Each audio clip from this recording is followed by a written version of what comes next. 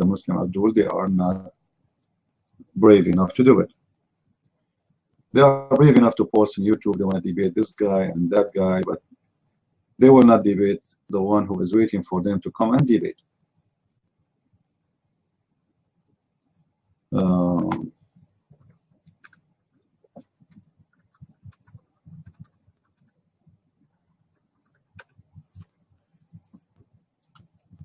Let's see.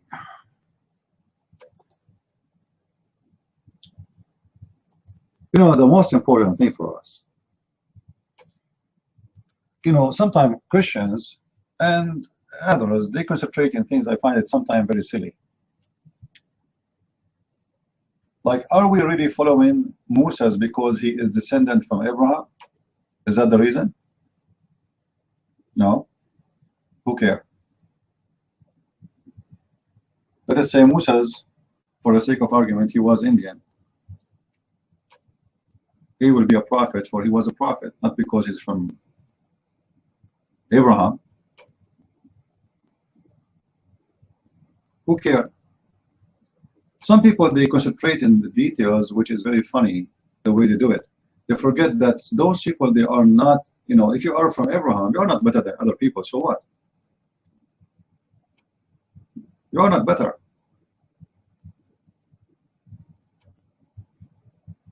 All those names we mentioned, they are even sinners. They commit sin, including Moses, including Abraham, including everybody. But their names is important because through them, they have their own experience with God, and some of them, they are chosen. And this is how we recognize and we learn about him. But it's not really who they are, who is the father, who is the son. This is not really important.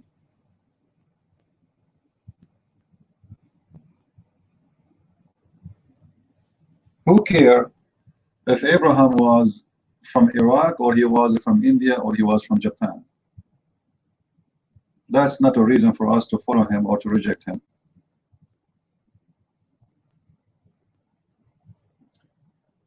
So sometimes people, they focus in simple things for a reason, I believe. Like the Muslims, because they are desperately looking for lineage to make their prophet legitimate, as if a prophecy is something you inherit, as if it's a business you inherit from your father.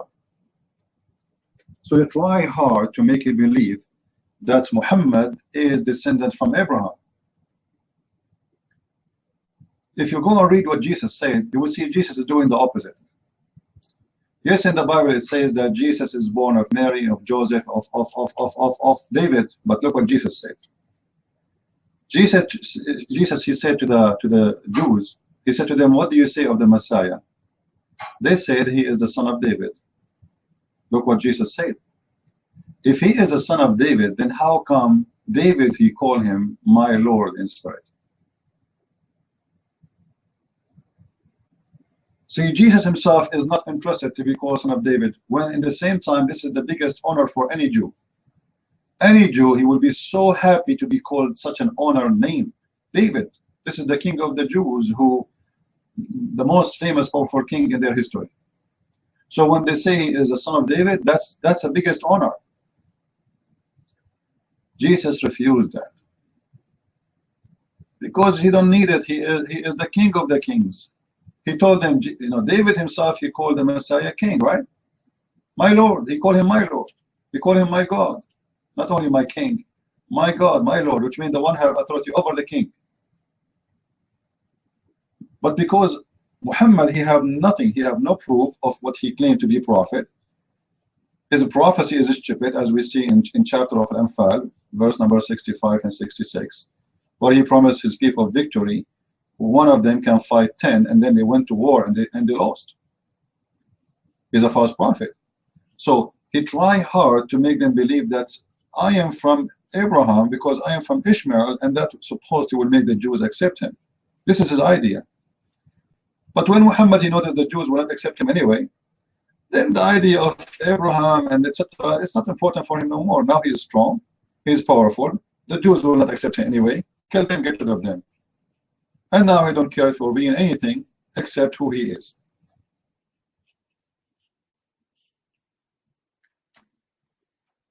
If you have any Muslim, please feel free, put your hand up.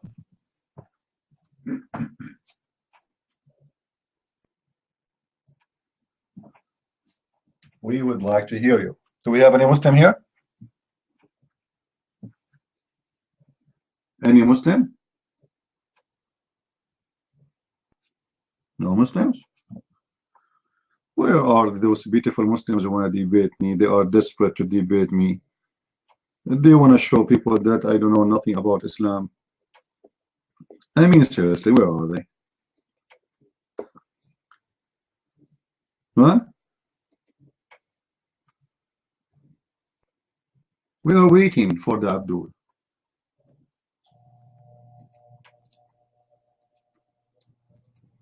Let us see, maybe we can get some Muslims from Twitter.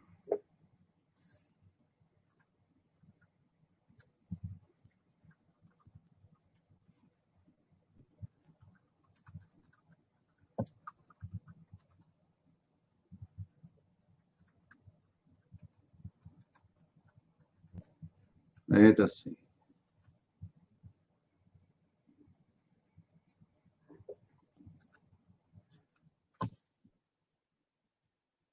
They have big mouth.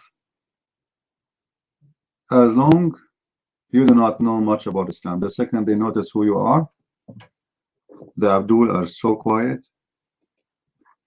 and they take a nap.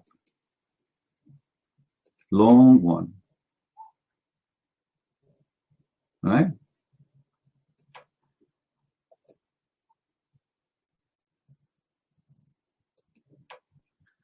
Yeah, yesterday, before I sleep, I was watching a video about the way to heaven. The way to heaven. And when you hear a minister, I mean a Muslim, sorry, I should not say the word minister, a Muslim sheikh, speaking about heaven, how to go to heaven, what do you expect?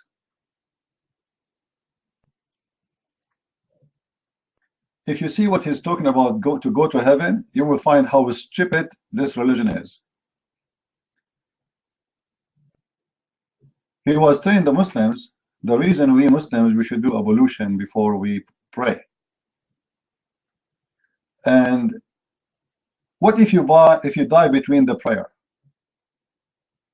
And by the way, the ablution have nothing to do with being clean. Some people, they might think it's a good thing. You do ablution, right? You are cleaning yourself. The fact, there's nothing about the cleaning there. You go to Saudi Arabia, you see someone, a Bedouin guy, who he smelled like a crazy because he did not take a shower from 10 years ago. But he do ablution. Ablution is not really washing. Ablution, you put some water in your hands, some water in your face, some water under your arm, and that's it. There's nothing. You see, in Islam, if you take a shower and you use the best shampoo, that is not accepted for Allah to do prayer. Even if you wash every inch in your body very, very well. So ablution has nothing to do with the cleaning. Some people mistakenly, they think they are cleaning themselves. Yeah, actually it might be the opposite. Because in some places, the Muslim, they use a sharing water, and the water comes from their feet, go back to the same water which somebody else is going to use it too.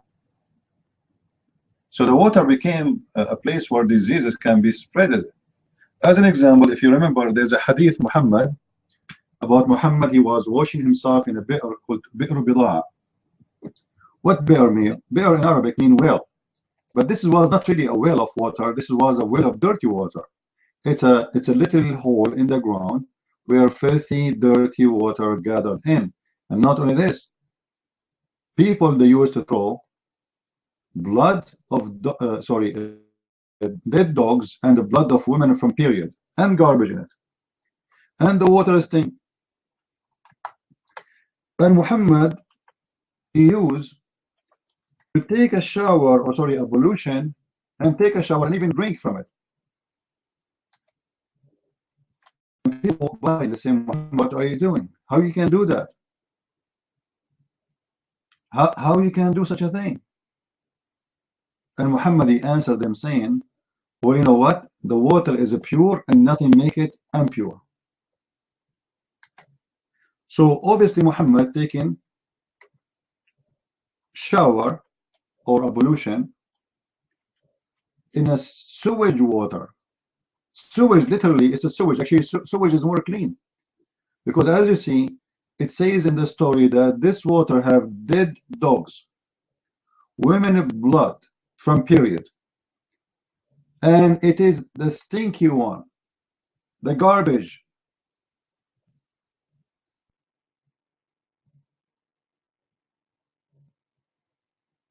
And yet Muhammad is said, so what? What's wrong with that? The water is clean and nothing make it impure. As long as it's a water. So sewage water is a water for Muhammad and it's fine. And this is the hadith for those who will not believe me, in case you don't.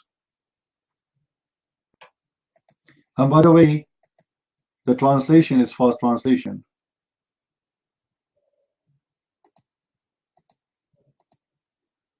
The translation is a false translation. This is the Muslim translation, not mine.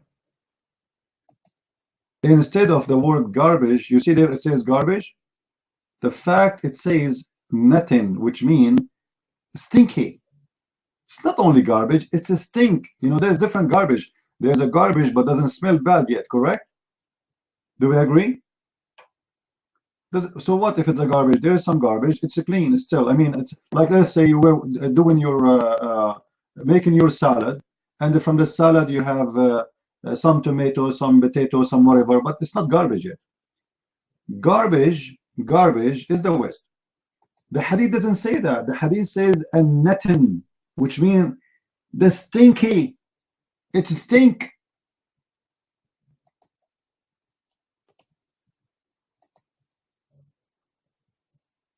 And the hadith in Arabic, I'm going to post the link for anyone who read Arabic. You can read by yourself. It says an-natin.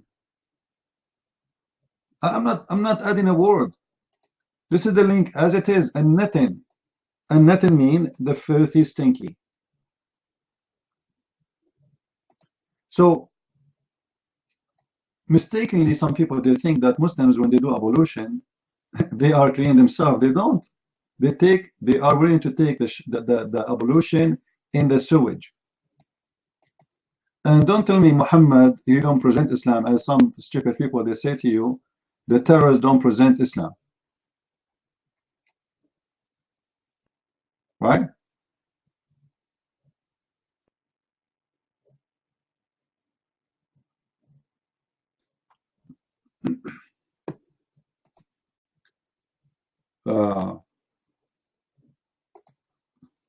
I was in Twitter, and there's a Muslim here send me a response in Arabic saying, don't fall by the Saudi. Those Saudi, they don't present Islam. So I sent to him back, do your prophet present Islam?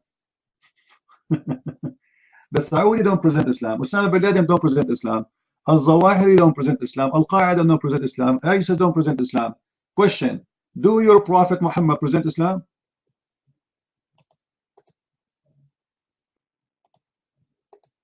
I'm sure very soon they will say no.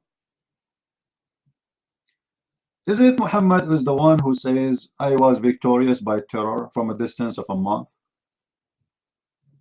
Oh, obviously Muhammad don't present Islam. He never respond. And here we go. If we say to a Muslim, why you take a shower with the water have dead dogs in it and women blood and it stink? Let us give the question to Mr. Eagle. Eagle, what do you think of this? Why your prophet taking a shower in such a water? The water is stink. There's dead dogs in it. Not one dog, many dogs. It's a small, tiny place. It's not even 6 foot wide. It's not even to the height of your knee. So, or in the best scenario, if it's full to your private part. So it's a small. It's like my bathroom, like my bathtub. All of those things exist in this water, and your prophet is washing himself in. The mic is yours, Ego. What do you say? I realize Christian Europe, they are better than Middle Eastern Europe. Because I think Middle Eastern Christian, that's what I said. What? Because you people are wrong and you have the wrong Bible. They have the right one. not you. And we are Muslim and we believe in Prophet Muhammad, and they are. They also they believe the same thing, and they never insult Muslim like you. You have the wrong Bible and you have the wrong religion.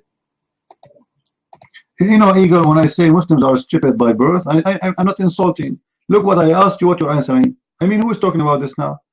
I'm asking you why your prophet is taking a shower with dead dogs and women blood from period and garbage, and the water stink. What you give me an answer? The Christian, you know, you're wrong, and you know you have the wrong Bible, and you know the Christians, like and then thank you very much. What is the answer? Why your prophet taking a shower with water is stinky, have dead dogs in it, have women blood from period in it, and the hadith says stink. You know what stink? Nothing. Why your prophet was doing that? You're mine. See, European Christian will never insult my prophet like what you did. Actually, they will never insult him at all. Why you have a dirty mouth? Why you insult us a Muslim? What we did to you? Why you so upset from us, my friend? Oh, Eagle, he wanna play victim. You see, so what if we destroy your countries? So what if you occupy your land? So what if you enslave your women? So what if we just yesterday we killed tons of people and we kill tons of people every day? What we did to you? Do you want some tissues, Eagle? Oh, let me guess. You want a diaper? Do you want a diaper? Because look like you are a kid now and you are a stage of being a baby girl who need a diaper. Oh, what we did to you? Why you are insulting a prophet? He's a prophet. He called us pigs, monkeys, dogs, animals, worst of creatures, najis, filthy, kuffar, all kind of names. And the Muslim, they curse us 5 times a day. Why you are insulting our prophet? What we did to you, huh? I'm sure Eagle, he just joined the gay club of his prophet. Are you taking off your clothes, Eagle? What's wrong with you? You are so soft today. What happened? Are you okay? Are you? What is the Muslim who want to do jihad? You want to play victim here? Just a few days ago, you told us you want to rape our women. You want to kill us one by one. And what happened? Are you infected with something? Did you take a shower with this water? Eagle, look like you are infected with something. Doesn't look you. Something changed on you. Did you take a shower with this dirty water, have dead dogs in it, and women blood from period? Is that the problem? You might go ahead. Christian, yes, you are right. We only conquer the Middle Eastern Christian, not the Europe one, because you the one who have the wrong Bible. We must attack you and clean the earth from scum people like you, but not the European Christian. They are different from you. No need to do and conquer their country. Open mic. You know, Eagle, each time you talk, you remind me of Borat. I'm not sure if Borat is your cousin. Christian friends, yes, we conquer your country because you have a wrong Bible. Christian friends, you talk like a gay man. No wonder you open the camera. You know, what's wrong with you? You stupid idiot. We have the same Bible as the European people too. We have the same Bible. Stupid. Okay? And let me show you how stupid you are. You attack Europe too, you idiot. Don't you know? Don't you know that we have a hero? His name is Charles Martel, and he destroyed the Muslim army, and he defeated them, and he protected Europe. Don't you know? Don't you know that the Christians in Malta, they fought 70,000 Turkish and defeated them? Don't you know, my friend? No, you attack Europe, and they defeated you. All right? Okay. No, I don't want to talk to you. When you come to my room, don't come alone. Bring your daddy with you. Who is a brave Muslim here? He can he can say something real for us. I mean, all what I see is a bunch of kids. They will never answer a question. And look, the question is, since an hour ago, why your prophet taking a shower in the sewage? It's not even a sewage. It's more disgusting, ugly than the sewage. And what the answer? Yeah, we conquer you. Yeah, we conquer you, Christian Prince. Yeah. They have no answer. They have no answer. They have no religion. They have nothing. Islam is nothing. Is a garbage. Imagine if this guy is their prophet. Don't you think that this prophet he have a mental health issue?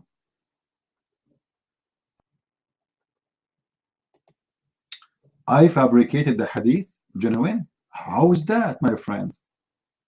How is that? Unbelievable. Here we go. This is your link. It says this hadith is Hassan. It's good. Hassan. It's fine, my friend. This is your Muslim website. Ah, it's fabricated. Yeah. It's fabricated by the Muslims. This hadith is fabricated by the Muslims. That's amazing, my friend. That's beautiful. You Muslims fabricate stories about your prophet, and you claim that your prophet took a shower with dead dogs and woman blood from period, and this is your own handwork. I mean, this is beautiful. That means Islam is a trustworthy. Guys, open this link. Here we go. The same hadith. The same what? The same hadith. Does it say there in the page that it is Sahih? Abdullah, you want to answer? Abdullah, you want to answer? Put your hand up. No problem. People in the room, does it say there that this is a Sahih hadith? Yeah, this is Eagle, yeah. No problem, I'll give you the mic, even if it's Eagle. As long as he changed his name, now he's getting better. Because Muslims, when they change their name, they feel better. As an example, Muhammad himself, his name is Qatham. He don't like his name.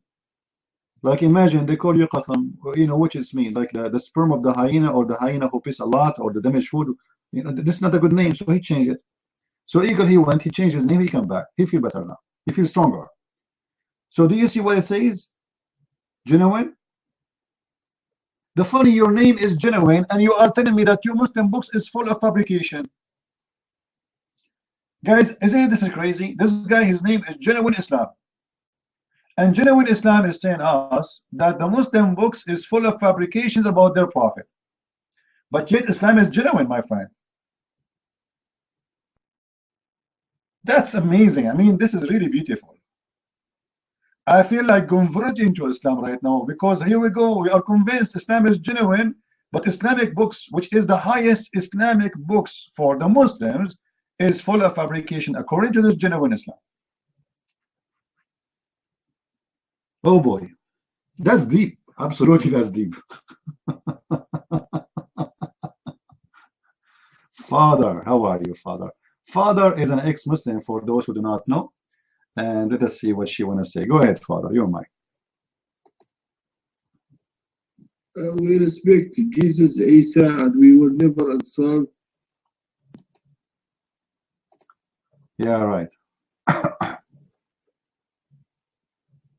Excuse me, but the mic is for me. Don't be an idiot like Muhammad, okay? You don't have to steal my place, okay? Sit down. Okay. Anyways, thank you, Fifi, and I'm feeling good. I hope you're feeling good too. God bless you, real. And I wanted to just I wanted to ask a question to the Muslims. If Muhammad did ablution with dirty water, you know, with period blood and carcasses of animals, is that because it's kind of weird, because Muslims say that Islam teaches you how to be clean, right? You're like, you have to be clean for Allah, you have to be clean all the time. Allah doesn't like it when you smell bad or you eat garlic or onion. And if you go to the masjid while being stinky, and you have to put upload or perfume when it's Friday to smell nice for Allah because the Jannah opens up on Friday. So how does this represent how Islam is supposed to be when Muhammad was being a dirty dog by rolling in some dirty water, period blood, and dog carcass like a pig in a mud, and you call that cleanliness, you know? And Muslims call us Christians dirty, and they call us Jews and pagans dirty when in fact their highest example, Muhammad, is a dirty pig, you know. So I would like to ask, or I would like a Muslim to actually prove me wrong that Muhammad is not a pig by giving me evidence or sources. Like free. All right, let us not insult pigs, guys, because I don't want to have a case in the court from pigs, because you are comparing between pigs and Muhammad, and that's a big insult for them, and they might get offended. But the question she gave us, let us reframe the question. Muhammad is ruling in the water which have dead dogs in it and women blood from period, and the hadith itself says it stink. It's nothing. It's not even garbage. It's a stinky garbage. Very, very stinky. And yet the Muslim, they call us dirty.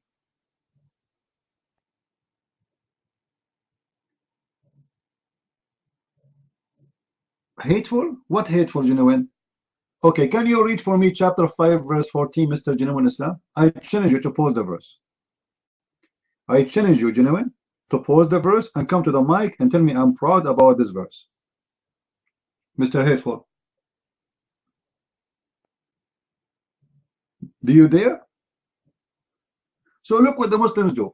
The second we put them in the corner about the behavior, the madness of this prophet. This is a prophet. Imagine we walk in the street, we say Muhammad, and we ask him, Muhammad, what are you doing? Why you are taking a shower in with dead dogs and women blood? And rags of women have full of blood. They have the diaper of the period, and the water stink and garbage in it. The prophet, he say, brother sister, my name is Muhammad, and I'm free to do whatever I want. When I take shower in the dirty water, simply because this water is not dirty for me.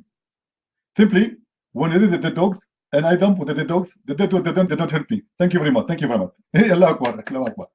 Like, where is the answer? What is the answer? We are waiting for a Muslim to give us an answer. The genuine, it's not a genuine Islam. What?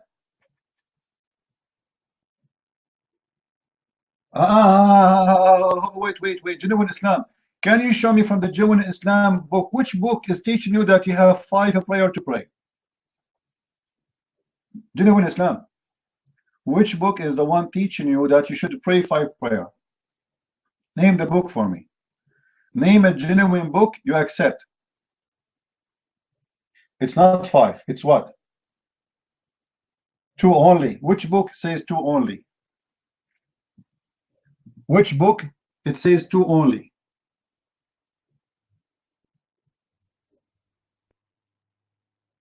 In the Quran. Oh boy. So the Quran says, okay, look like the Quran you have is not genuine, my friend, because as I know, the Quran says 3. In your Quran, the genuine Quran you have, it says 2. Is that right? Okay, what verse in the Quran? In the Quran you have, it says 2.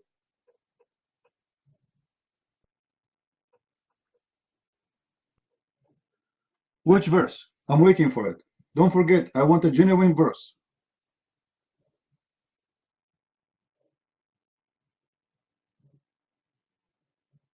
Huh?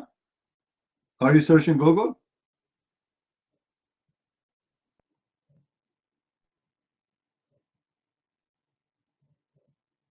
What 2 by mistake? He said that? He said 2 by mistake. Genuine, are they 2 or 3?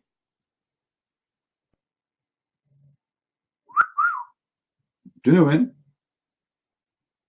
Oh, don't call Zakir Naik. I can call him for you. He's right with me here. Dr. Zakir Naik, how many prayer we have to pray in Islam? Brother Tether, the brother asking question here about how many prayer we should pray in the day. First of all, it's not important really how many times you pray. But the Prophet said you pray 5 prayer part of the time. And the reason I spit a lot when I speak, because I pray a lot. Thank you very much. I mean, I'm waiting for the genuine answer. Where is the genuine answer, my friend?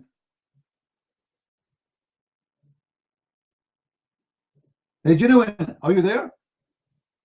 You know what? I will shave my 20-foot beard if you are not made in China, and you have nothing to do with genuine. Huh? You paused the verse for me? Where? I didn't see it. Which verse? Post it again. Post it again. Post it again. Post it. I want to show everybody that you are stupid officially, like you're Dracula Allah. Post the verse. 2 part of the day and the near side of the night. Those are 3, you idiot. They are not 2. 2 part of the day and the near of the night. Do you know how to read? Abdul. 1778. Reach out to God and decline of the sun, enter the darkness of the night. And the Quran, this is a 3. Even the verse you gave me, 1776, again it's 3. 78. What's wrong with you, Abdul? Don't you know how to read? 2 part of the night, the day, and then when the decline of the night.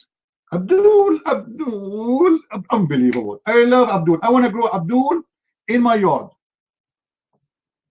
Yay, oh Lily, absolutely, oh Lily. Don't you know how to read? This is a 3. This is a lot of Lily. Stupidity is amazing. You must be so-called a Muslim scholar. Okay, Abdul, do you want us to show you what the scholar they say about the verse you gave us? Do you want? We can show you. You just shoot yourself again. So you are saying you accept Muslim scholars regarding interpretation for this verse. Let us start with the chapter 11, verse number 114. Here we go. Let us go and see what the scholars, the followers of Dracula Allah, what they say about this verse. And whatever we say, we have to accept, right? Okay. 114. Which one you want? Jalalain, Al-Qurtubi, Ibn Abbas, and here we go. This is Jalalain. So who is the stupid here? Do you have the courage to come to read? Abdul, do you have the courage to come and read? This is Jalalain.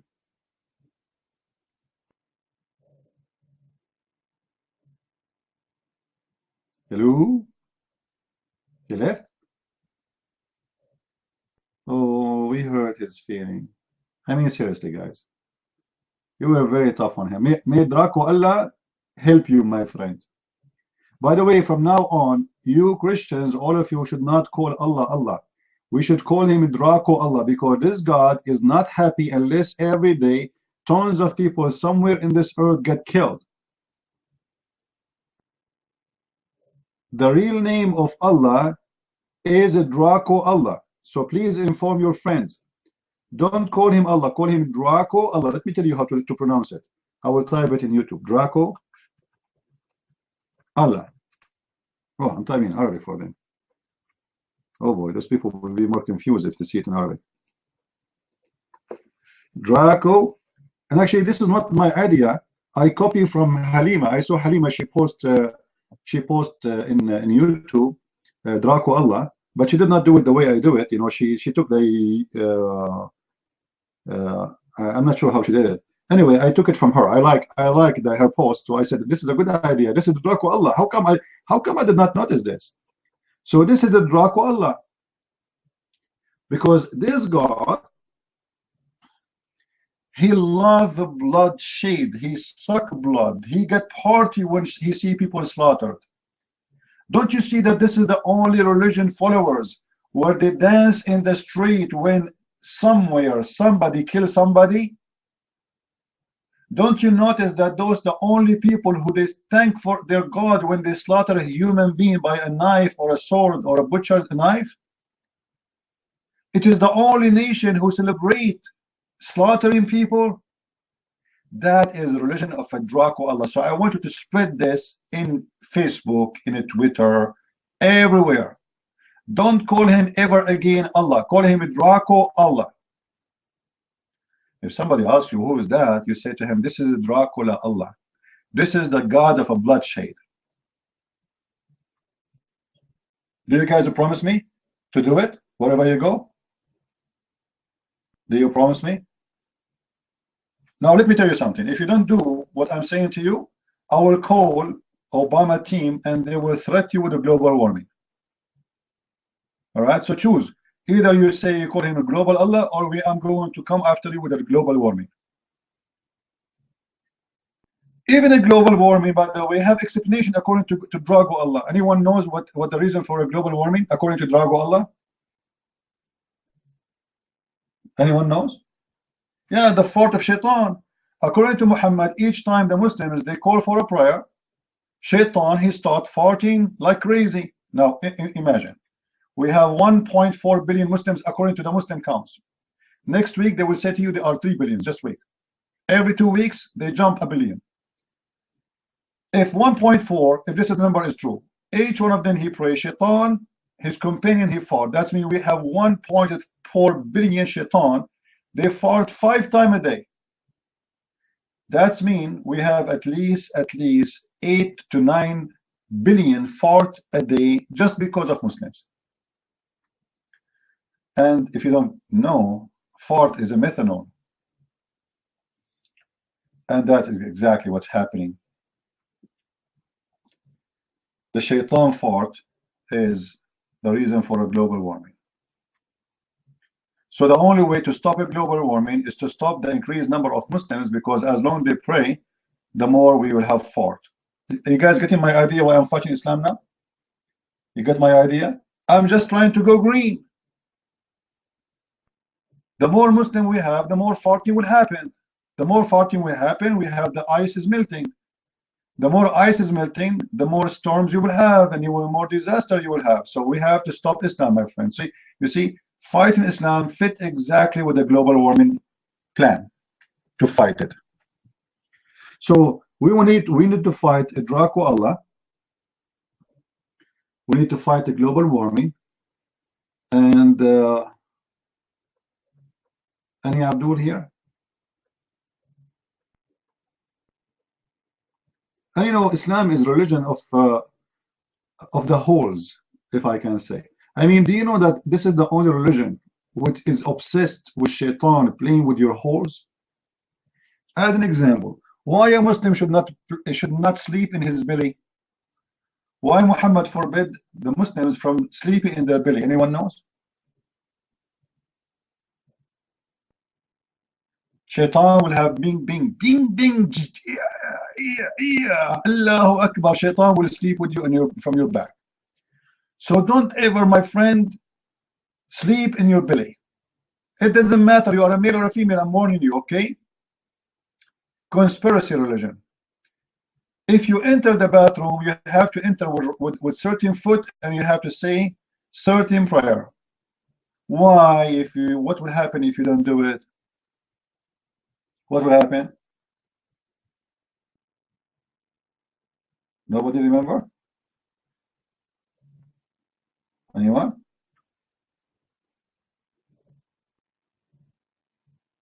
Shaitan will play with the anus of the human being, regardless if it's a woman or a man. I'm not sure about the women. He will play only with the anus.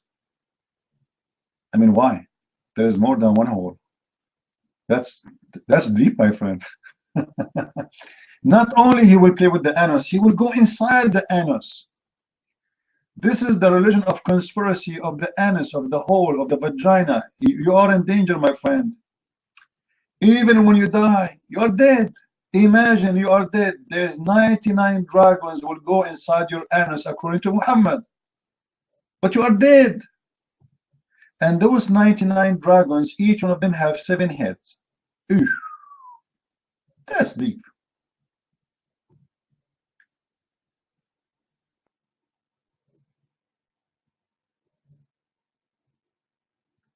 This is why the Muslims, they believe in conspiracy and everything about their religion. Shaitan is targeting them in the grave, in the bathroom, in the bed. Even a Muslim, if he don't say certain prayer before he have intercourse with his wife, Shaitan, according to Muhammad, will wrap himself around his penis and he will be doing the wife. And that explains why the master guru of the love guru, he have a cross eyes. You know the guru master of the love guru?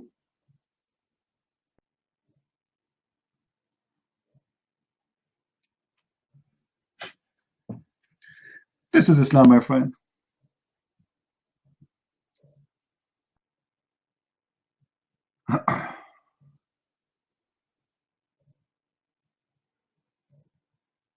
Do we have any Muslim here?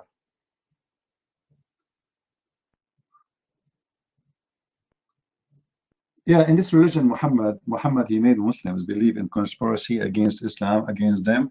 This is why those people, they are always in alarm. Anything you say is against Islam. Anything you do is against Islam. Because they are religion of conspiracy, religion of hate. They think everybody in the world is going to fight them, and they are the enemy of everybody, so they have to hate everybody. Therefore, they cannot see you as a friend. They see you only as an enemy. And the feeling of everybody is an enemy extend not only to non-Muslims, even to Muslims, because Muslims have many groups. So every group want to slaughter the other group.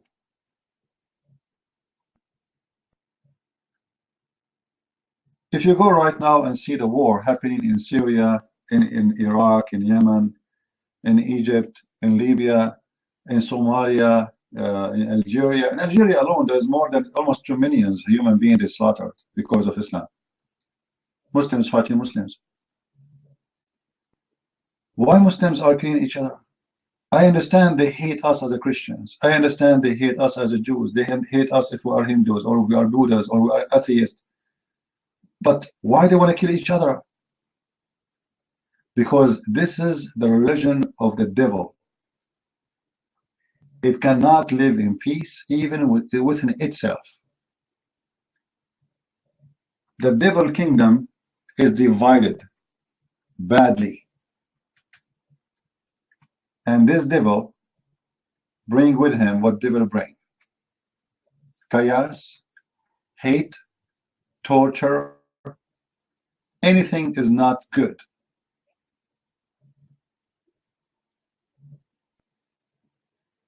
And Muslims, they found themselves in competition of being evil. So ISIS and Al-Qaeda and the Shia and whatever, you name all the groups of Muslims, they are in competition who want to do more jihad, because the more jihad you do, the more followers you can attract. You see, all those attacks, by the way, they're not just done because everyone knows that that will not change Germany, what Germany is. I mean, what killing 12 people would do? Not a big deal. The big deal is that they will recruit more fighters. They will get more donation. They are showing them their fruits. The fruit is, look how many we killed of the infidels. But we know that will not change really anything. Even if you kill 10,000 German, that will not destroy a nation. So what's the point? The point is propaganda to get better reputation between the Muslims. And when we say better reputation, yes, the more you kill, the more you are good for the Muslims. However, the Muslims, because they are people of taqiyya, which means protection, they practice lying for protection. They try to say to you, Islam is not like this, Islam, etc. But trust me, Every one of them, they wish your country to be conquered today before tomorrow.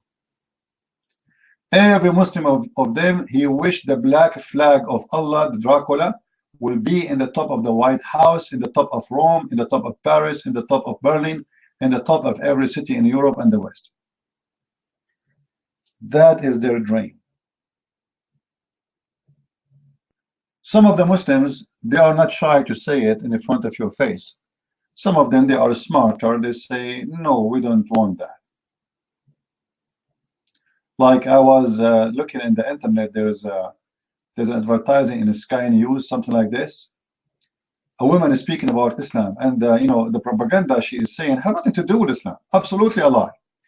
As an example, she said, Islam teach that there's no enforcement in Islam, no enforcement in religion. This is a verse Muslims they use all over,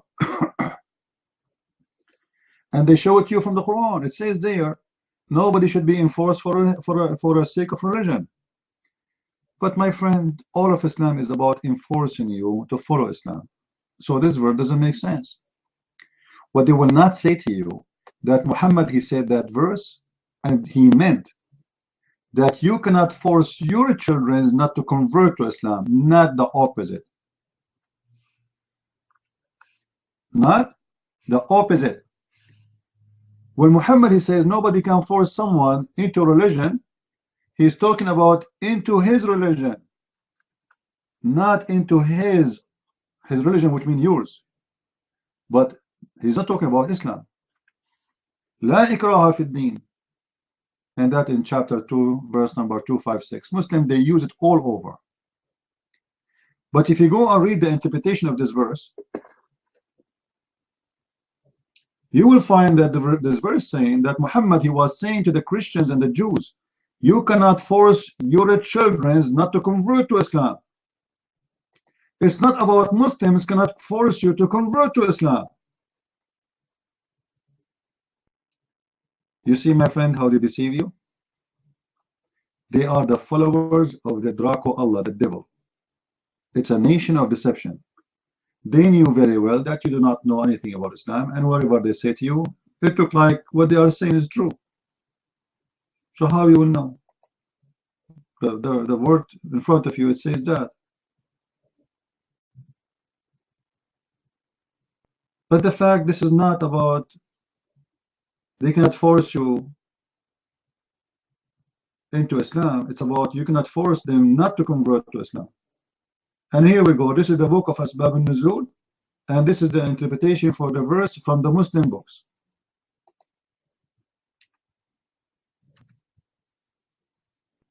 Read it.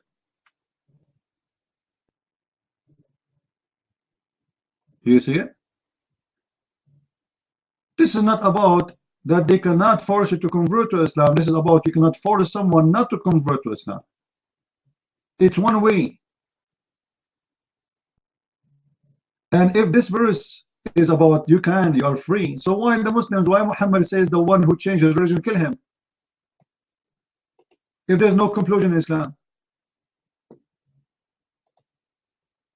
why if somebody leave Islam should be killed?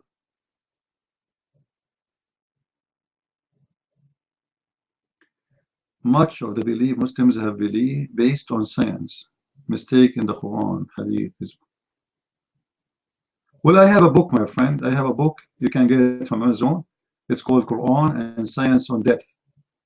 All right, you can go and get. Let me see if I can get you a link. I have a whole book is about this topic.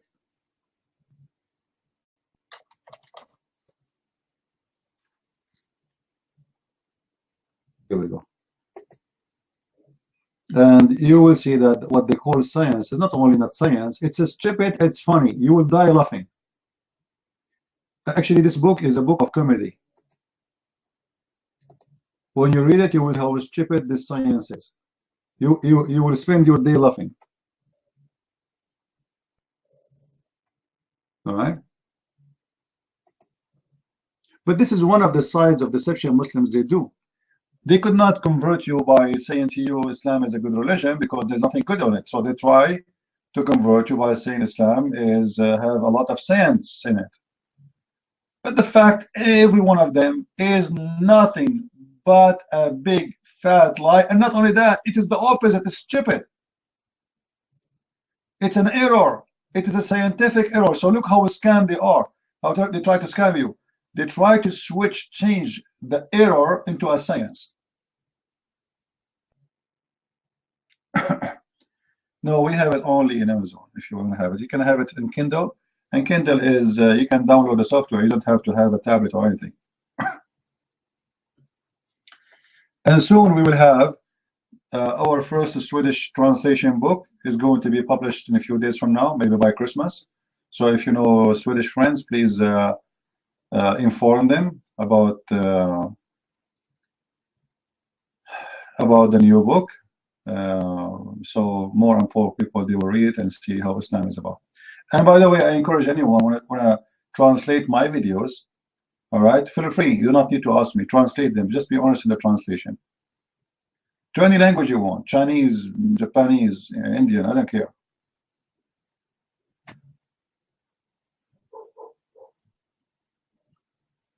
And here we go. I am here. If there is any one Muslim, single Muslim, he dare to debate me and prove to me that there is one scientific discovery in the Quran, I am here for it.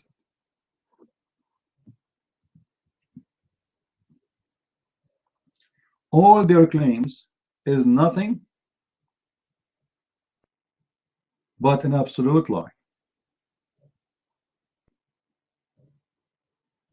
Absolutely. And I'm here for it. Who is a Muslim wanna give me the best of the science of the Quran? And I guarantee you, I will show you that this is not only not true, it's a scam and it is a scientific error.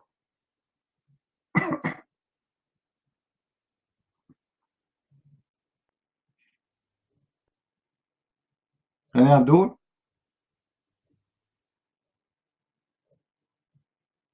Any Muslim Abdul? Please feel free, put your hand up if you like to say something to us. And Mr. Please think the mic is yours. Go ahead.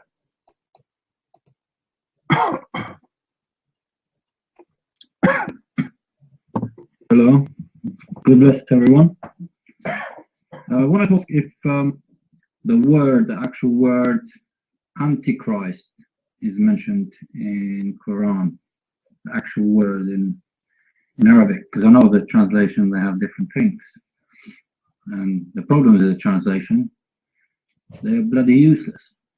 And somebody like me who doesn't speak Arabic, it makes it quite difficult for a lot of things. Because, for example, I was looking at I think there are about 93 verses that talk about Isa, which they say they claim to be Jesus. I was looking at one particular translations, and all of them they disagree with each other.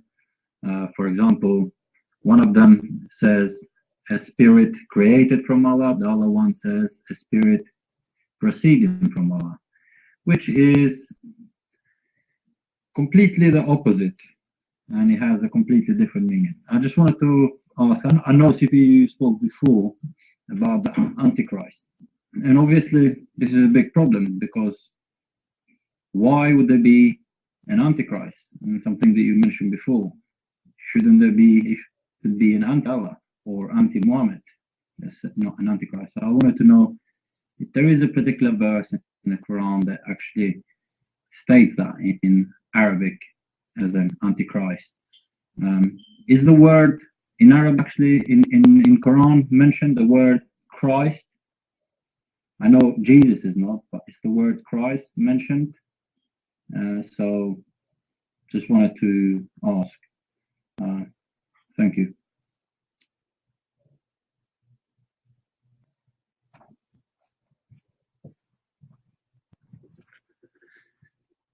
All right.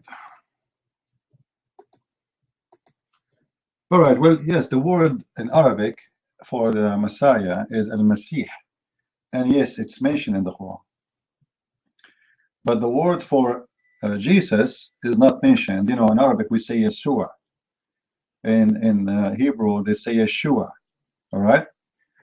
For you who do not have the letter Ain, you say Yeshua. All right. But that name never mentioned in the Quran, not even once. However, our problem is not really with the name, but the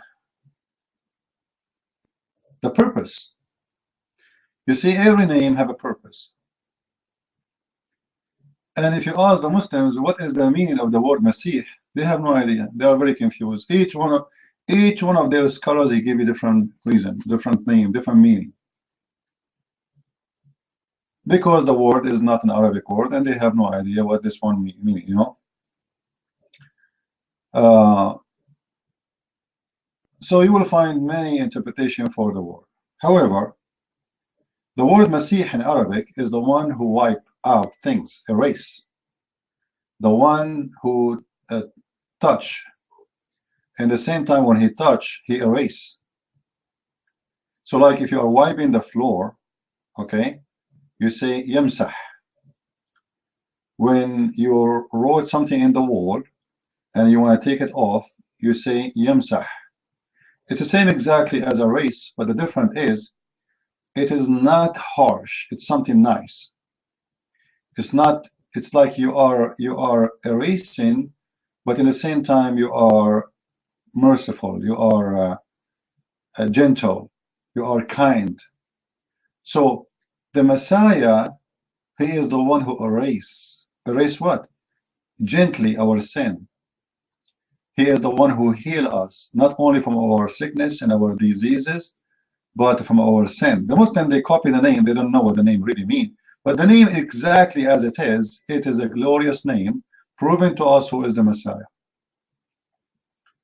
Same as Muhammad, he copied many miracles about Jesus. So Muhammad, he says Jesus is a son of a virgin. Now, what the purpose of this son of virgin? I mean, what the purpose of this miracle? As I said, everything God he do, there is a reason. What is the reason God he want to create a man, as according to Muslims, Jesus was created as a man, and this man, he don't have a parent, he don't have a father. It doesn't make sense. What the logic? What this God he's trying to prove? Unless there is a logic behind it. The only logic we can find of this miracle, that this person should not be born of any man. As simple as that. For he don't belong to the man. As simple as that. Otherwise, all prophets, they are born of men and they have nothing, no problem. They can be prophet. You know, what the problem of Abraham if he's born from a father? No problem. Moses, no problem. Isaiah, you know, no problem. Why only this person? He should not be born of a father, and that father is a man.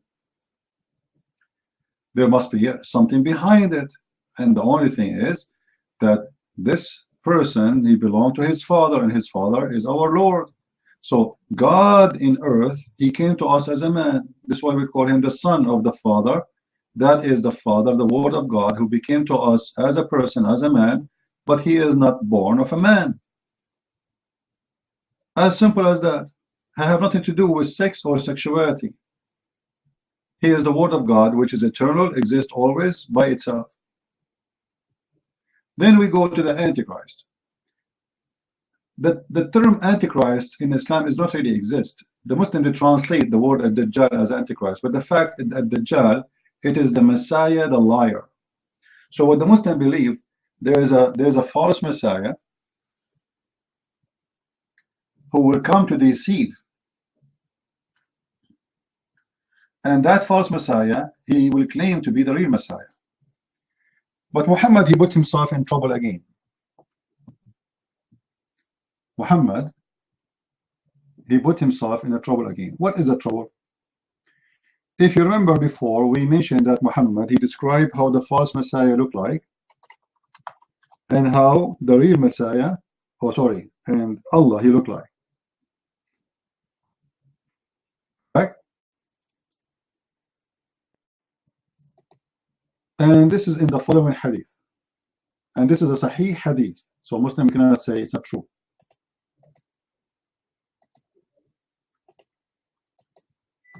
if the Messiah is a man and the false Messiah is a man, so I challenge any Muslim to explain to me what this hadith is about. There is something wrong here.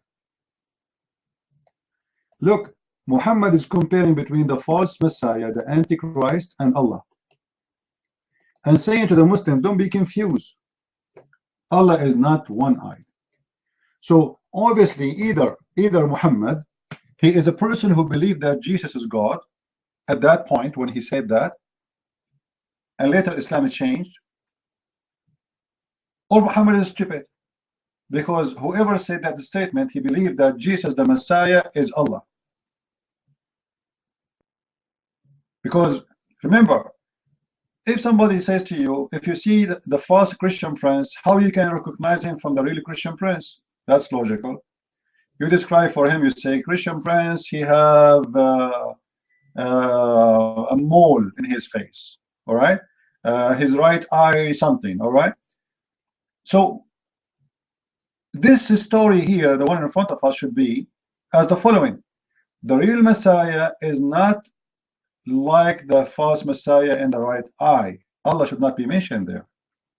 But Muhammad is saying clearly that the false Messiah, he have exactly the same look of Allah, and the only difference of them is the right eye. And he is trying to prove what? The purpose is to prove who is the real Messiah. But look, instead of talking about the real Messiah, he is speaking about Allah. Do you see it? So how he compare between the false Messiah and Allah, especially if the Muslim, they say Allah is not a man. I do not, why I want to be confused between the false Messiah and Allah if none of them is if false Messiah is a man and Allah is not a man, that's it. Why am I going to be confused? What the reason of confusion?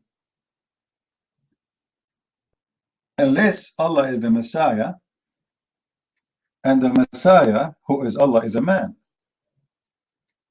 And the Muslims, they might be confused between the real Messiah who is a man, who is God, and at the same time he is a man, with the false Messiah who is a false person who represents the devil, but he is coming in the shape of a man.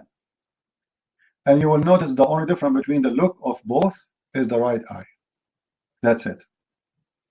So the only explanation for this story here, that in certain point Muhammad, he was a believer that Jesus is God and he is Allah, and later he changed his mind. Or Muhammad, he believed that Jesus is God, and later somebody inserted verses in the Quran saying Jesus is not God.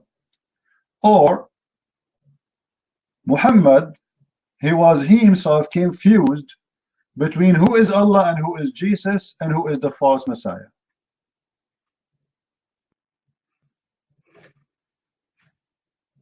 And no Muslims have an answer. Same time, the hadith said that when the false Messiah, the Antichrist, who is the devil, Shaitan, when he meet the Messiah, and this is the real Messiah, he will dissolve like salt when he see the Messiah. I cannot find any reason for the Satan to dissolve like salt just by seeing the Messiah.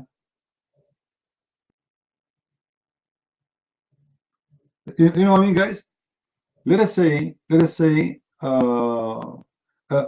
is Muhammad, if Muhammad he saw the Shaitan, is the Shaitan going to be dissolved? No. This is very powerful statement. Just by seeing him,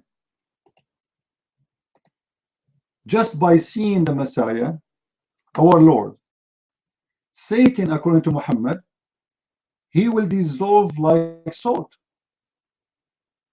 But remember, Muhammad, he said, my shaitan, he converted to Islam and he commanded me but not to do but good. But shaitan, when he stand in front of the Messiah, he dissolved like salt.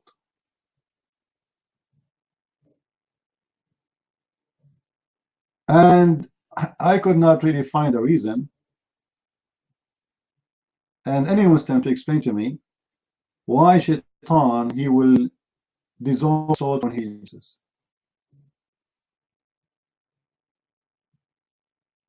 How come shaitan, he spoke to Allah, but yet he did not dissolve like salt? How come shaitan, he played with Muhammad and he was not dissolved like salt? But when he come to Jesus,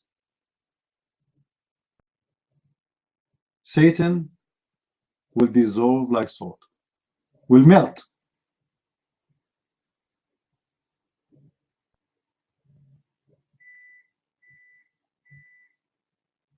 Yani Abdul?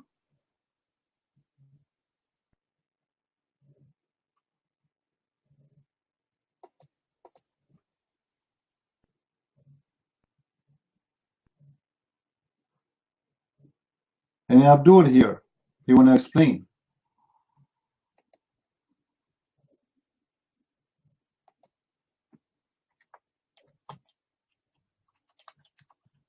I'll try to find a hadith about when shaitan he see the Messiah, he dissolved like salt.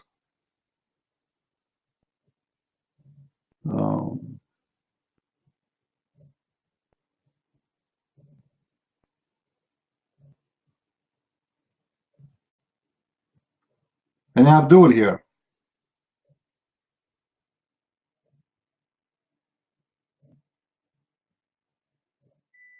Here we go. I found a hadith. Who won the hadith? Who won the hadith about when the shaitan he meet him, he will dissolve like salt?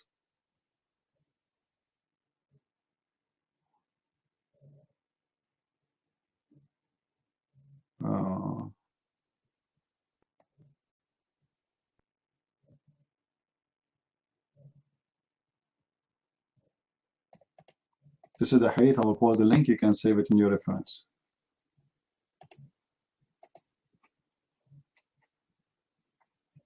Do you see it?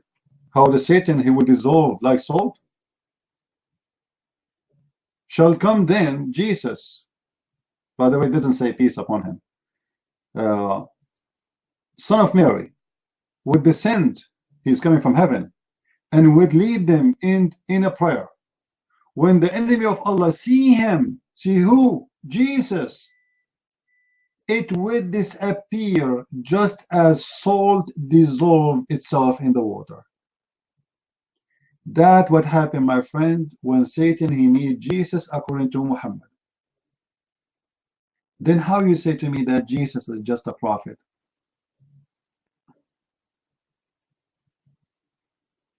How come shaitan did not dissolve like salt when he saw Muhammad?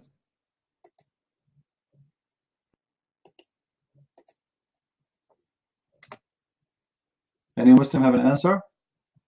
As usual, no one. Sirazi, the mic is yours. Thank you. Good evening, Guru. Mic check. Can you hear me, please? Okay, thank you. CP, there is an issue with the hadith you just sent there. The hadith says the shaitan will disappear when they see Jesus, but Allah will kill them by his hands. To me, in the logical way, Allah is not even powerful like Jesus, because if Allah was powerful like Jesus, he doesn't need his hands to kill the shaitan. I don't know, that's just my way of thinking over the hadith. It just came into my mind and I say I should share it with the room. I may be wrong, but excuse me. Somehow I think if the shaitan can dissolve like a sword in front of by seeing Jesus, Allah if Jesus is more powerful than Allah, Allah should not use his hand to kill them. If he is to use his hand to kill them, it simply means that he's not powerful like Jesus. That's my thinking. Thank you. God bless everybody in the room.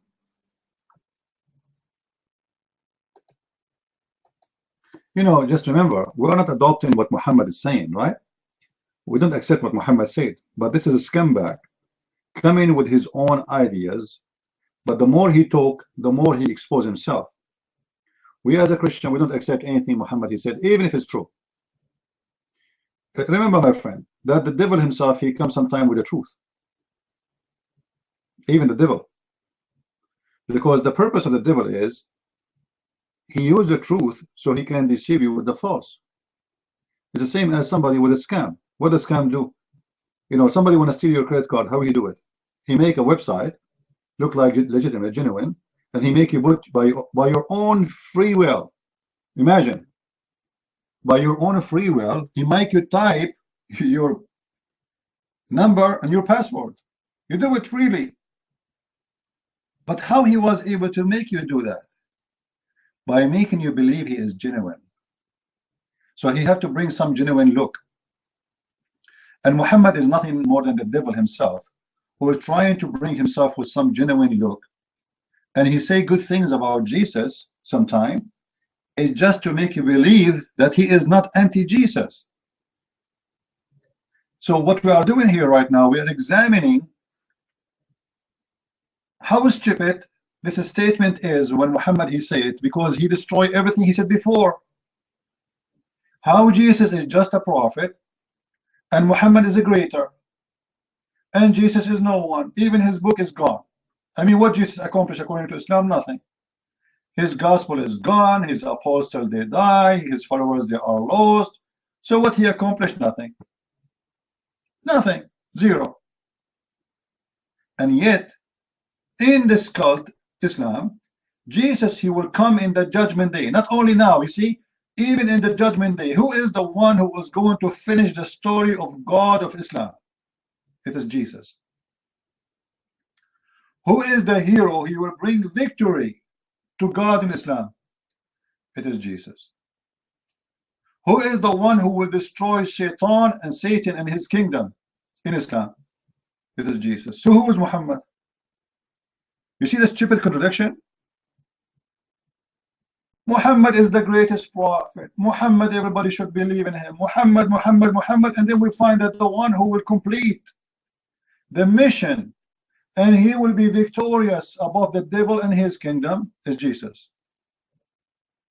And look at this story, how it works.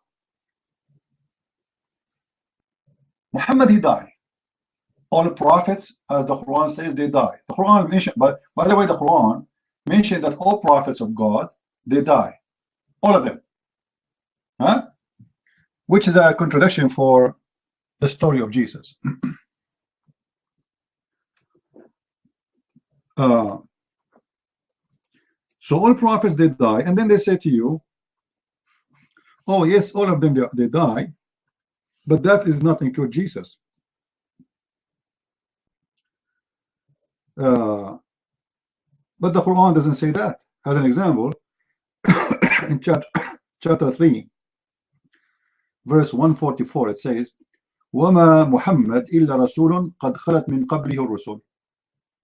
Muhammad is nothing but a messenger. All messengers before him, they pass away. All of them. Then Muhammad, he says that they did not kill him for sure, but Allah, he made him appear like he was killed and he took him up. But the Quran confirmed that all messengers before Muhammad, they die. So, yeah, this is 3:144. All prophets before Muhammad, they die. The Muslim translation, as usual, because we don't accept it, they say in Yusuf Ali, many were the messenger that passed away before him. Doesn't say that. This is a big fat lie. It says all messengers before him, they pass away. What many? Where it says many? But they use the word many to cover the problem.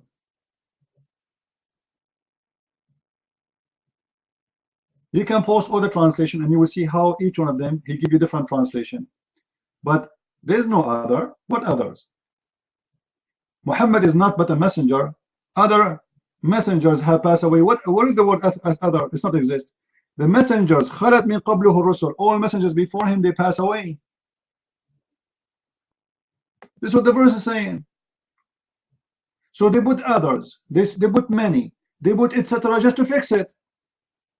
Do you see even in their translation, they are putting two brackets, correct? Do you see it? Even in the cult Muslim translation, they put it between two brackets. But this is mean it's not in the Quran. They are adding things up to fix it.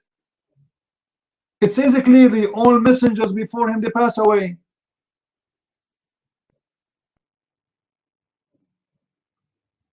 It is the scam of Islam, not only when they teach, when they translate.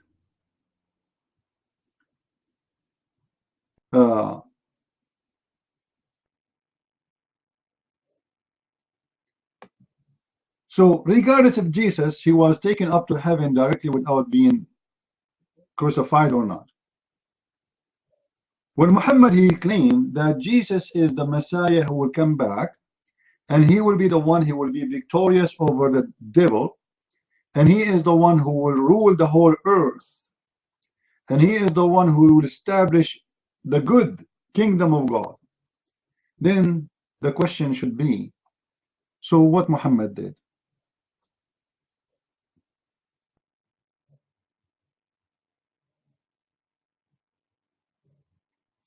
What is the reason for Muhammad to come? And why Muslims, they say Muhammad is the greatest prophet? And you know, do you remember when this Muslim kid, the guy with the long beard, who he claimed to be a big shot, Muslim Da'i, you remember him?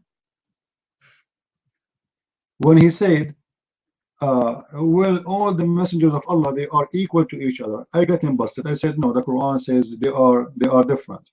Right? Allah favor prophets upon prophet. Then after we spanked him, he went home and he came back a week after trying to fix it. So he made it more blind. He said, well, Allah, he promote some messengers above messengers. Do you remember? You can go and listen to the debate, still online. Allah, what? He promotes some messengers upon messengers. I ask him, are you saying that Jesus was promoted higher than Muhammad? Who is the one more promoted here? The one who died right now in the grave, he will be dead until God knows when? Or the one who is alive right now in heaven, and he is the one who will get the honor of destroying the devil? Who is obviously the one is promoted? Who is obviously the more powerful? He could not answer. This is why we said that Islam is a stupid religion. The more you read about it, the more you learn, the more you find that this is a shish kebab, hummus, falafel religion. It doesn't make sense. It doesn't match. Nothing in this religion match with each other.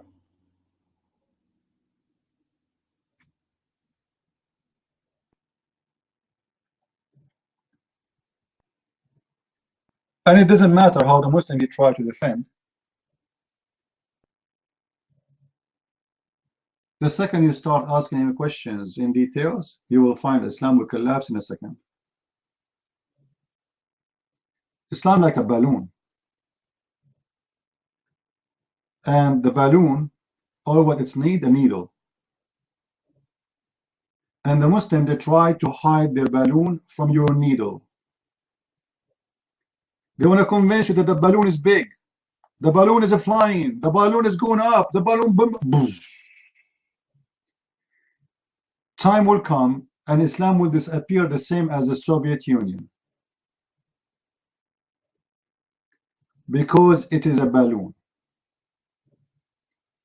And the only reason for this balloon to be disappear is education.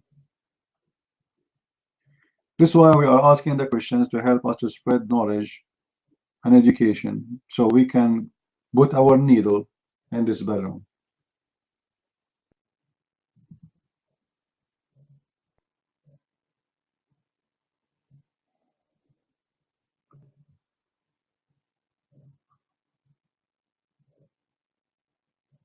Any Abdul? Look at them. I mean, seriously, look at them. What is the Abdul who keeps saying they want to debate me? They challenge me in YouTube. We want to torture you. We want to destroy you. You know nothing about Islam.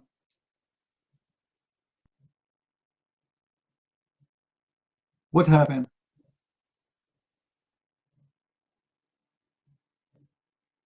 Yeah, I'm running away from them. I'm running away, so I'm coming in a public chat room and saying, who want to debate me? Open debate. Do you know how difficult open debate is? It's difficult, to be honest with you. Why? Because you don't know what the question will be. You see those fake scholars? They say to you, we want to debate you about this issue only. Why? They go, they print 200 pages from the internet about the topic. They read it very well. And then the time for the debate, he have the questions ready, he have the answer ready, he just read, and that's it. You know, we know the topic, we know what the questions, we know what the answers. Open topic is a surprise topic. And that's mean you have to get your answer handy. And then people will know if you are really a person who have knowledge or a potato head like Shabir Ali. They don't know. They have no idea what to say.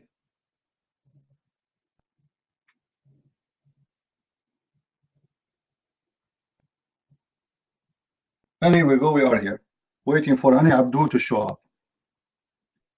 And you know, this guy, what his name? Convert to Islam, he left Islam. Do you know how many videos the Muslim they made to debate him? I mean, seriously, how come you are not coming to debate me? This guy is not doing really a big harm to Islam. I'm doing a lot more. This guy, he just yesterday he left Islam.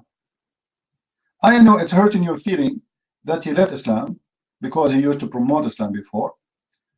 But still, how come they don't want to debate me? They want to debate convert to Islam, brother. Right? Now, even Zakir Naik, we offer him to debate in Facebook. If you remember, we recorded before in Facebook. He said you have to bring with you 2,000 people. You have to bring with you 2,000 people. You know what? Hardly I can pay for, like, I want to go to Asia to do some seminars, and hardly we can afford to go there. How I'm going to get to you? Do you think somebody told you I have organizations? And the funny, the Muslims, they say to you, they say that the Mossad is paying me. I can't even afford the airplane ticket to go. And the Mossad is the one who's paying me to attack Islam.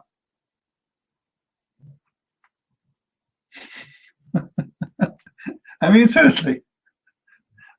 The Mossad is the one paying me to attack Islam, and we have donation in the website is $1,500.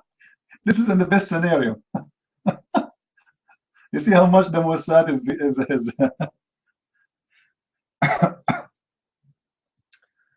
that's a lot of a lot of Mossad.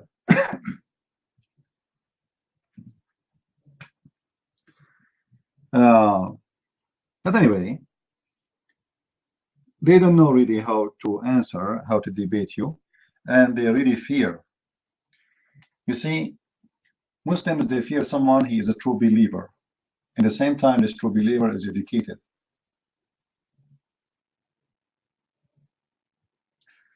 Yesterday, before I sleep, you know, I don't have a cable in my TV. I don't have it actually. You know, I watch for free, they say.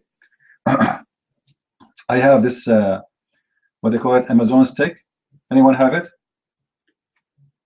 Anyone have Amazon Stick? Okay, actually, if you don't have it, go buy one. You do not need to pay for cable ever again. You know, I mean, they have tons of TV stations for free, and you are paying for the internet anyway. So I put on one of those stations, and they have a movie. I don't know what the name of the movie, but I love it. It's about one of the Roman leaders, soldiers, like a captain, who was in charge. I don't know if somebody of you knows the movie, who was in charge of the crucifixion of Jesus. Anyone saw it? So they were, you know, he was trying to find out the two guards of the tomb of Jesus, who they put them by the request of the Jews to guard the tomb, and they sealed the door.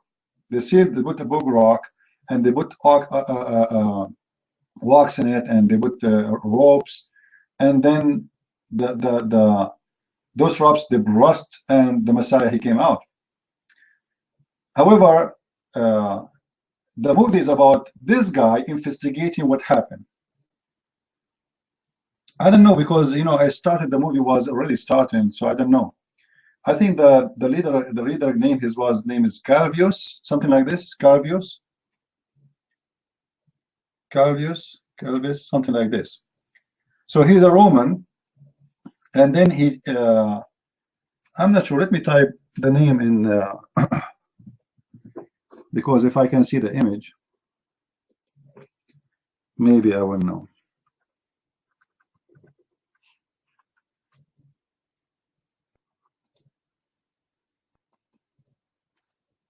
Anyway, this soldier, he was trying to he's against the Christians. He's anti-Christian, and he don't want to believe in Christianity, and he believes Christianity is a false belief. And he was in the crucifixion on charge, and he witnessed how Jesus was crucified.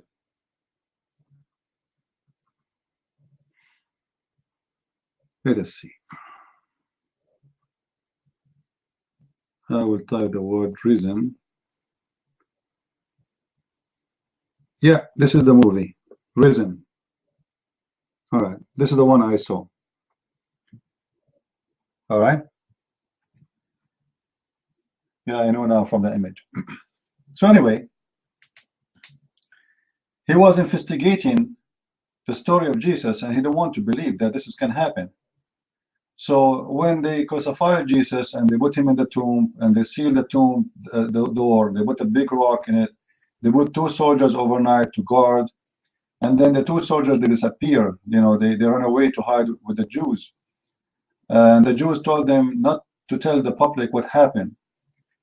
And this guy, who have a lot of suspicion about this story, who don't want to believe in it, he was able supposedly to witness to Jesus himself after the crucifixion alive, and he saw him twice, and he even spoke to him.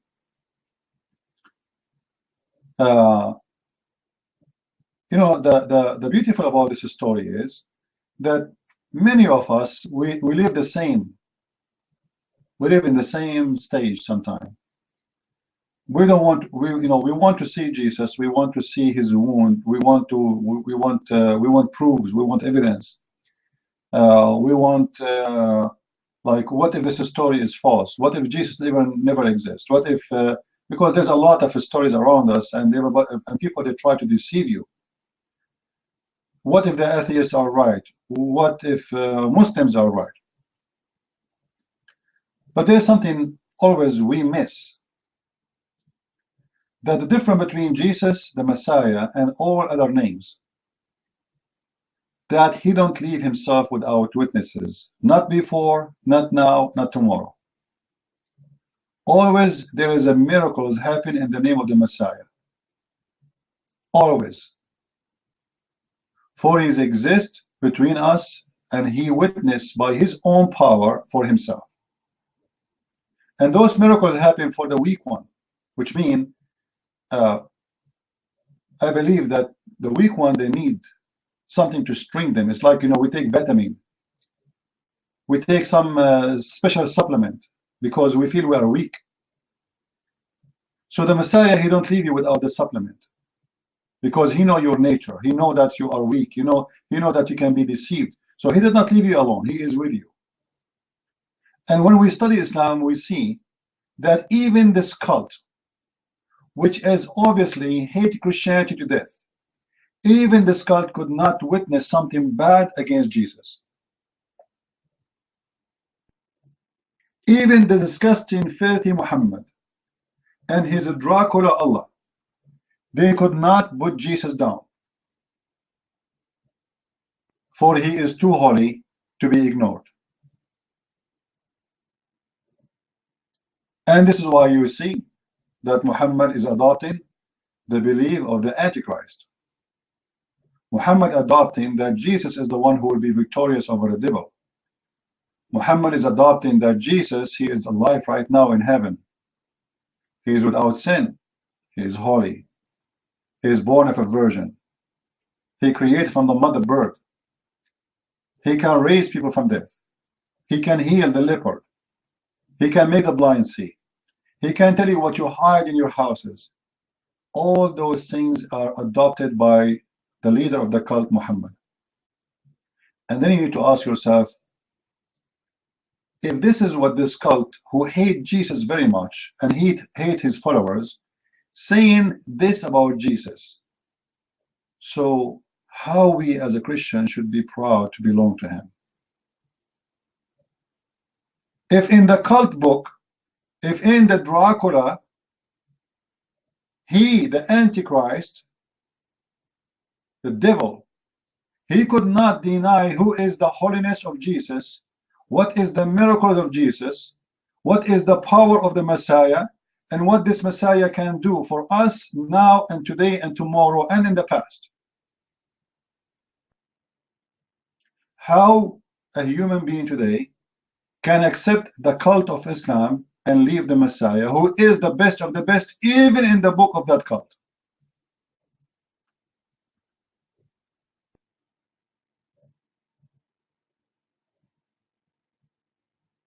Think about it.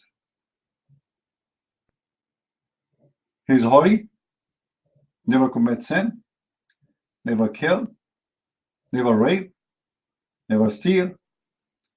And by the way, all those things can be maybe not a big deal, if we can say.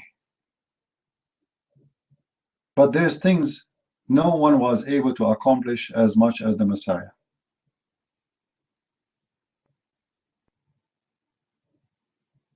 You know, if you want to think about the Messiah as a philosopher, let us say you're an atheist.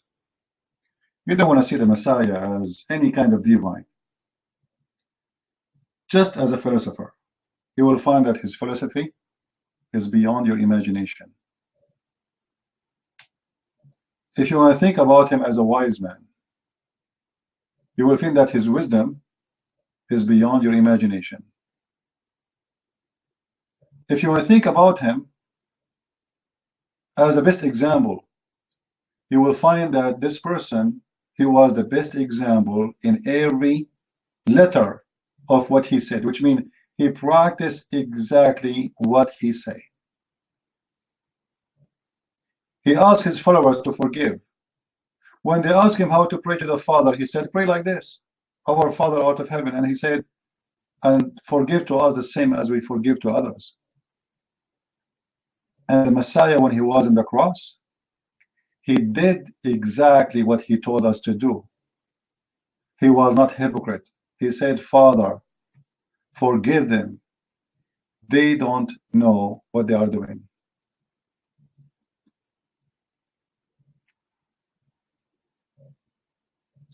That is my Lord, my friend.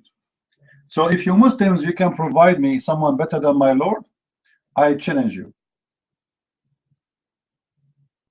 What you have a child molester, sex offender, thief, cheater. Even his own son, wife, he did not leave her alone.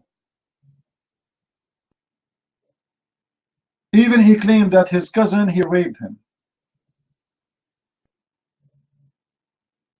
I mean, name one thing Muhammad he don't have in his file, and that file does not have all kind of filthy stuff. From molesting children, boys and girls, from theft, from rape, from lying, cheating, deceiving, assassin, gang, you name it, fraud.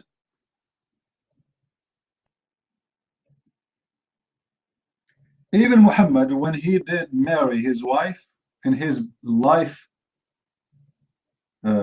beginning, or the beginning of his life, He and his wife, they made the father of Khadija drunk, so they can convince him that he got them married together.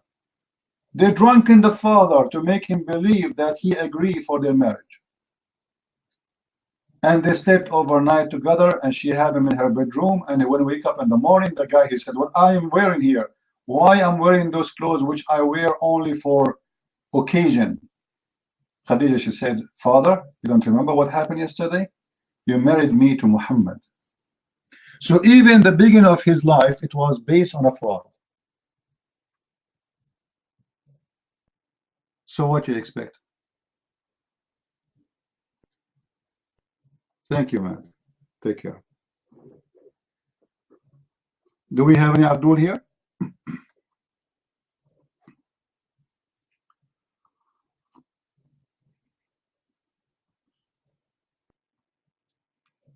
Any Abdul? Not even one brave Abdul. I mean, seriously. Where are they, Abdul? What is missing? Where is the heroes who want to debate us? They are looking for somebody to debate. They don't know, like, where is the Christians? You know, they don't debate the Christians. They want to prove them wrong. What's happening?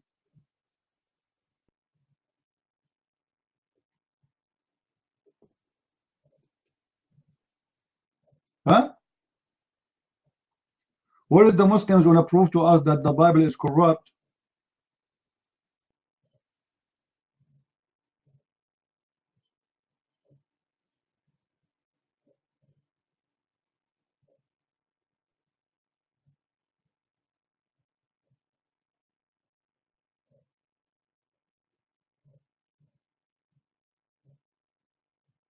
Anyone?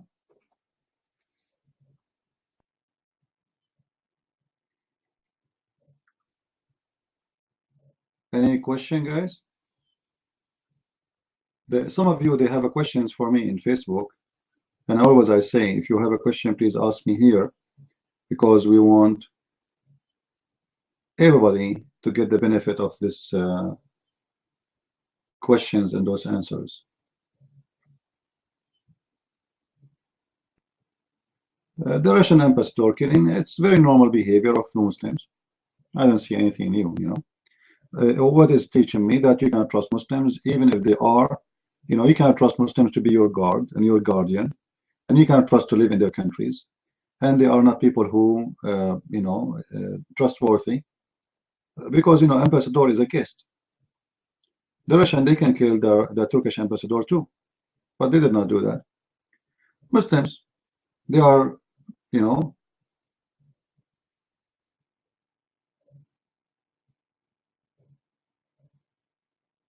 no, not by Turkey. The guy who did it is a Turkish, and he was speaking of jihad, and all this garbage is not valid. It doesn't mean that the government have to be involved, but it's mean that the whole nation is cannot be trusted.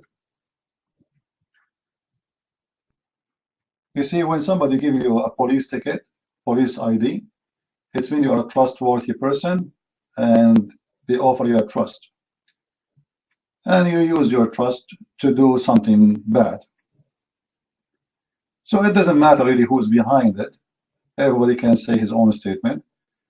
What is very clear that Turkey is a very evil country, and they sponsor a lot of evil crimes in the Middle East, and their history is very long with their crimes.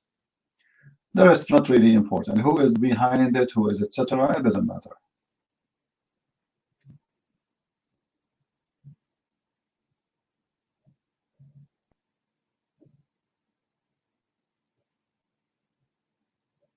Well, Turkey is going to be whipped off the map as soon Turkey, if this Erdogan, he continue doing what he is doing, Turkey is going to be destroyed. There's no question about it, because Turkey contains many race, and this Erdogan is being a very foolish man.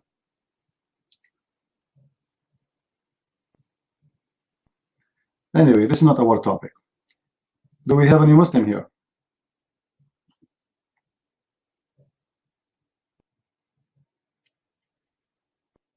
How are you, Mr. Adam? Do you want to come to the mic?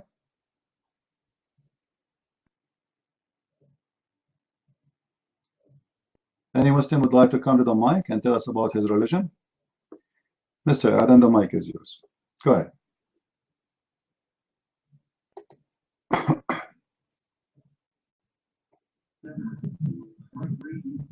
I've been to this room before and I didn't come for over 6 months because, Prince, you talk too much about sex.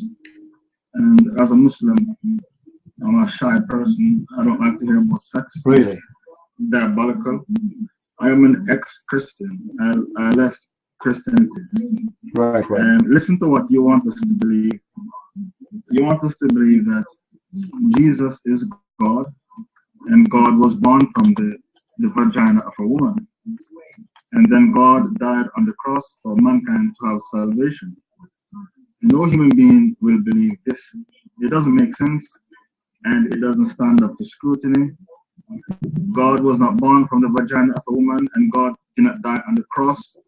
Many churches are closing down in Europe because white people are more intelligent. It's only in Africa you have the churches open.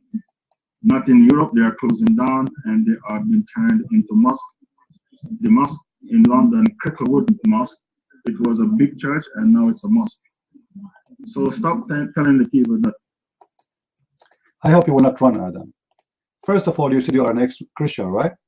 I want you to tell me any verse from the book of Jonah in the Bible. The book of Jonah. Do you know any verse of it, you might?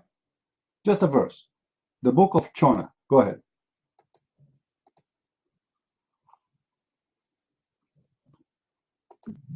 I'm not here to talk about the book of Jonah because the book. Hey, hold on. I did not say Jonah. I said Shona. Chona. I did not say Jonah. Did I say Jonah? I said Chona. Guys, don't try something I did not say. The book of Jonah. Do you know anything of one verse of this book? You might?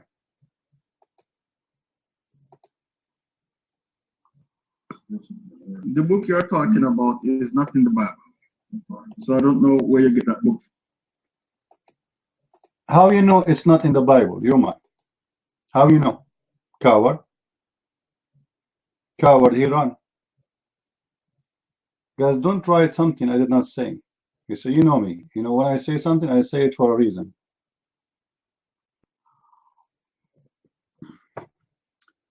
Churches are shrinking. Churches are closing. You are the one who is closing. Don't you see what's happening? Don't you see that you have to force people to stay in Islam by sword? Otherwise, Islam will collapse. If Islam is not losing and not closing, why you need a law that the one who leave Islam kill him? What are you worried about? The one who used the law of apostate is the one who is afraid, not us. If you are sure that Islam is growing, then go and stop the law of apostate, you coward liar.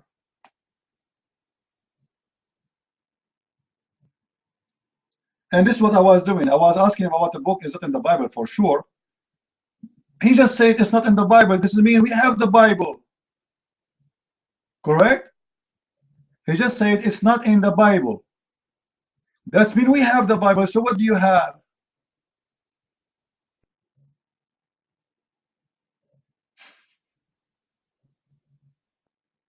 They are stupid.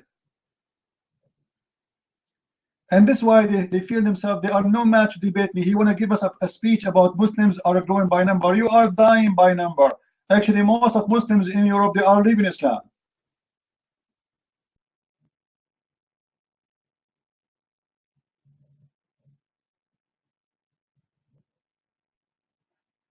What are you talking about, my friend? Even Al Jazeera TV saying 16,000 Muslims are leaving Islam a day. A day. A day. In one territory.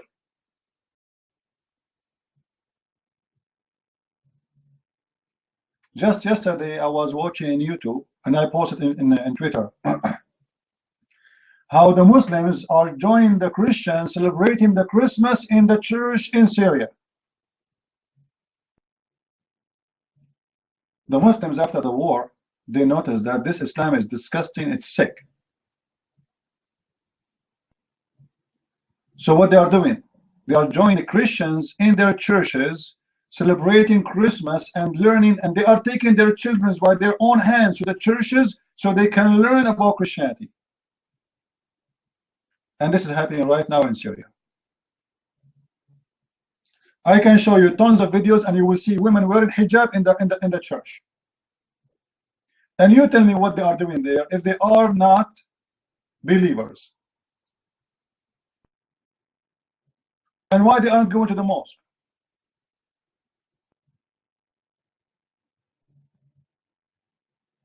The Muslim, they have to make a law to stop the Muslims celebrating our holidays, our Christmas, our Easter, because Muslims, they are desperate to leave Islam.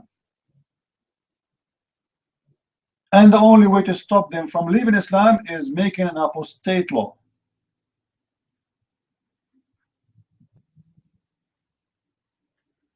That is the truth, my friend. You are the one who is terrified, and you are the one who is scared.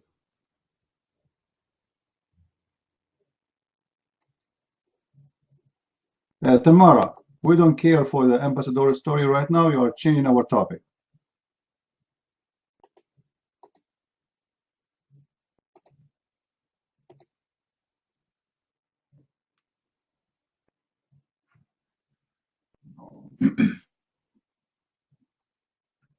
And actually, you know, a human being is funny. In a certain time, the white man, he went to the black man to teach him about Christ. In a certain time, the white man sent missionaries to India and to Asia to teach them about Christ. And the irony is that the black man today is coming to Europe to teach the Western about Jesus. And that is very beautiful. That is telling you that all of us, we got the fruits for Jesus. And our color is not important, and our ethnic is not important.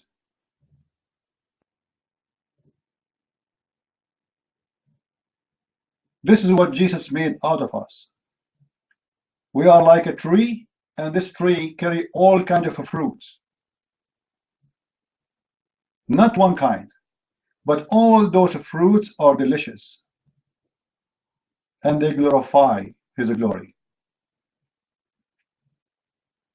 And the Muslim, they forgot that in a certain day, Jesus, he have only 12 apostles. And by the 12 apostles, we became more than 3 billion Christians today. But who cares for the number? Even if we are 12 apostles, our church is victorious. You see, Muslims, they count numbers because they have no quality. How many of you, even Muslims, knows what is Islam and what is Quran? This is why none of you can debate me. Can't you see? This is why you have nothing to say. And even when they say to you, your Bible changed, that is additional proof that Muslims are stupid, because the Bible, according to Muslims, is sent down by Allah. So the Muslims, they are saying to us, the book of Allah gets screwed, so Allah, he gets screwed. So how you tell me to trust Allah, the one who cannot protect his book? Allah, he sent the Torah. Allah, he sent the gospel. Allah, he sent the book of David. Allah, he sent the book of Abraham. What is the book of Abraham in the Quran? We do not know. Allah, he sent 124,000 prophets. According to Islam, all of them, their books is gone, except one. His name is Muhammad. And then when we check about Muhammad's book, we found that most of his book is gone. Umar ibn Khattab, guys, he said, the Quran is 1,025,000 letters. 1,025,000 letters. But the Quran today is not even 270,000 letters.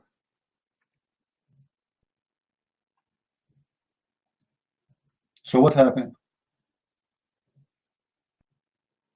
What happened?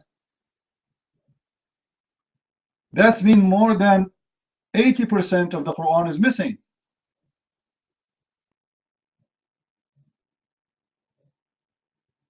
What is the Quran?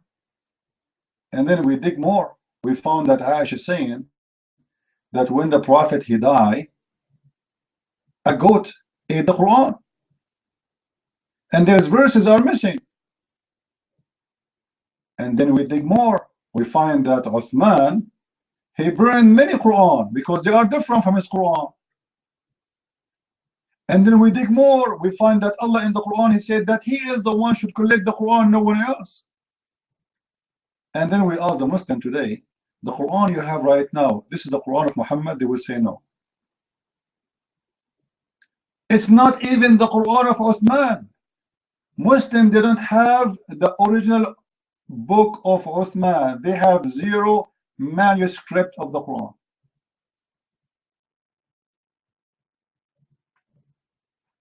Zero. And the funny, they say to you, we don't believe in your Bible. And then you say to them, well, we have a couple of thousand of manuscripts about our Bible. And then you ask them a question. Actually, I want every one of you to write down this question. When a Muslim, he speaks about the Bible, and he asks you, and he say to you that your Bible is corrupt. Ask him why you don't want to believe in our Bible.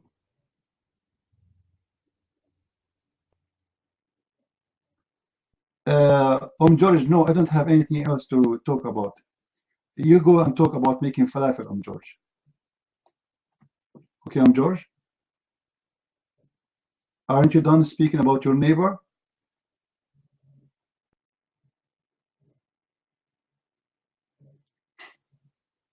Stupid people. So, if the Muslims don't accept the thousands of manuscripts we have, still is not enough a proof for him that our Bible never been changed. The question for the Muslims, do you have one manuscript about our Bible which you believe it's a Bible? The answer is no. Okay, do you have one manuscript about your Quran? They will say no. Muhammad, who came 600 years after Jesus, do he have one manuscript prove what he say about Jesus? No. No. Islam is a religion with no proofs, with no reference, with no witnesses. That is Islam.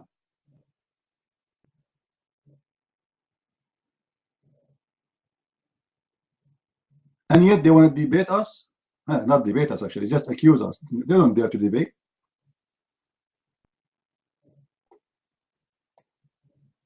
Even what the Muslim they call hadith, which is most of it, by the way, Islam is not exist in the Quran, by the way, in the hadith. Even the hadith written hundreds of years after Muhammad. And none of those who collect the hadith ever witnessed Muhammad or saw Muhammad.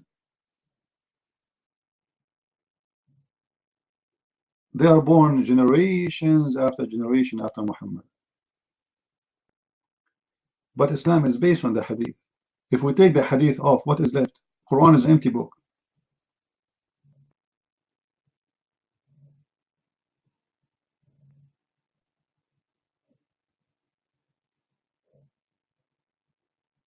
This religion, the seerah is coming, actually the hadith is coming from the seerah, most of it, you know. There's nothing is called hadith. Hadith is a collection of stories from here and there, and seerah is the same. Seerah, it's a biography. This is what seerah I mean in Arabic. Seerah is a collection of stories. From who? From people they never witnessed Muhammad. When they collect the stories, was any of those who they are taking the stories from is alive in the time of Muhammad? None of them he saw Muhammad.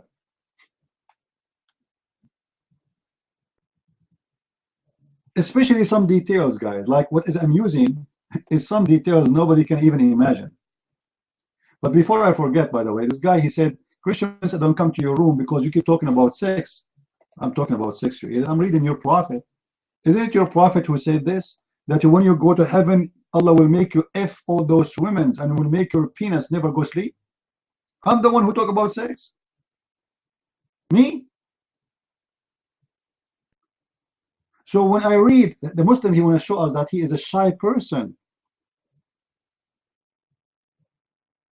Isn't it your prophet? He described the size of the penis. He told us tons of stories about his penis power, how he invoked his God Allah and he sent him a dish of shish kebab, and then he ate it, and then his penis like point. He can break doors with it. I'm the one who speak about sex. All of Islam is based on sex. Even when your prophet, he told the Muslims to go and attack the Roman, he said to them what? He didn't say let us spread Islam. He said let us attack the Romans so we can get the blondie. Nobody knows who wrote the Quran because there's no Quran. Where is the Quran we are talking about? The Quran you are saying who wrote, who, where? Muslims, they don't have the Quran. This is, nobody knows who is the one who wrote the one they published today between their hands, and there's many copies of it, and there's differentiation between them. However, the earliest copy they have is more than 6 to 7 centuries after Muhammad. So we don't know who is this book, who wrote this book, where this book is coming from. Nobody have the book of Muhammad. Nobody even receive a copy of it or a page from it. Even the book of Uthman, even the hadith is a collection of unknown people. We do not know them. And those people who collect the stories of Muhammad, they never met Muhammad.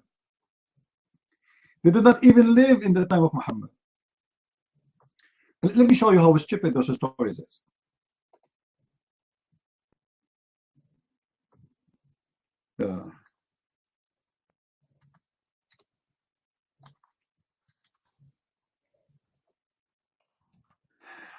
Some stories, my friend, is beyond your imagination. And I cannot really understand how those stories come to be exist. As an example, read with me this story, please. One of the wives of Allah Messenger practiced itikaf with him while she had a bleeding between her period, and she would see a red blood yellowish traces, and sometimes she put a tray beneath her when she offered the prayer. Question. How you Muslim know this?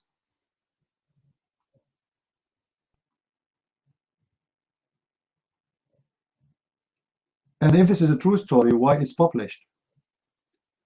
Why I need to go? Let us say my wife, she have some blood is coming from her private part, and she put a tray between her legs. Pick, pick, pick, pick, dripping. Why I need to go to Paltalk and speak to millions, saying to them, hey guys, my wife, her private part is leaking.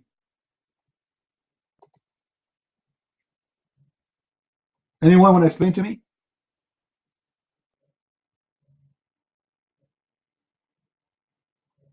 Is that a logic? Is that a stupidity? Is that education? But because this religion is stupid, they are busy about stupid things, disgusting stuff.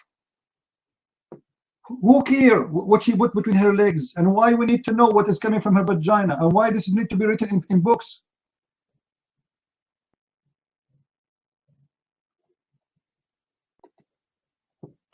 Or the prophet, he used to have sex with his wives when they have their period.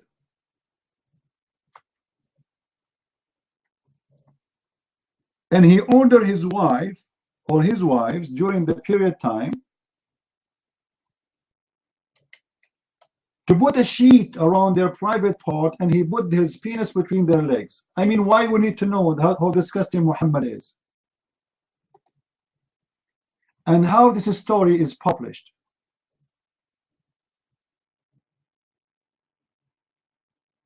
And why it's collected in books.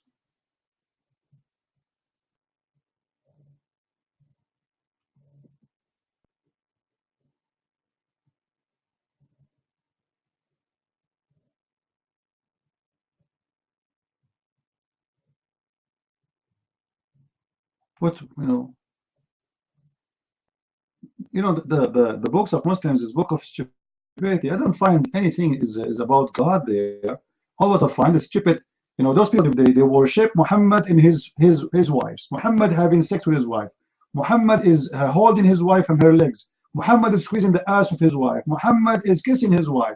Muhammad in the top of his wife. Muhammad is in like what? Where is God?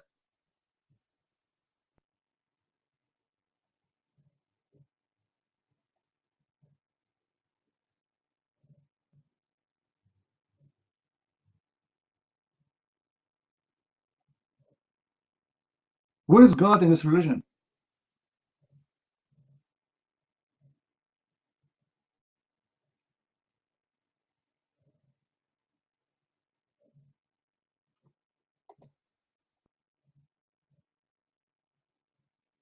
And then a Muslim, he speak about what? Christian friends, why you speak about sex? This is your religion, my friend.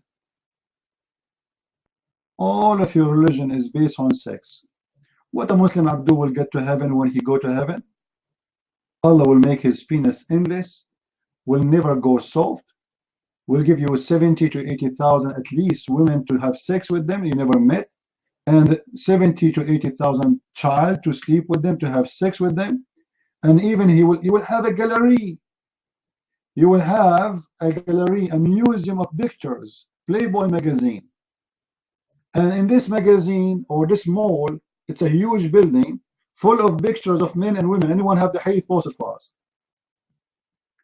In this mall, there's nothing except images of men and women, and the Muslim man, he chose the women he want to sleep with or the man by jumping in the picture. Imagine.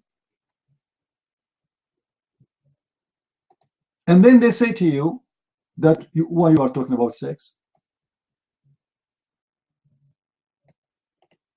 I am the one who's talking about sex. My friend, you have a God. He will have for you in the heaven a bazaar, a market, a mall. And this mall has nothing in it except pictures of virgins and men, and you will have sex with the men. Men having sex with men? Read the hadith. The customers are men. The customers are men. The one who do the service are men and women. A Muslim man in the heaven, he will have sex with images of men and women. And he will pay for it. It's not for free. I thought the heaven is for free.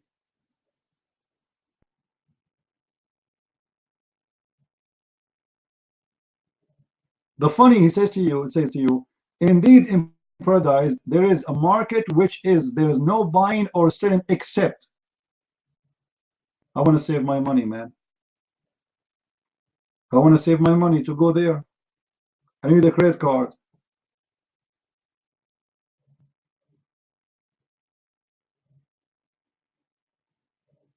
A market? A market in the heaven. And in this market, there is no buying nor selling except images of men and women. So the man, he desire an image, he enter it, which means he desire an image of a man, he enter it. He will be a gay in the heaven of Allah. You might find 10,000 Muslims, they want to sleep with Obama, and 10,000 Muslims, they want to sleep with the wife of Obama.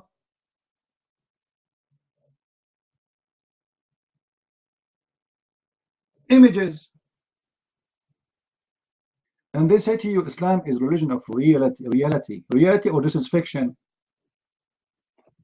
You Muslims, you have fictions before anyone else. Images, you go inside the image and you have sex with it.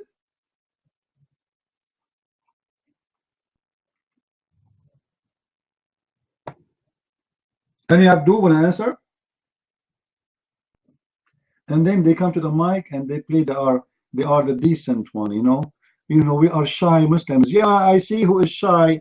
Last year, the same time right now, Germany suffered from more than 1,000 rape done by Muslims. You see how shy they are? Go and see how many rape they do every year. They are very shy. Go and see what they do in the bus in Egypt. If a woman go in the bus in Egypt, they rape her alive in front of everybody in the street. Men, they will surround her from every side, holding her, touch her, molesting her. In the bus. It doesn't matter if you are young or old. You are 70 or you are 10 years old. It doesn't matter if you are 7 years old or 100 years old. They will molest you and they will rape you in the bus.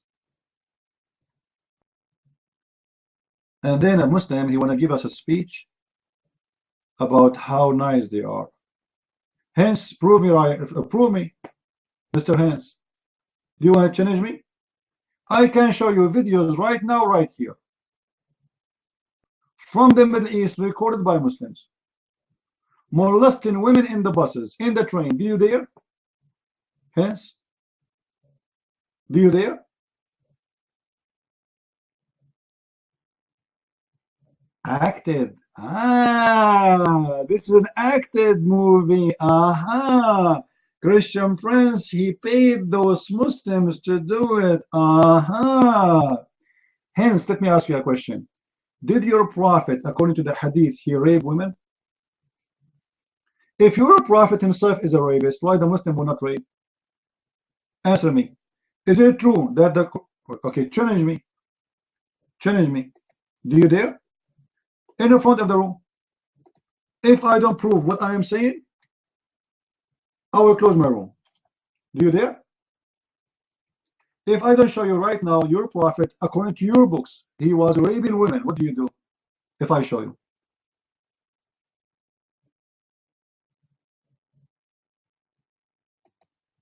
Let me show you one of the story, guys. Muhammad, he raped a woman. Then he gave her as a gift to his friend, his boyfriend, Dahya al-Kalbi. Remember Dahya al-Kalbi, the one who Jibreel, he come in his image, who was a very handsome. This is obviously the boyfriend of Muhammad. He gave her to Dahya al-Kalbi. Dahya al-Kalbi, he slept with her, he raped her. And then Muhammad, he asked for her again. And this is the hadith. Are you going to come and read? And this is from Sahih al-Bukhari. He kidnapped the women from her family. He raped the women with his gang. And now he's exchanging the women between his gang.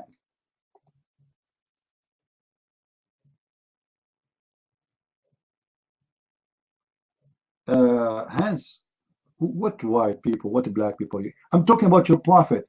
Can you answer? If you're a prophet, the best example you follow is a rapist. How you follow him?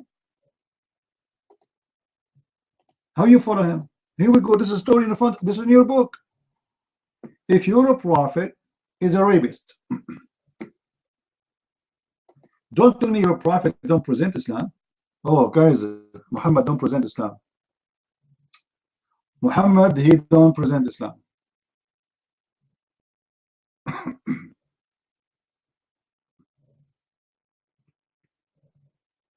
What do you say?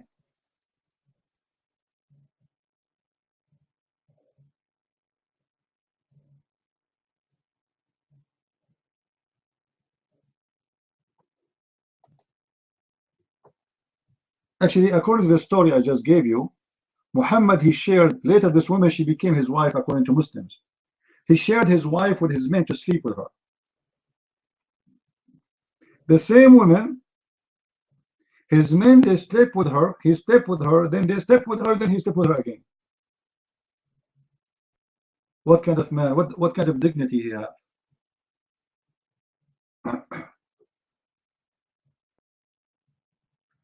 He's asking me what is my religion. Obviously, my name is a Christian Prince. Obviously, I'm a Hindu. And I like beef.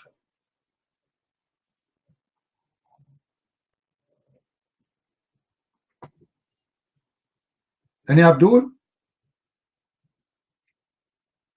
So when you see a Muslim, he's a rapist, he is just following his prophet. You see, when the Muslim men, they see your women in the street, they don't see women, they see a target. Or what he need to do it in the right way so he will not get caught. So if you see your daughter walking alone in a narrow street, in a dark street, etc., they will rape her. And if you are a country belong like those stupid countries where the punishment is not really harsh for rape, he will rape her even if he got. What he would do? He would put him for 6 months in jail. Some European countries, they are very easy in rape. If you ask me, the law of rape should be changed. The one who raped a woman should be shot dead in the middle of the town. I am against jail for rape. The law, I don't want to shoot anyone against the law. No, the law should change. Should be the same as the cowboy used to practice before. The man who commit a crime, there's no jail. Hang him immediately. If he's a rapist, it's going to be so beautiful if you can hang him from his balls. Do it. No jail.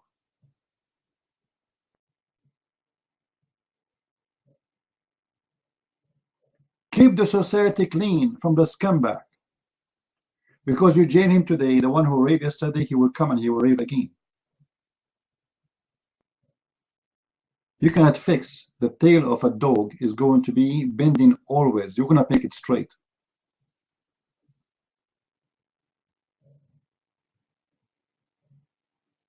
You see, somebody, he might be a thief. A thief, I don't have a problem with him. We send him to jail. He learn. I believe that can be fixed. Womanizer, people change. Trust me, people change. But a rapist will not change. He's a rapist. This means he cannot control his animal desire. This is not about a human desire. This is animal desire.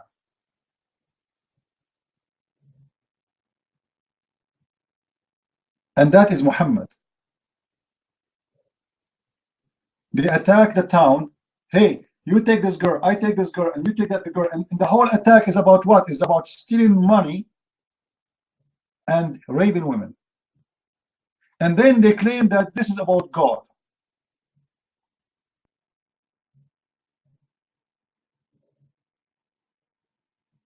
Avi, if we have a rapist priest, that means he is a prophet like Muhammad.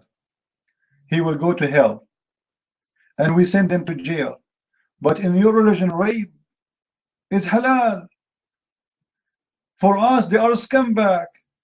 Not only they will go to jail, they will serve for eternity in hellfire. In your religion, a rapist is a hero. He's a prophet. Do you see the difference, my friend? Same time, I can show you tons of stories of Muslims raping children in the mosque. Do you want to challenge me? Guys, is it true that the head of CARE, the biggest Islamic organization to defend the Muslims in USA, they captured them, they arrested them for a child human trafficking? Is that true, Abdul? Do you want me to show you how many in the news, which usually we don't see much because CNN is trying to protect the Muslims, how Muslim sheikh in USA and in the West, they are raping Muslim children, and the excuse they want to teach them how to do ablution? Hey, my son, take off your pant, okay? Now I will teach you how to do ablution, okay? Sit in my lap. Do you want to see? Do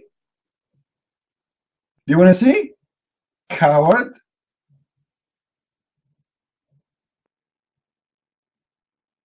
Well, you know what? Show me and I will show you. You're a prophet is a rapist. For us, Jesus, he said, the one who heard those little ones, it's better for him to put a milestone in his neck and throw himself in the deep sea.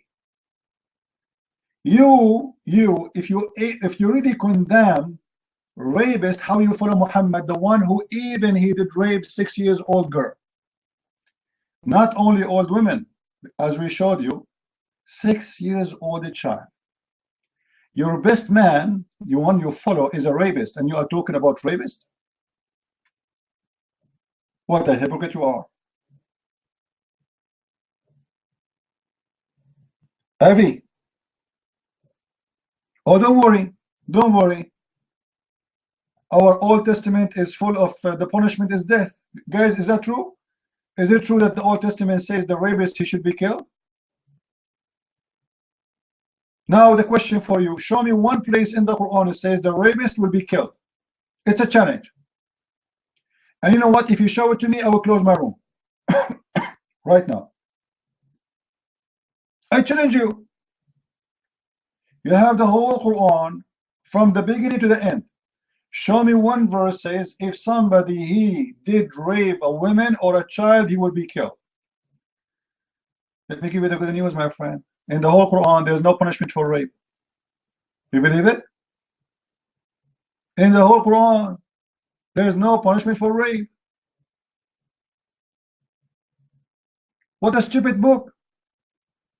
A book of God, he forgot to mention the punishment for rape. Why?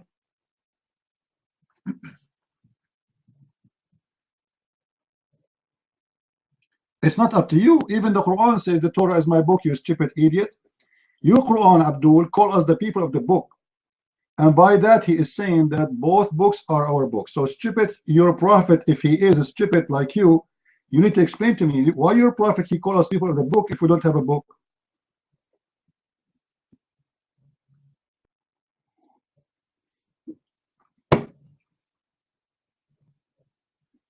So can you show me a verse in the Quran against rape? Abdul, can you? Coward, you cannot. You know that the Quran doesn't have a punishment. What kind of a book? Look, guys. The God of Islam, he have time to tell us about the story of the ant. An ant saw the king of Solomon come in with his army. Brother Zakir, can you tell them what happened between Solomon and the ant?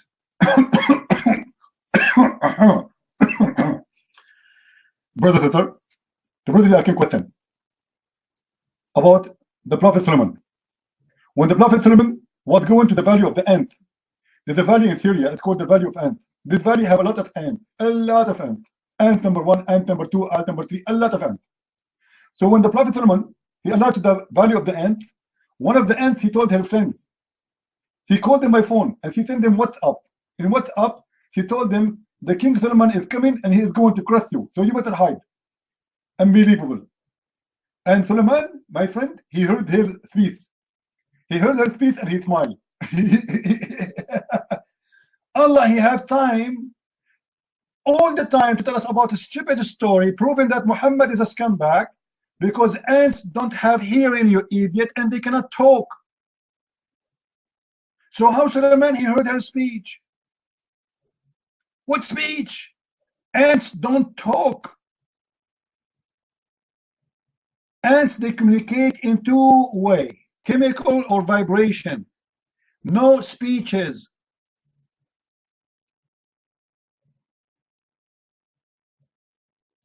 And ants are deaf. They cannot even hear. And the Quran says that he heard her speech. He what? He heard her speech. What do you mean he heard her speech?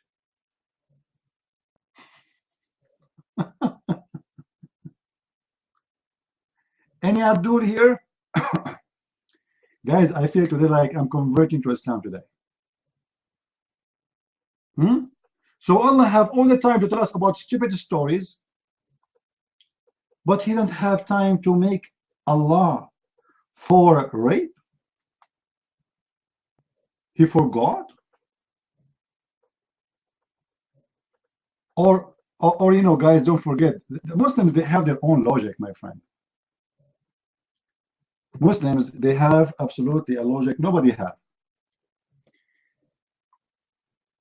Do you remember when they asked Zakir Naik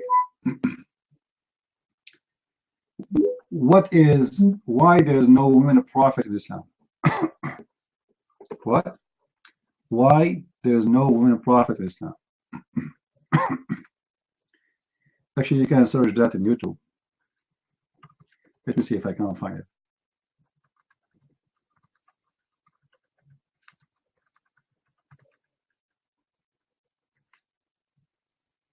All right. Why there is no women prophet in Islam? Anyone knows why? Zakir Naik, he is now going to answer. Brother Heather, the sister they ask you a question. Why there is no woman is the prophet in Islam? First of all, let me assure you, my friend, in Islam, we have no women to the prophet. The reason of that, if a woman to become a prophet, she has to read the prayer. If she read the prayer, she has to bend over. If she bend over, every Muslim will look at her ass. I mean, how in the world that this is your teacher? Women, she can't be a prophet in Islam because if she became a prophet, she have to read the prayer. If she read the prayer, she have to bend over. If she bend over, you Muslims will look at her butt. And that is the reason you cannot have a woman a prophet? I mean, this is logical. Think about it. How you can deny such a logic? How you can run away from it? It's beautiful. It's amazing. It is something.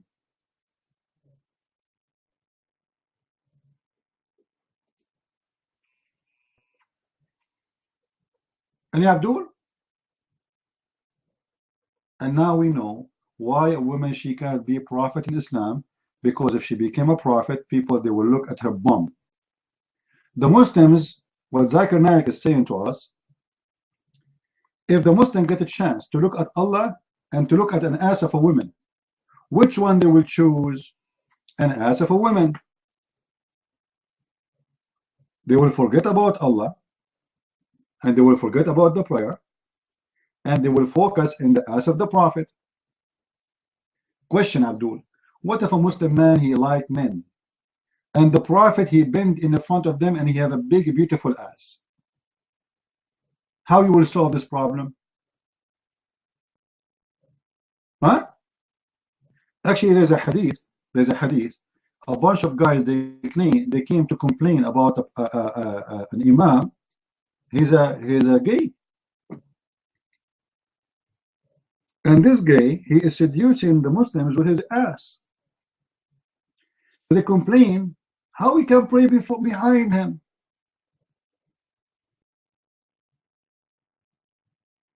And the answer is, so what if he is a gay and he is seducing you? You have to pray behind him. No problem. So how come a gay, it's okay for him to seduce you with his bum, and why you are seduced? How he can seduce you?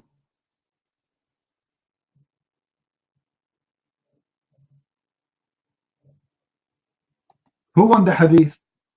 Who won the hadith for this story? Anyone? They came to Uthman, the caliph, the one who inherited Islam after Muhammad, the one who took care of the business.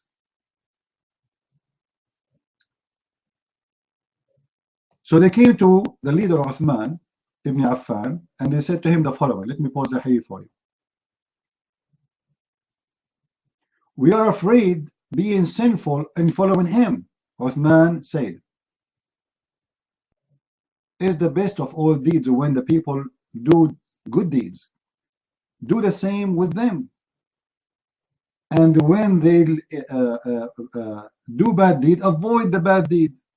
As Zuhair, he said, in our opinion, we should not offer salat behind a gay person unless there's no alternative. Do you see it? Those guys, they came to complain about a guy who is a gay. In the translation there, it says he's a fame person. What fame? He's a gay. In Arabic, it says mukhannath. They are complaining that this guy is seducing us. He want to lead the prayer.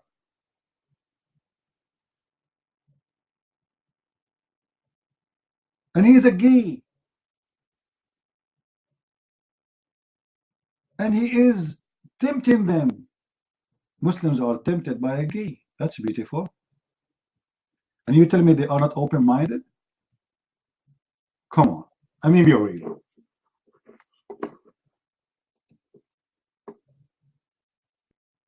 You tell me right now in some places in Europe, they allow the gay priest, which is not a Christian at all. Muslims allowed gay priests long time ago.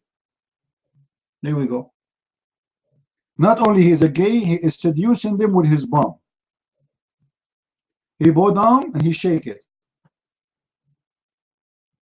And all the Muslims are looking and staring and they are tempted.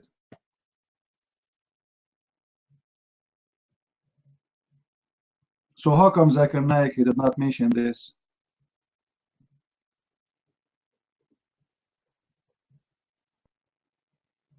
And Abdul?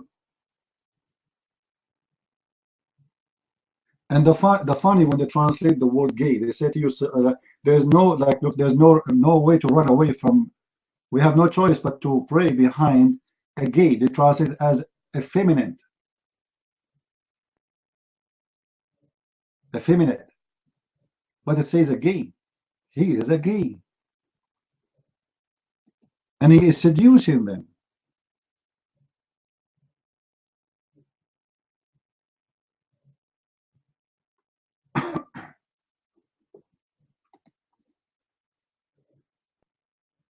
Any Abdul here?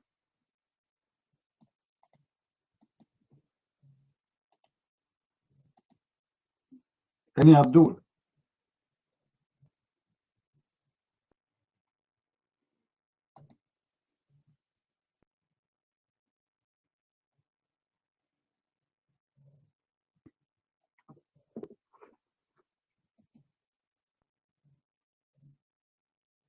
No Abdul?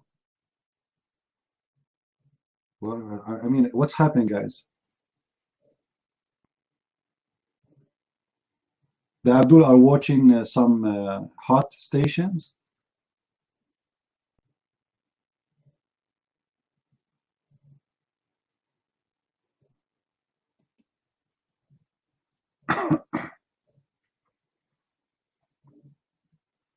Yeah, they make videos, they want to debate this guy and that guy, and they want to challenge this guy. But when it's come to me, we don't see them.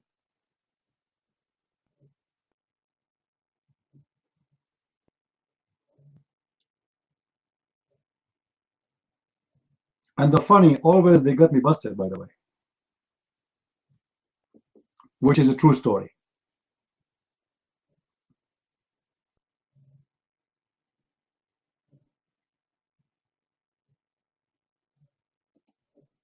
By the way, you can search yourself in YouTube for Zakir Naik.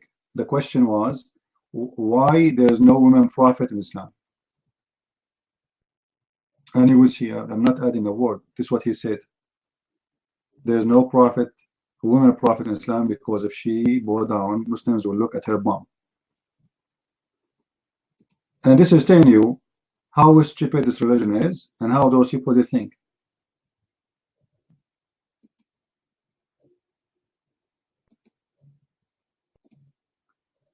I mean, 10,000 people listening to Zakir Naik, not even one of them, he said to him, shame on you to say such a thing. He didn't say because women are not qualified. He didn't say, well, God did not choose any women. No, no, no. He come with an answer which is amazing. Because if she pray in front of us, we will be looking at her ass. I mean, think about it. This is genius. That's beyond wisdom. Normal people like you and me, who cannot think about this. You have to be super smart. You have to be super intelligent.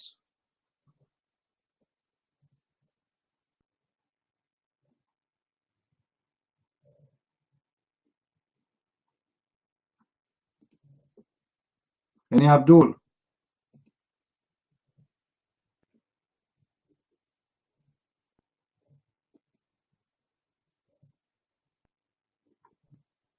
Any brave Abdul here?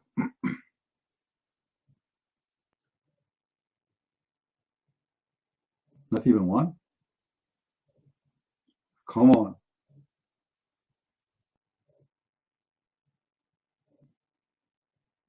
Oh, Abdul, they are doing training for stealing big trucks.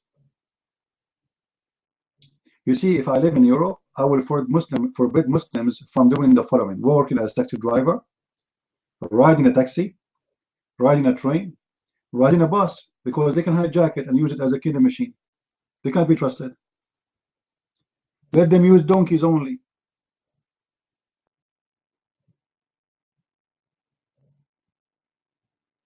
Even knives, don't allow them to have it. Give them plastic knives.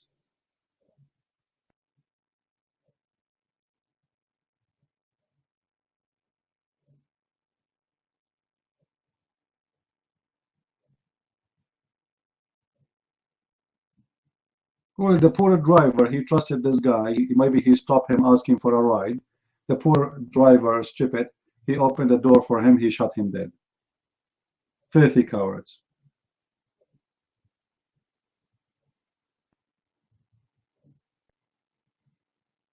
And they will say to you, Islam is a trustworthy religion, and Islam have nothing wrong with it.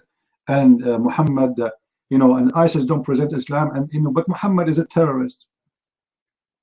I mean, why those people, they are hypocrites? If Muhammad himself was the biggest terrorist, isn't it Muhammad, he said, I was victorious by terror from a distance of a month. From what? From a distance of a month. 1 month distance. Victorious by terror.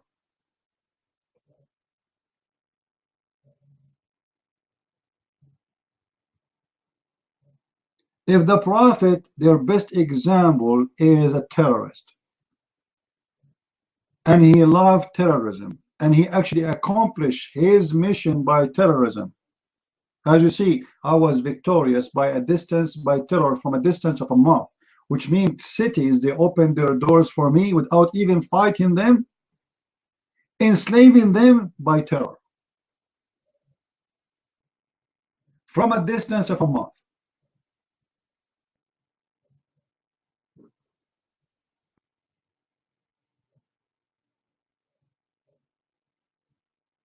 Why people don't want to see? Any Abdul here?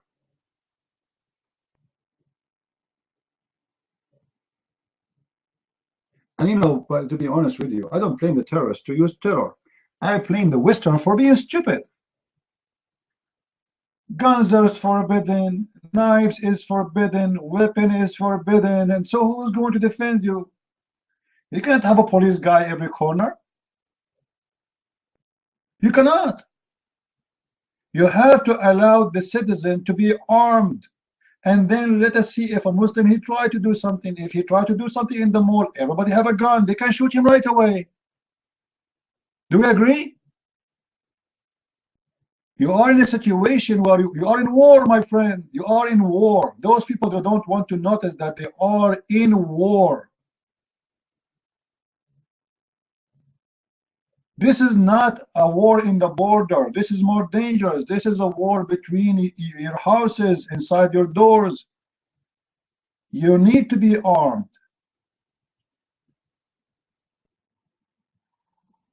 A house without a gun is invitation for every criminal in the town. Put a sign on your door, says, I have no weapon here. I'll go and post on Facebook, I hate weapon and I will never buy one. And let me know what will happen to you later. You are telling every criminal to come to your house. They're telling them you are a potato, you're an easy target. You're a fish to eat.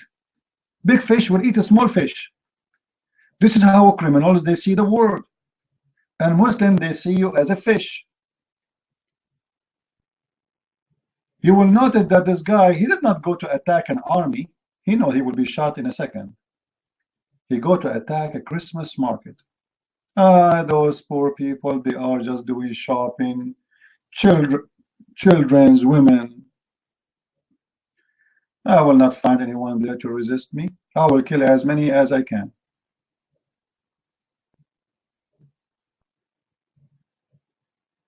And the evil is not even done. I mean, it's not finished yet. He ran away. He killed what he killed and he ran away. Why he ran away? Because nobody have weapon. All of them, they are without weapon.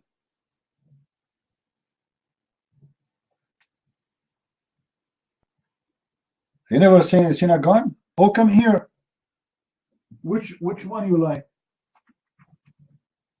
You want 45 or 9mm? Which one? Or you want F-16?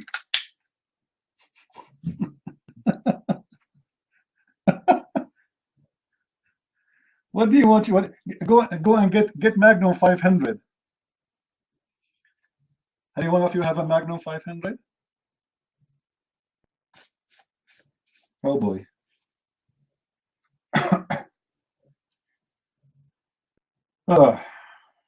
Yeah, arm yourself, my friend. Police cannot protect you always. They are not there. By the time you call them, by the time they come, by the time they're at your door, you are dead, you and your family. A terrorist, he go inside the mall, he starts shooting people. You know, don't buy a gun to be a bad person. Obey the law. Obey the law. Be a policeman in your country. You have the right to defend yourself, defend your country, defend your citizen. If you see, even if he is not shooting at me, if I am in the mall and somebody coming as a terrorist, he starts shooting at people, even if I am not in danger, I will not let him get away with it. I have to protect the people, you know, otherwise he will kill everybody.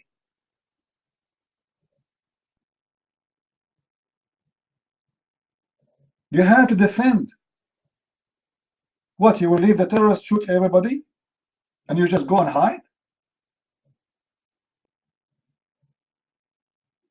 We can't have police in every corner. We can't have an army in everywhere. So Europe need to be changed, need to let people get armed and arm themselves and do training for holding arms. And they need to make a law to forbid Muslims from buying or carrying a weapon because they are not trustworthy. We cannot trust them. This is not about discrimination, no. They discriminated themselves, they isolated themselves, and they don't want to be citizens in your country. They believe you are an enemy. We can't trust them. If we don't learn from what's happening every day, it's me, we are stupid. The funny in the news, they were saying Germany is fine, but they are assuming that there is about 6,000 terrorists in Germany right now. And Germany is what? Is fine. There's 6,000 terrorists in Germany right now, and you are telling me Germany is very fine?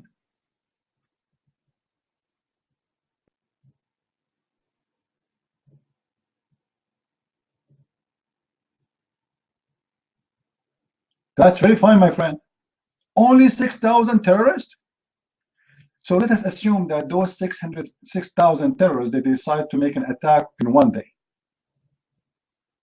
How Germany can handle it? In a country where population is not armed, how they can defend themselves if those criminals are loose in the street?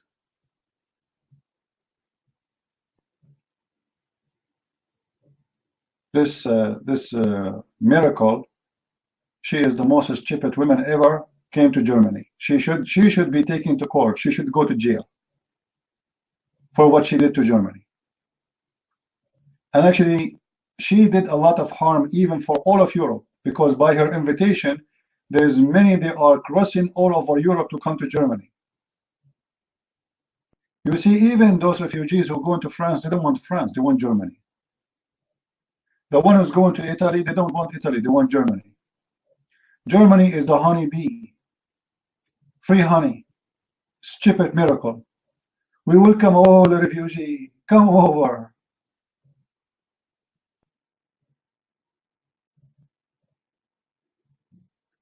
Which country is yours, Grace?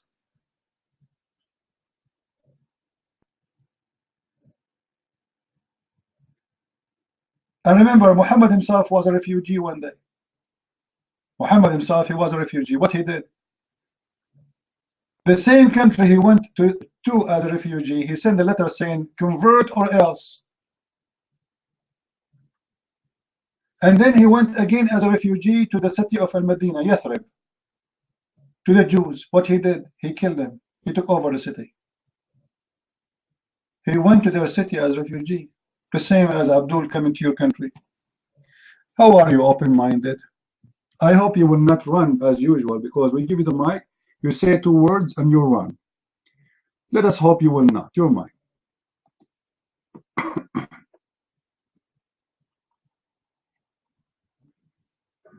Thank you, Christian friends.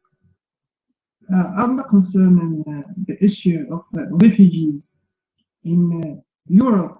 Until now, I don't know what was the reason why they had that sympathy toward all those people. It's true that they have been suffering, and it's a war, okay? It's true that those people who have been crossing toward Europe have been suffering terribly from the regime Bashar al-Assad in Syria. But I mean, who is responsible? I don't think that the European Union or Europeans, people who live in Europe, are responsible for what is happening in the Middle East.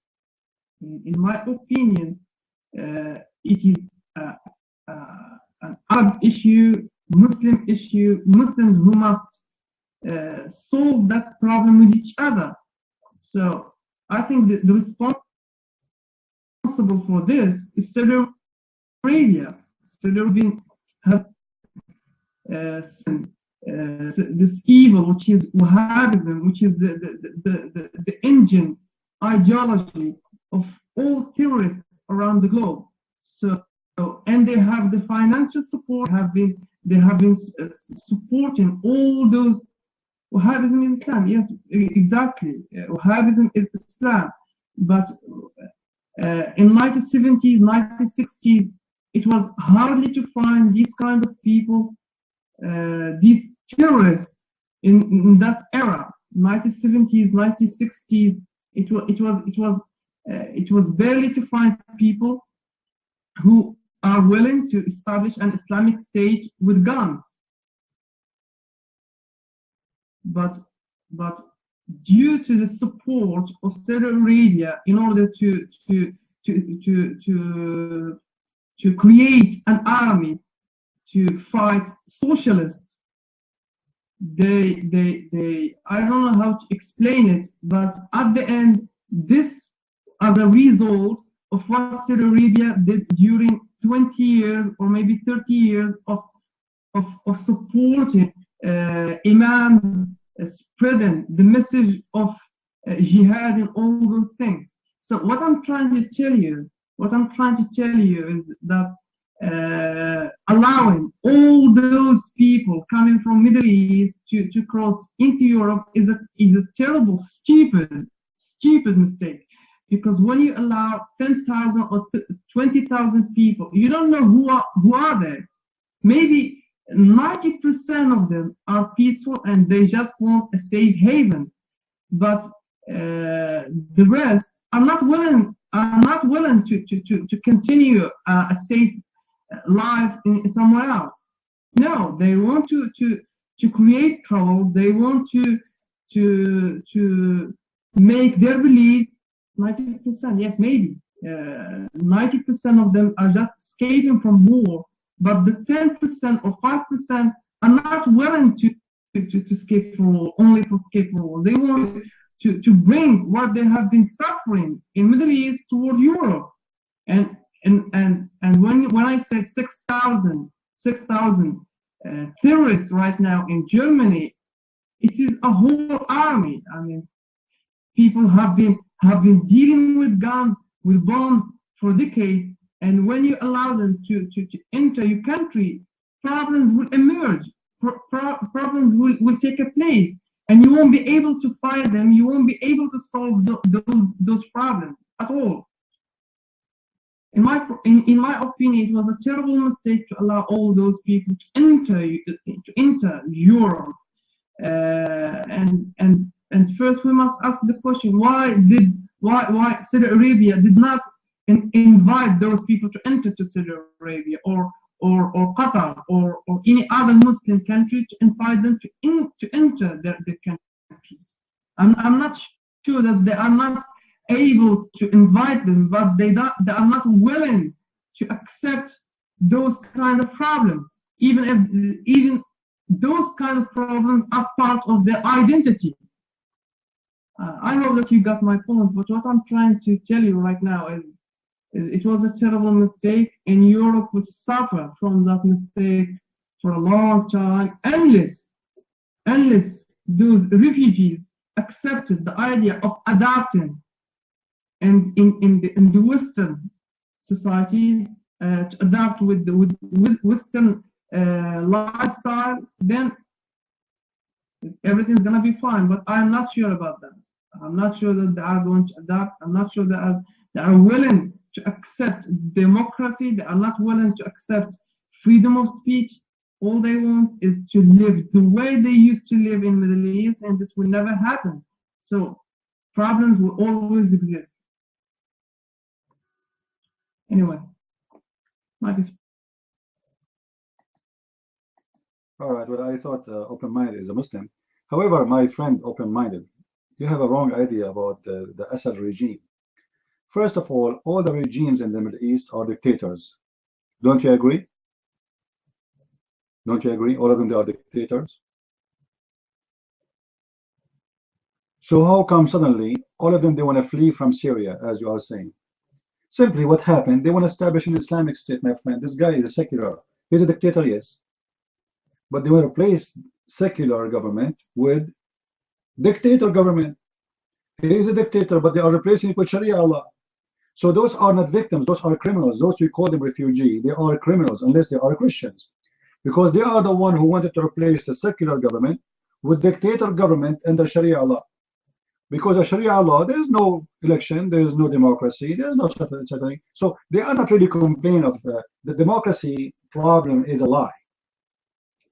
When they say to you they are fighting against dictator, this is a big fat lie. Go and see what they are doing. All the areas which is free from the Assad, they are practicing Sharia law. If a woman she wear jeans, they break her legs.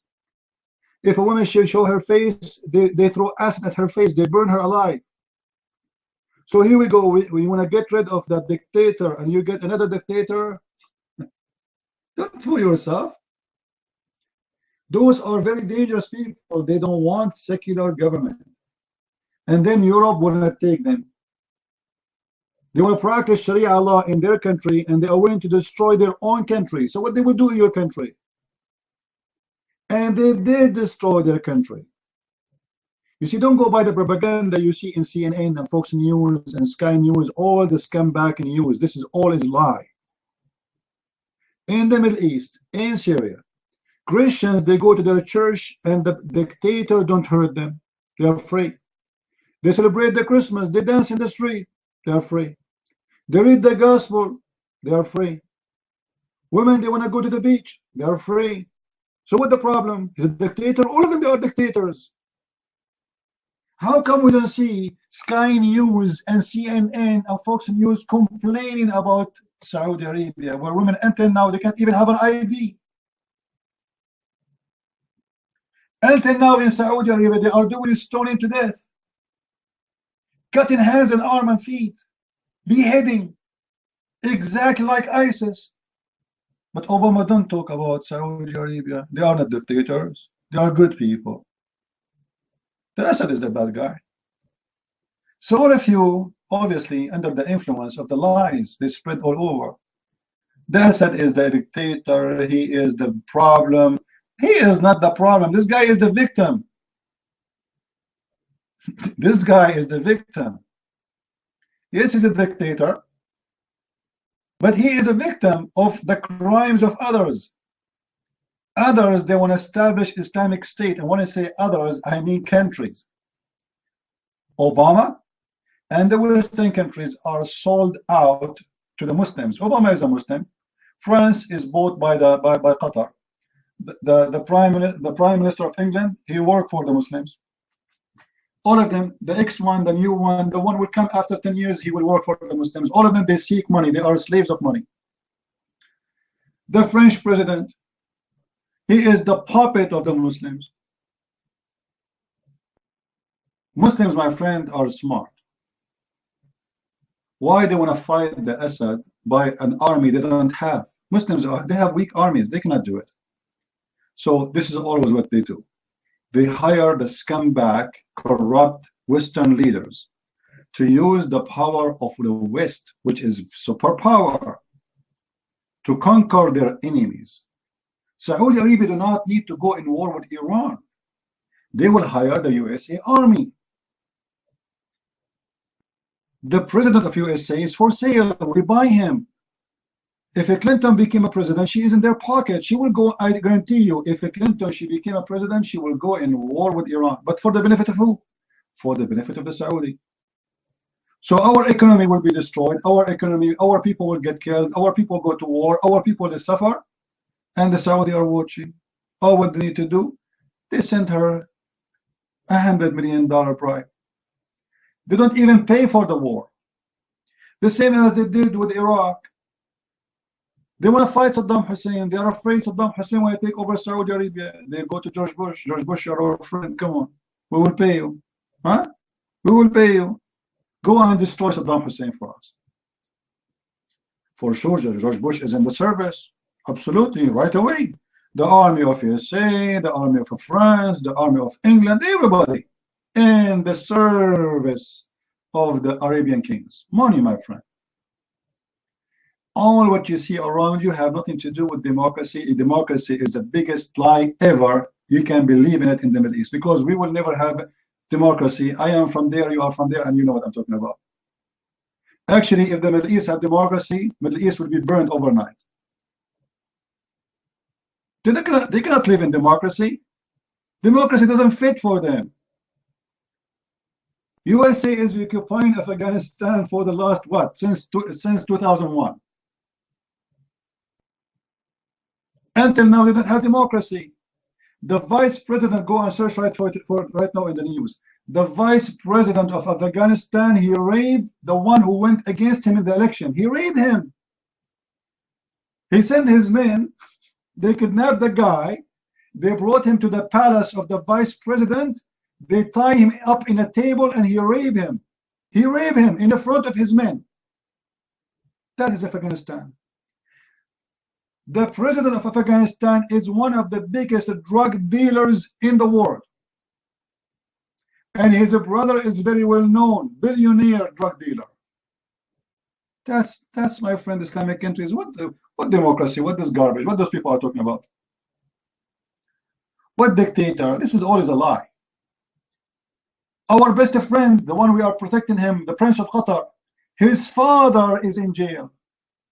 Imagine, guys, the Prince of Qatar, he took over his father. His father went in a trip abroad. He came back in the airport, he arrested his father, he put him in jail, and he became a prince. What democracy? The King of Bahrain, 85% of the population, they are against him. England, France, Italy, USA, Germany, all of them, they sponsored the king. Why? Because the 85% are Shia. We don't want to have a Shia Bahrain. We want Sunni Bahrain. The king, he paid a lot of money. If they became under the Shia, then they will become a friend to Iran and they will hate us. This king is our puppet. We will defend him. This is the truth. And they fool you with democracy. And you people in the West, you watch TV and you believe the news. Everything you see in the news is a lie.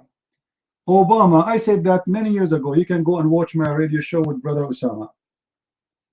I said Obama will never leave his office until he established an Islamic State. At that time, people, they start laughing. What Islamic State? Nobody even heard of it, Islamic State. And this is what happened. They established an Islamic State. The plan was they want to establish Islamic State all the way from Turkey, through Syria, Jordan, Egypt, Libya, Tunisia, and Morocco. And they will establish the Caliph state again. And Erdogan, he want to be the Caliph. And the Prince of Qatar will be the money bag, the country who have all the monies to establish this state.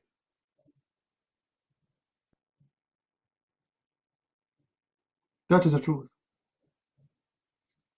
And Obama was working in that direction, and the stupid European leaders, they are not stupid, they know what they are doing, but they are for sale. Money. All what they care for is money. This is why you see the Queen of England, Anyone can tell me why the Queen of England, she go every few months to Saudi Arabia, to Sultanate Oman, to Emirat, to Bahrain? I mean, what she share with them? The language, the history, the value.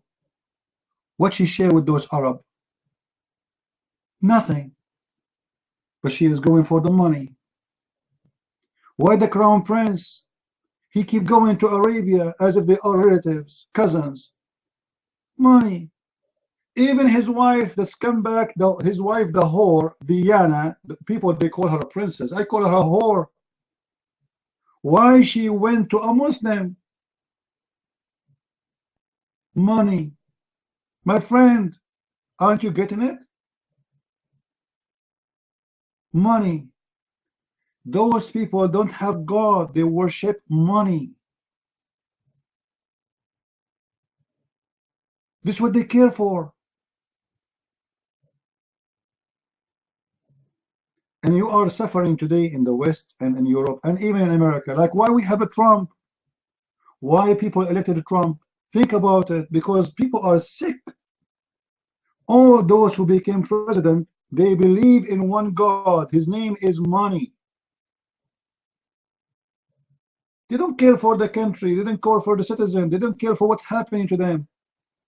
They treat you as a farm. You are just a cow in the farm. And they want to make money and milk from you.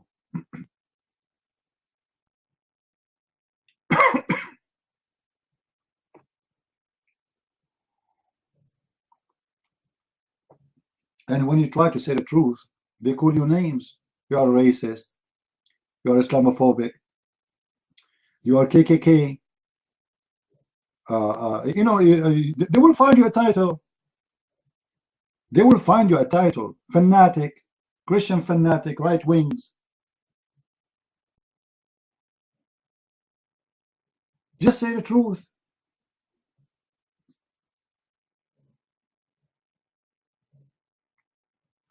And they want to fool you that the Middle East is suffering because of democracy.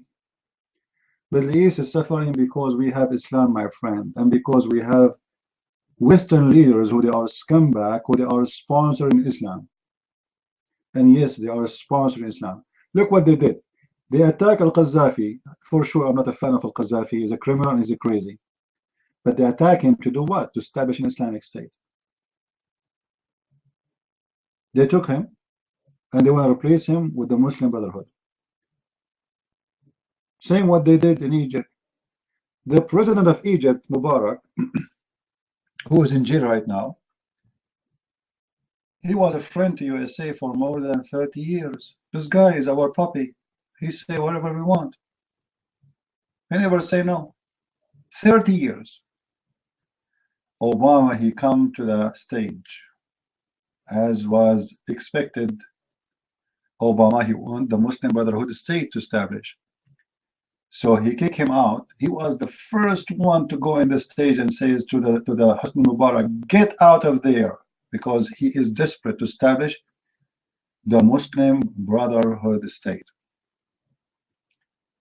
My friend, the Muslim Brotherhood, they control the White House. This is why you see Hillary Clinton, her first assistant is Abedin. Who is Abedin? She's a Muslim Brotherhood. Her mother is a Muslim Brotherhood. They are Muslim Brotherhood members.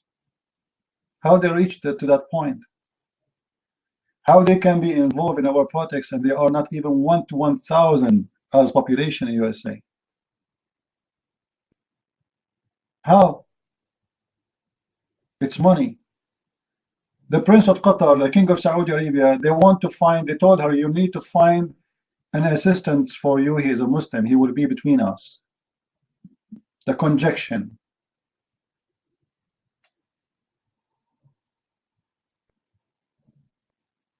$7,000? Soon there will be 8,000. I guarantee you, every Muslim is a suspect. What they are talking about? Stupid governments.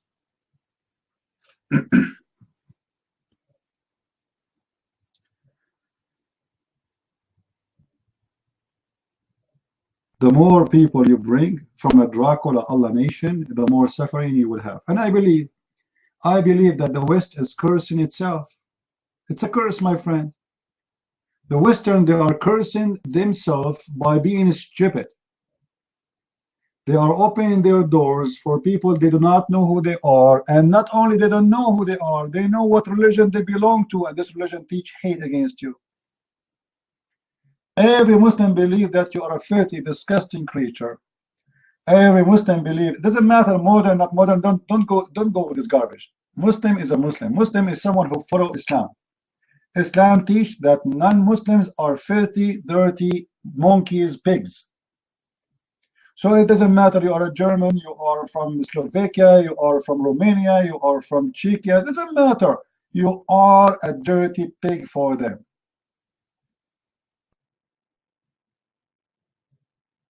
Did you ask yourself why Muslims are not raping Muslim women in Germany?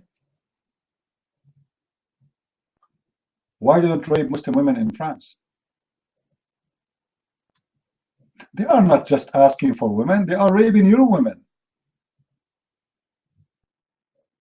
Why they are not killing Muslims in Germany? This is not against just people, they are against non-Muslims specifically. Do you remember, guys, when they attacked the university in which country? Kenya? I think Kenya. You remember? They went inside the university, the Muslims, and they asked all those who they are not Muslim to stand on the side, and the Muslim to stand on the other side. And they shot everyone, every student is non-Muslim. And they do that all over Africa. They just freed, just yesterday, 1,800 sex slaves from Boko Haram in Nigeria. They don't enslave Muslim women, they enslave non-Muslims. I mean, how stupid we need to be to not be able to understand until now that this is what those people want from us.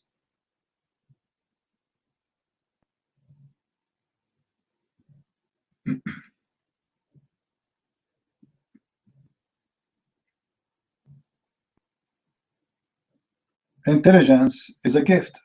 Stupidity is a curse. And the Western, they need to look for the intelligence gift. See, I'm so glad that's in USA we got a Trump. Trump, he did not win for nothing.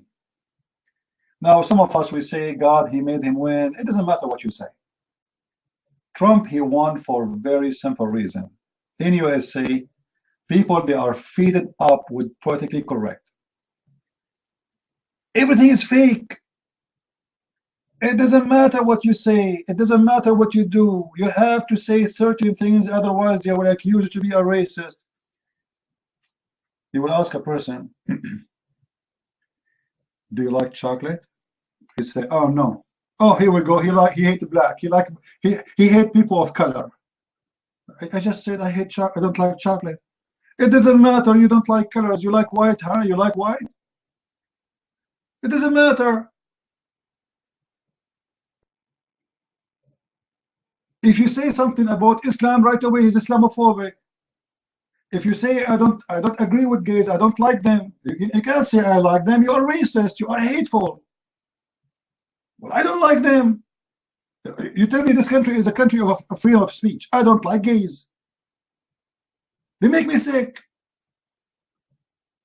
Why you want me to lie? I don't want to hurt them. I don't want to kill them. I don't want to do anything wrong to them, but I have the right to say I don't like to associate with them. Why it's bad to say so?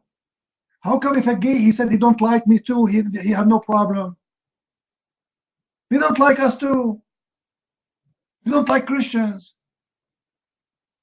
There is no hate here. This is how I feel. This is how I believe. I believe this is a big sin. Oh, you cannot say that. No, you cannot. You see, they want you to be something else. You can't say Merry Christmas. It's an offense. Like what? Offense against who? Oh, these people don't believe in the Christmas. So what? They don't believe in the Christmas.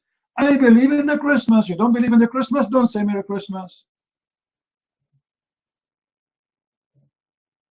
So they start changing Christmas to holiday.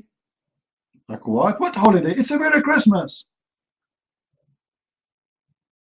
You cannot say Jesus in the school. What? Why? How come somebody else, he can say he's an atheist? Atheist is a belief. How come somebody else can say Allah? Only Christianity is the problem. My friend, it was a war against us for a long time. And they thought they are victorious. And God, he flipped the table all over them. And he said, listen, you idiot, I can change it in a second. All your plan, all your dreams, all your filthy teaching can be changed over a second. And the game of racism and hatred will not work no more. They want to fool you. They want to say, we believe in a freedom of speech. But if you say something with the freedom of speech, they accuse you of all kinds of accusation. Islamophobic, KKK, you name it.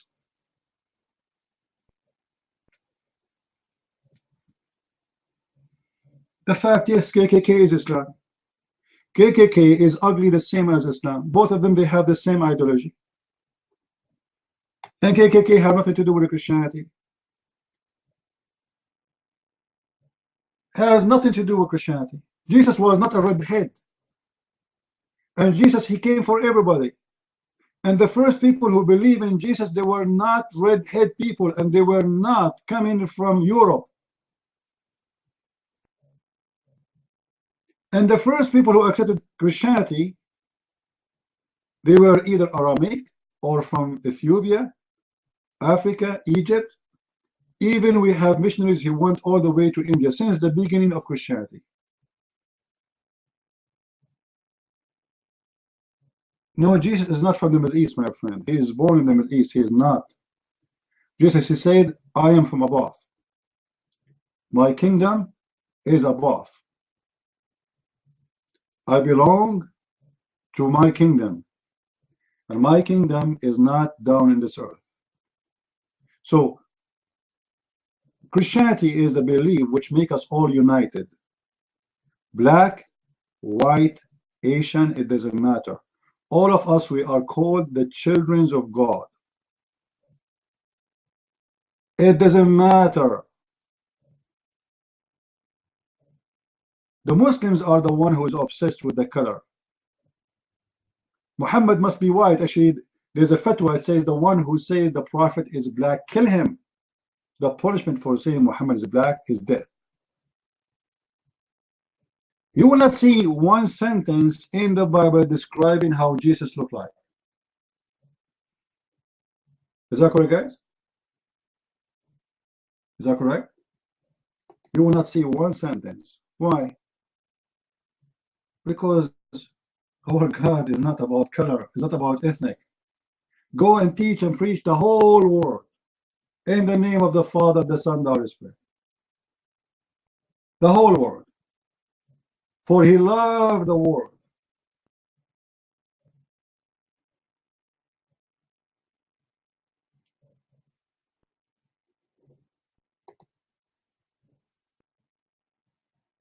So Christianity is the best way to make a human being live in peace, because all of us will become equal. We will reject discrimination. We will reject differentiation between us. Our languages, our colors will not make any difference. We will love to be together. But Islam is the opposite.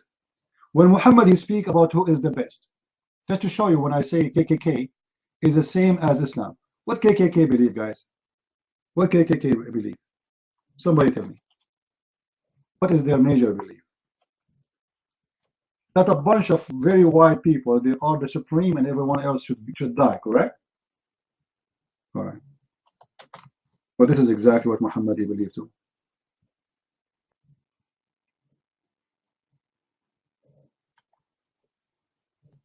What Muhammad he did, he changed the title of white to the title of Muslim.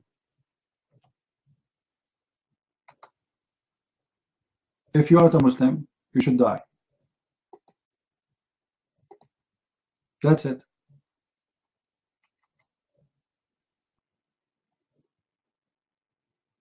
This is the constitution of Muhammad. Muhammad, you have a verse in the Quran, it says, chapter 3, verse 110, that you are the best of mankind. What? You are the best of man. Muslims are the best of mankind. Why? Why the Muslims are the best of mankind? This is exactly what the KKK believe, and this is exactly what Hitler he believed, that he have a race and they are the best of mankind. And then Muhammad he said, and his followers explaining that verse, that the best of you is the one to mankind is the one who go and attack the people, the mankind, and bring them with the chains around their necks till they embrace Islam. And then they put between two brackets what you see there, so they will not go to hellfire. This is a fabrication, it's not in the hadith.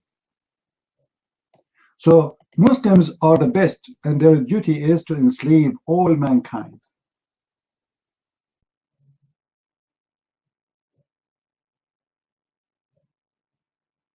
This is their duty. All mankind should be enslaved. And as you see, we are not making our own statement. This is what Muslims teach in their books. And this is the reference. Here we go. The one who want to go and read it and save it and discuss it, you know, feel free. This is not our statement. They have a duty, the Muslims, they have a duty to attack you and to do jihad against you and to bring you and the chains around your neck. And then either you convert to Islam or you stay with the chains around your neck as a sex slave until you die.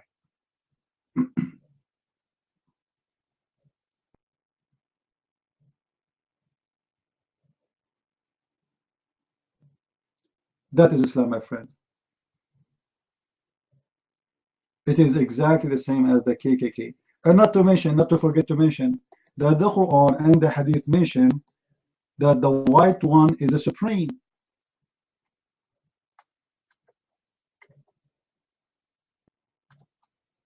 When Muhammad he described the black stone and the dog and the shaitan and etc. The black stone used to be what? Anyone knows? The black stone used to be white, like milk. But the sin of mankind made it black. What does that mean? Muhammad teaching his followers that you turn to black by doing sin. The more sin you do, the more black you get. So the black stone used to be white like milk. And then the sin of mankind made it black. So sin make you black. And then Muhammad he come with a teaching that if you see a black animal who is a pure black animal, kill him. If you see a pure black animal, kill him. As an example, black dog. And when they asked Muhammad, what is the difference between a black animal, black dog, and a yellow dog or a white dog? He said the black dog is the devil.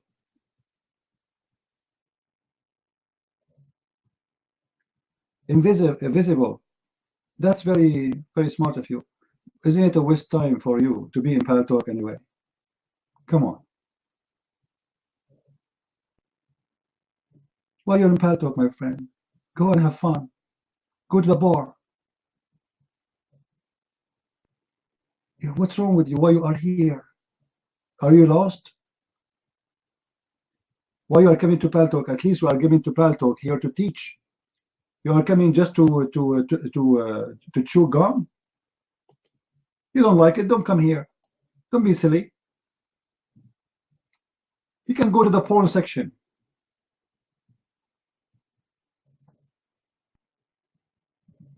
So you have to kill the black dog.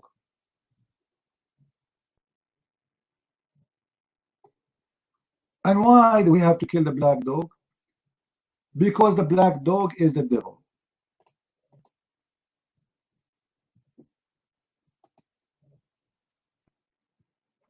And they will say to you, Islam is a religion, don't make discrimination between white and black.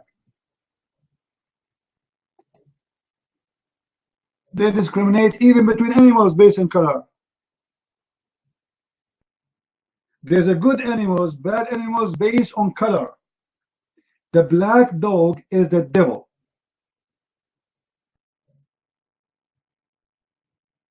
Satan is a black. Muhammad describes Satan as an Ethiopian black man. He's black.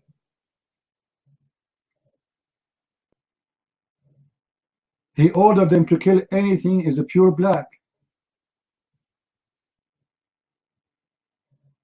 And yet the Muslim, they will say to you that the Muslims, they have a sermon.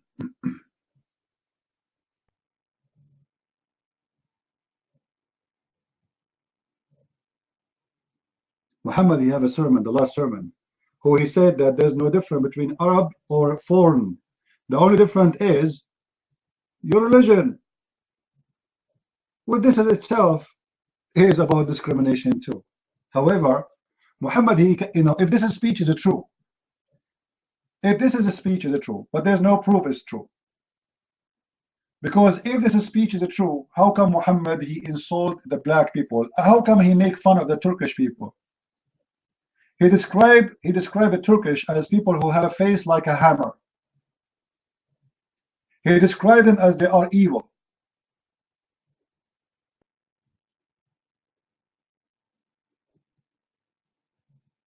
And you will see Muhammad never seduce his men to attack the neighbors who they are black,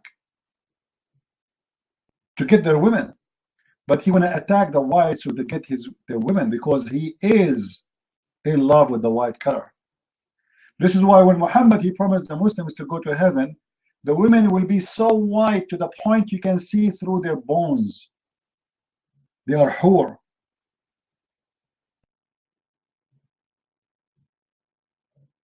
Oh, no, the black dress is just to cover the details of the women, not because they like black.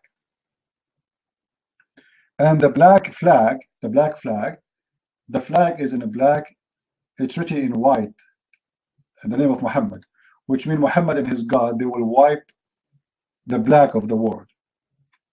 They will erase it. Yeah, the flag is white, which means the whole world is a black, and we are the white.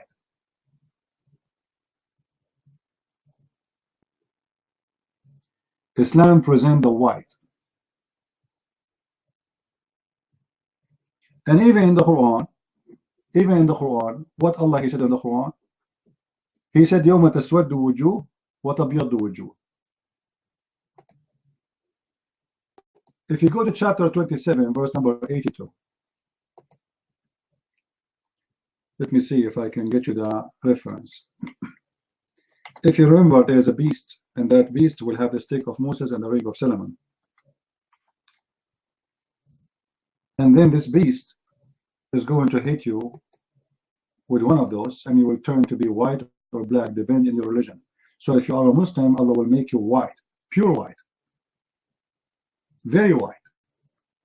And if you are an infidel, Allah will make you pure black. And then people will recognize each other by the color. All the Muslims will be white, and all of us non-Muslims will turn to be black. And then Allah will take the black and send them to hellfire. And Allah will take the white and He will send them to heaven. This is Quran. يَوْمُ تَبْيَضُّ وُجُوهٌ وَتَسْوَدُّ وُجُوهٌ.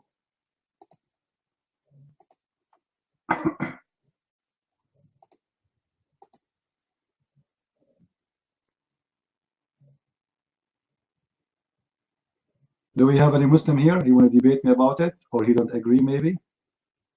Any Abdul? Anyone? Actually, if you are a black person, African, Islam not only hate you, Islam condemn you for being an African.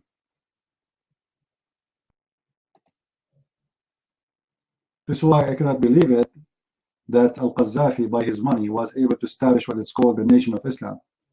And by the way, the Nation of Islam does not present anything about Islam, because those people believe Muhammad is a black man. And this is absolutely funny and stupid. It's just a racist group.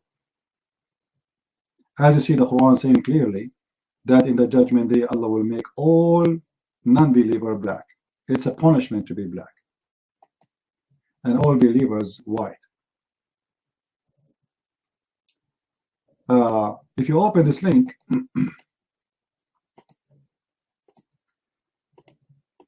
and this is from chapter 28, verse number, sorry, chapter 27, verse number 82.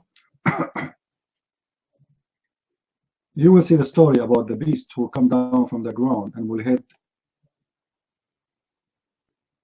people in their face, and he will change their color.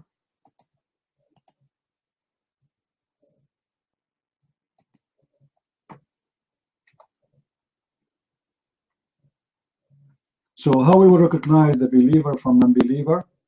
By their faces, and then the whole body will turn to the same color. So he will strike you, and then he will make like a white spot in your face, and then your face will turn to be white as a result. All of it, and your body will turn to be white as a result. The same he will do to the one who is not a believer. He will hit him, and he will turn black as a result.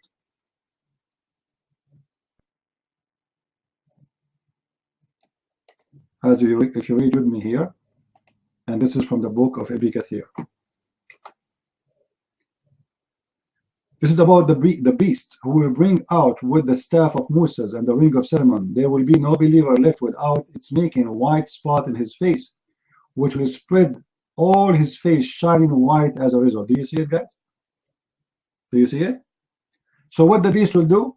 The beast of Allah will come with the ring of Solomon and the staff of Moses, and he will hit you with it. If you are a Muslim, you will turn to be white. He will hit you, and then a white spot will be in your face or your nose, and then this white spot will spread until all your body will turn white and shiny. And the same will do to the non-believer. The non-believer, the beast will hit him in his face with the black, and in the result he will turn black in total.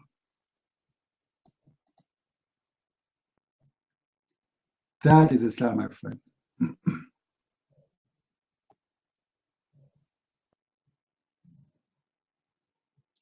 And then when those people they meet in the street, they start saying, oh, this guy is a believer, oh, this guy is disbeliever. How they know each other? From the color. All the believers will be white, and all the disbelievers, Allah will make them black as a punishment and as a penalty.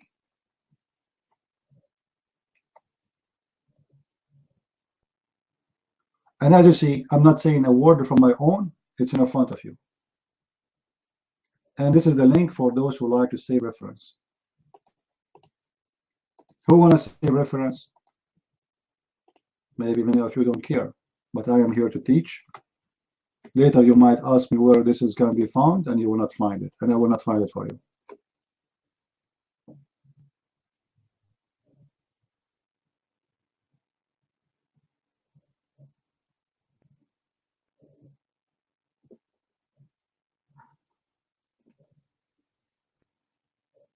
And you brave Abdul, when I come and debate us.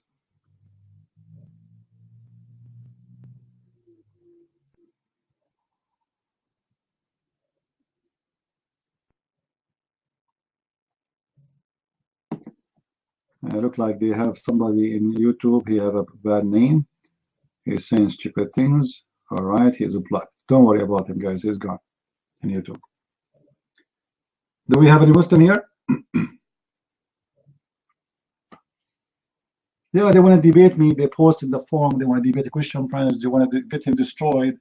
Christian Prince, he don't dare to debate us. I'm waiting. We open our room almost 3 times every week, at least. And then we stay here for hours, not like 5 minutes, and we close. And then we don't get even one of them. He dare to come and debate.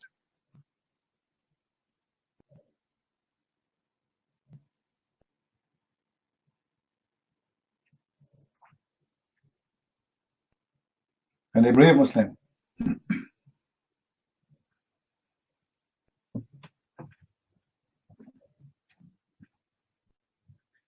You know, I'm afraid to say any smart Muslim because they might get offended.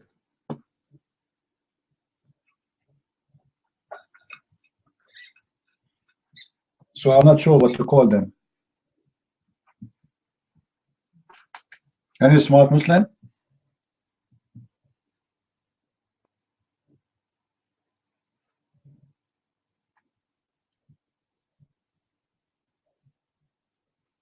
Anyone?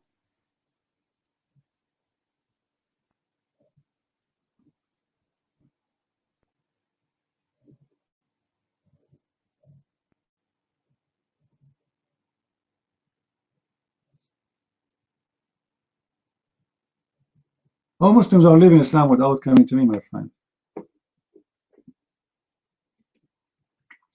A lot of them, they are leaving. Many of them, you know, poor people, you know, they notice that their religion, wherever it goes, it brings disasters. I mean, why Afghanistan is Afghanistan? Why Saudi Arabia is Saudi Arabia? Why, you know, why this is happening to them? Because of Islam. There's one problem only. It is Islam. Wherever this religion goes, it brings chaos and bloodshed and crimes and criminals. Yeah, I know if I say I'm going to close, right away we will see many hands up. I cannot find one country, like name one country have a problem with terrorism and the terrorists are not Muslims. Even Russia, even China. You name it. Europe, USA, Canada, Australia, it doesn't matter. Wherever the followers of this religion goes, things goes bad. And that is exactly what we need to look for. Jesus, he said, from their fruits you shall know them. From their fruits. I do not need really to tell you about Islam that much. I mean, how stupid you will be, so you will not understand that this religion obviously is a disgusting false cult. Why we don't see the Hindus doing what the Muslims do in Europe? The Hindus, they have a religion too, and they don't agree with us, and they have a problem with the Christians in India, but they don't do what those people do. Why they are not coming to Europe and doing mass killing, shooting, or going riding over cars? There's a lot of Indian in Europe, a lot of Hindus in USA. We don't see, we never heard of any Hindus doing that.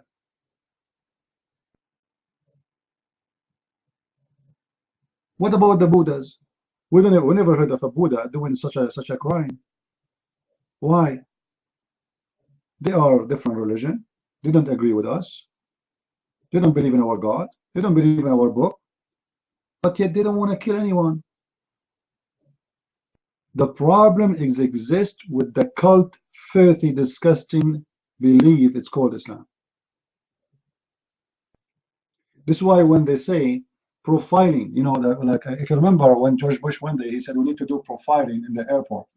The left, the scumbag in the left, they were so crazy, upset. Oh, discrimination.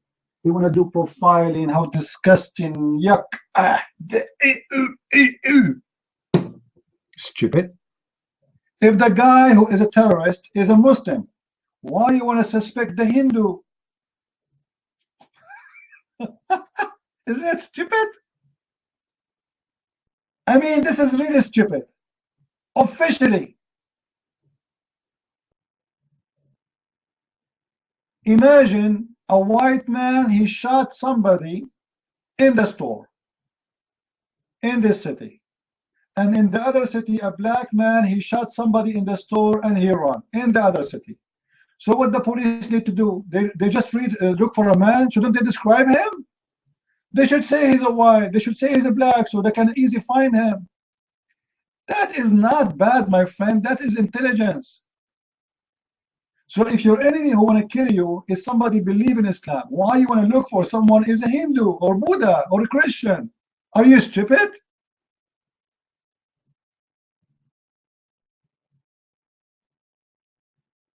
They became too much politically correct to the point they don't dare even to say things as it is.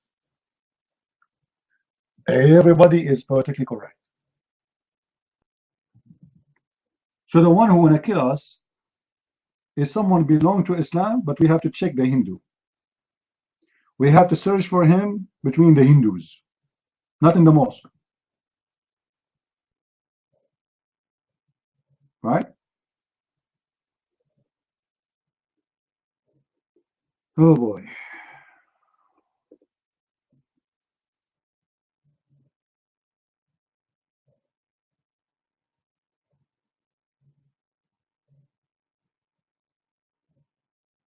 Do we have an Abdul here?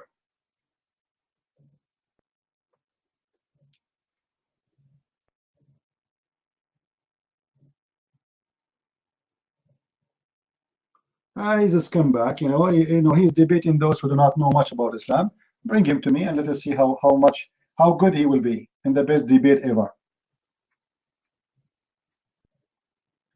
He started telling them about Muslim scientists. Are we debating you about Muslim scientists? And what Muslim scientists? Even those scientists they are talking about, in the time of their life, they were discriminated, and many of them they've been killed by Muslims. Consider infidel and kuffar because of Islam. So Abdul want to tell me about Muslim scientists? Tell me about your prophet. Are we debating this guy and that guy, or we are debating the religion?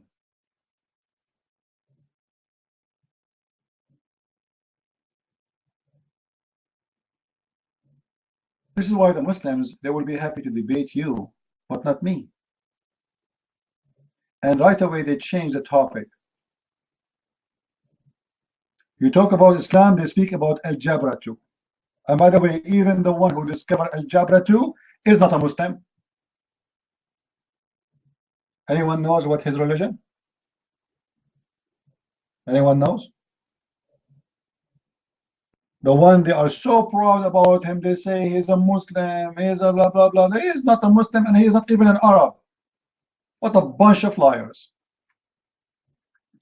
Let me tell you a story. When I was in the school, we have a history book. It's called a section in the history book. It's called the Arab scientist in history. So what the section name? The Arab scientist in history, which means those scientists are Arab. And then the teacher spoke. He wrote a name in the board. It's called Al-Khwarizmi. And I look, I was a kid. I was looking at this name Khwarizmi. What is that? It doesn't sound Arabic. So I asked him, sir, I said, this is his name? He said, no, actually, this is not his real name. This is where he is from. So I said, where he is from? He said, he is from the city of Al-Khwarizm. And we said, where is the city of Khwarizm? He said, in Iran. And then I said, so why he is listed under the Arab scientist? The teacher, he said, okay, let's continue. Let's continue. What? The guy is he's a Persian. He is a Persian. And he is from Khwarizm. And you are teaching us in the school that he is an Arab scientist? Scumbag history. This is how they corrupt everything. Imagine the guy, he is born in Washington, D.C., from Washington, D.C. And then we teach you that the guy who is born in Washington, D.C., from Washington, D.C., he is an Arab guy. That's amazing.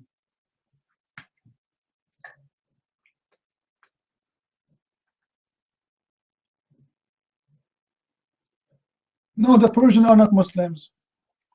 My friend, Persians are the same as all other nations. They've been enslaved by Arab, and they've been forced into Islam. And many of them, they don't believe in Islam until now. Just give them freedom, and you will see. Have you seen the Persian in USA? Have you seen them? Go and see them. Their women almost wear no clothes. When they go to the beach, they don't wear, you know, their bikini is not even a bikini. Where is the Muslims? Just give them freedom and you will see they have nothing to do with Islam. But in Iran, everybody is wearing hijab because they have to, they force them. If you don't wear hijab, you go to jail. Actually, in USA, the biggest converted church, Christian church in USA are Christian Iranian. They are convert, not Christian from Iran, no. They are Muslims who left Islam and became Christians. And me, when I served in the USA Army, there was a guy.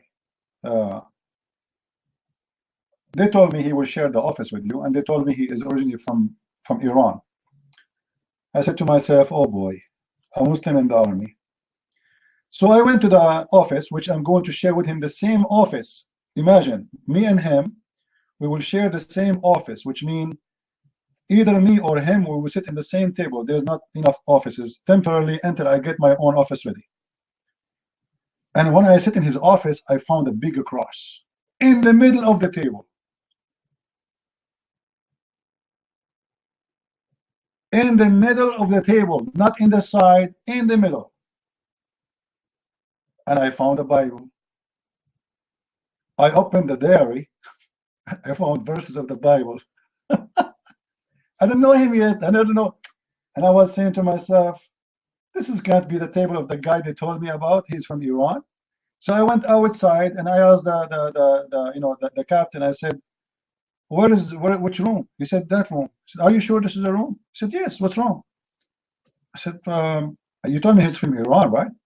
He said, yeah. I said, but he have a cross in his table. He said, yeah, oh, you know, this guy is a convert and he is crazy about the Bible.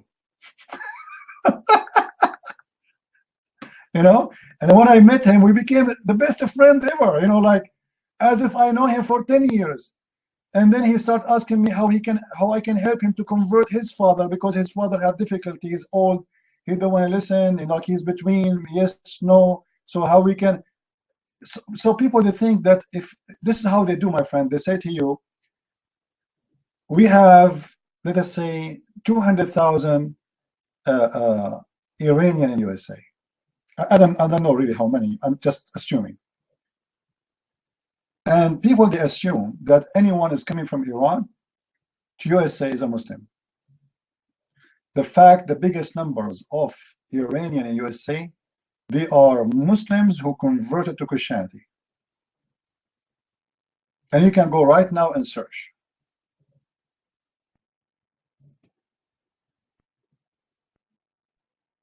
Right now, go to YouTube, go to Google and search. And actually, I believe they have like 8 or 10 TV stations in USA to preach Christianity all over to Iran.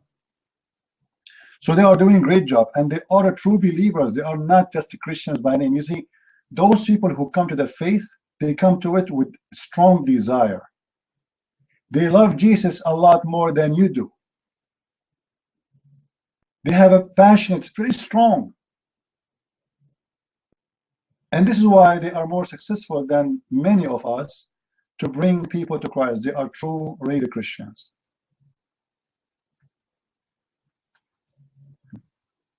But people, they have only the frame, they have the image.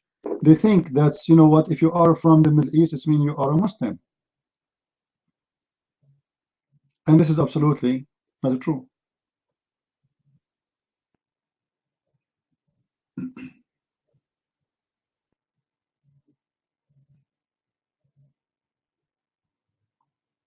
Do we have any Abdul?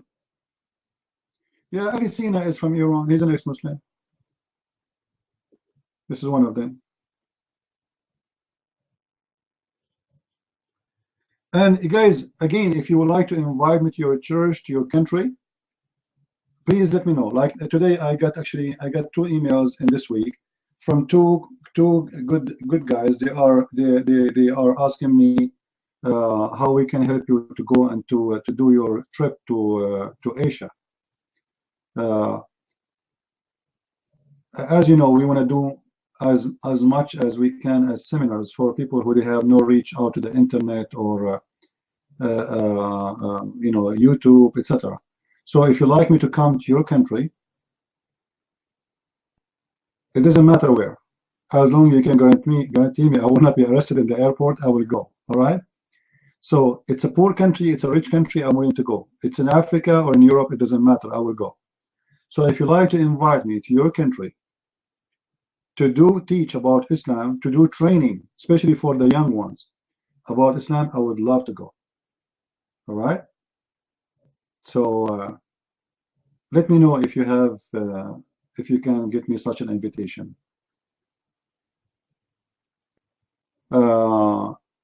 Oh boy, the mic is yours. Go ahead.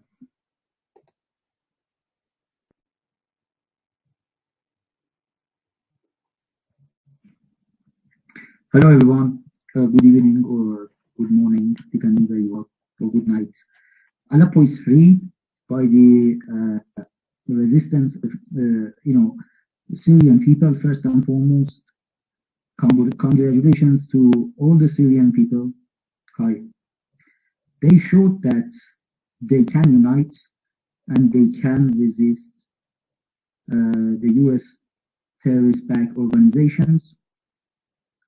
Now people are celebrating all over Syria, in particular in Aleppo, because the city is free completely from the terrorist Salafi Wahhabi Saudi United States-backed militant.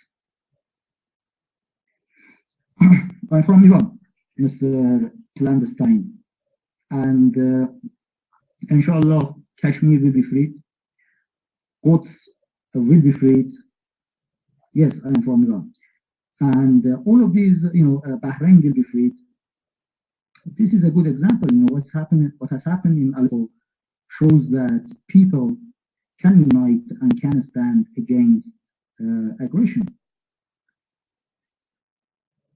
Quds will be freed from the Zionist occupation. Kashmir will be freed from the Hindu aggression and Hindu occupation of Kashmir. Bahrain will be freed. All right, boy. Hold on. Let me ask you a question.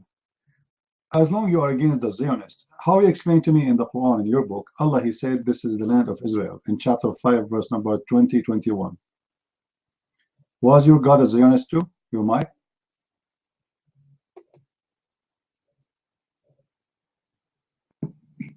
Quds, you know, Quds, has always been the land of people of Palestine.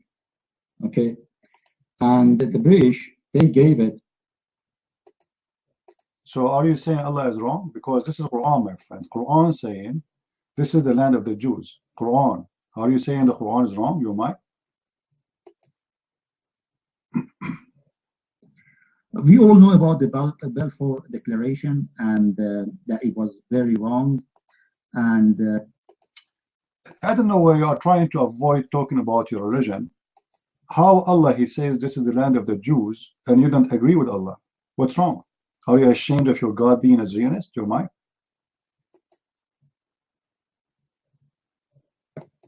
First of all, tell me about yourself, Christian Prince. Where are you from? Are you from Poland? Are you from... I am black, blonde, African American from Japan, looking for a brand new wife between the age of 6 to 9. Where is my answer? Why Allah, He is saying Israel is the land of the Jews? You're mine.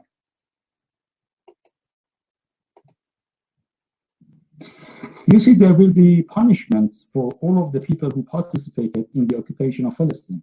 You know, there will be no mercy. And you are not answering, my friend.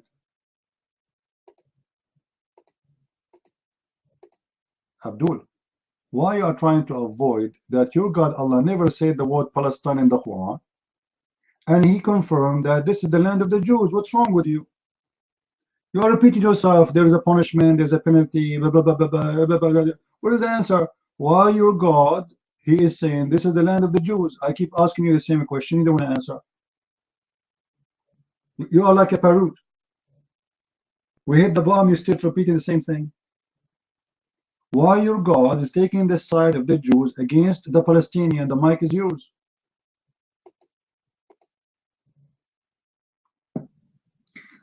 You know, the model that made possible for the freedom of Aleppo to be realized is the same model that the resistance movement in southern Lebanon. What resistance? You wanna fool yourself? If not the Russian, you will never have it back. Don't fool yourself, my friend. What resistance and what this is shish kebab. You wanna fool yourself? If not the Russian, you will not even take a village. So don't fool yourself. And now answer me. Why Allah? Why you are changing the topic? Guys, don't you think the Shia boy is ashamed of his Quran? Don't you think? He came here to talk about the Zionists, to attack Israel, but we found that Allah himself is defending the Zionists. And not only this, the Quran, somebody guys post for us to show you why he's ashamed. Chapter 5, verse number 20, 21, 22, 23, 24. Allah is ordering the Jewish to kill the Palestinians. Allah is ordering the Jewish to kill the Palestinians.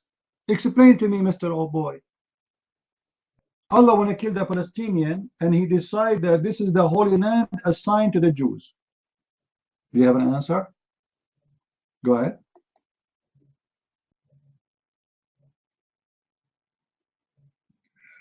The model in southern Lebanon will be applied as it was applied in the case of Aleppo.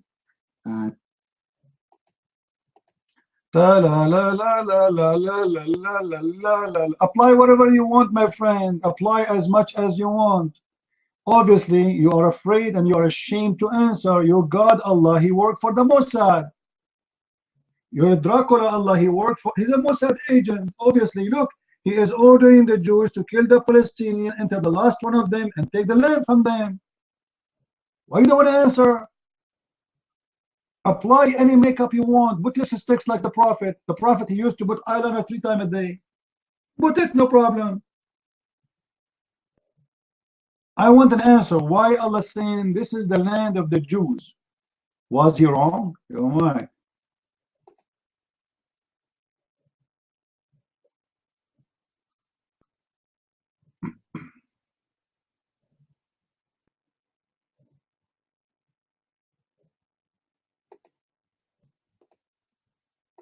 What, you want to play dead now and you will leave?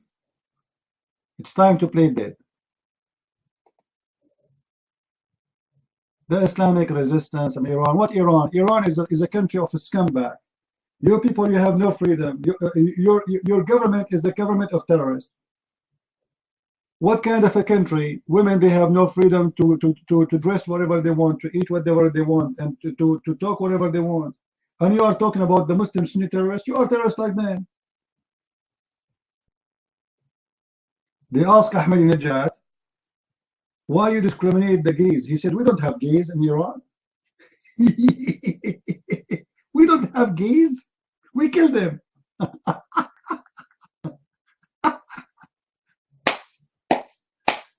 And supposedly they are fighting the terrorists, but they are terrorists too. And this is what I'm saying, guys. When you ask a Muslim about Islam, he's in trouble. He's in the corner. He'll give you speeches about everything.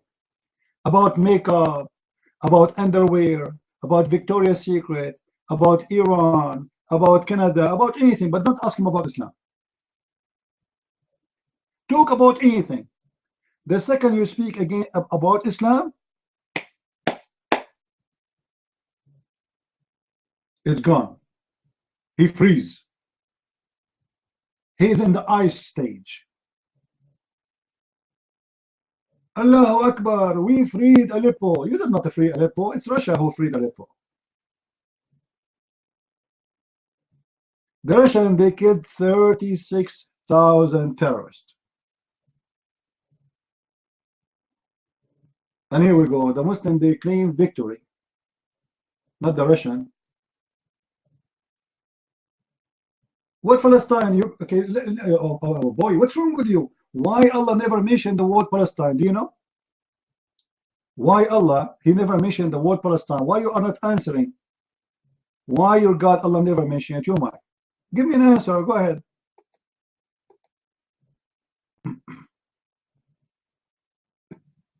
Are you an Ukrainian settler? Can you please elaborate on your background?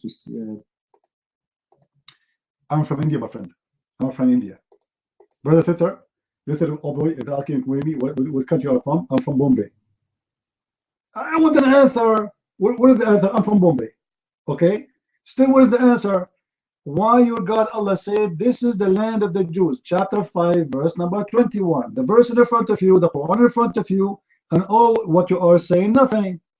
Why Allah saying this is the land of the Jews? I want to know. I learned from Allah, Dracula, Allah, that this is the land of the Jews. So, are you saying Allah is wrong? You mind?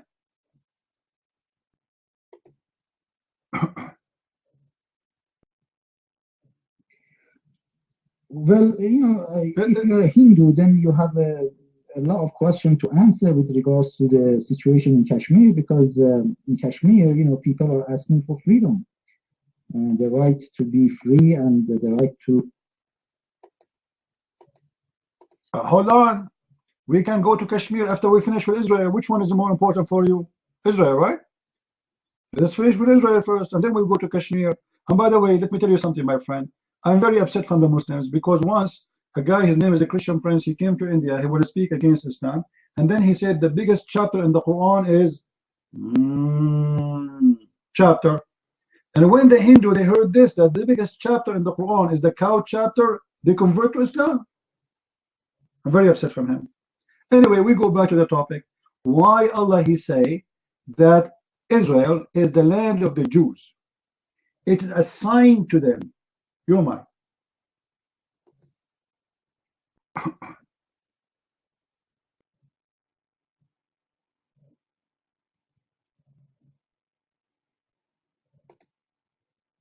He's out. Bye-bye, bye-bye, bye-bye.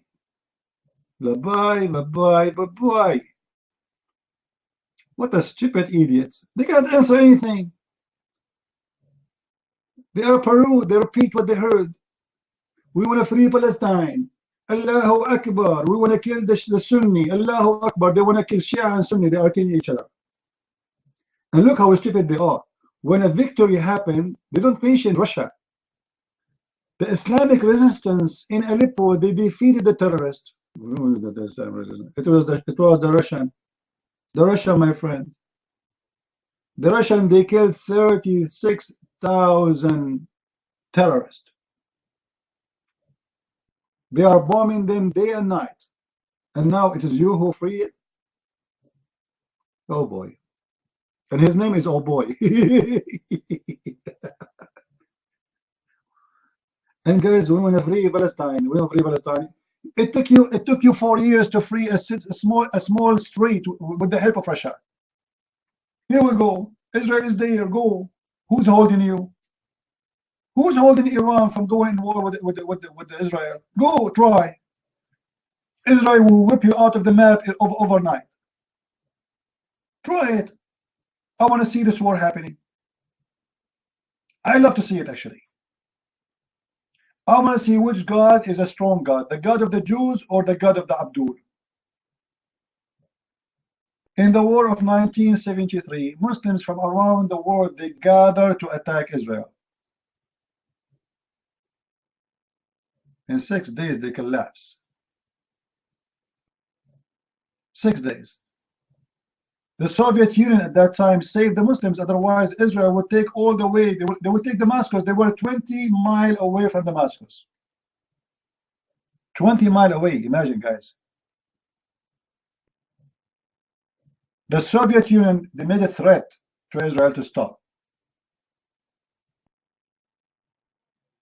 But the Muslims is the one who attack Israel. Each time they attack, they lose. They pray to Allah first. Allahu Akbar, give us victory, Allahu Akbar. They get a generation in the hummus, falafel, hummus, Allahu Akbar, Ameen. And then they go to war. And then all the hummus and all the falafel they have doesn't work.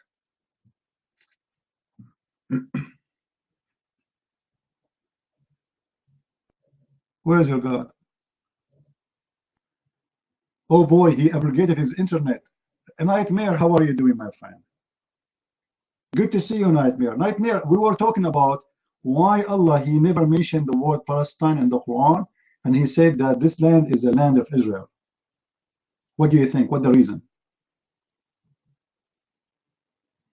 Do you think the Quran is made by the Jews? Your mic?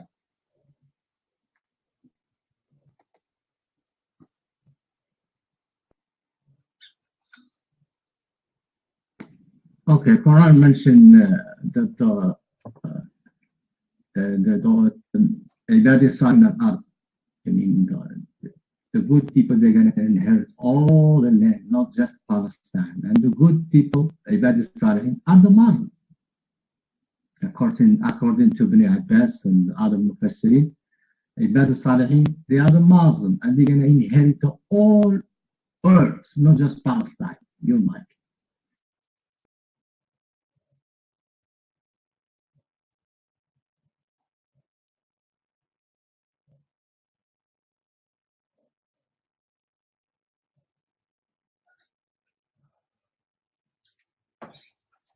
I did not hear him. I was getting my water. To be honest with you, Nightmare, I did not hear anything. Can you repeat again, please? I was getting my water. Can you repeat again what you said? Go ahead.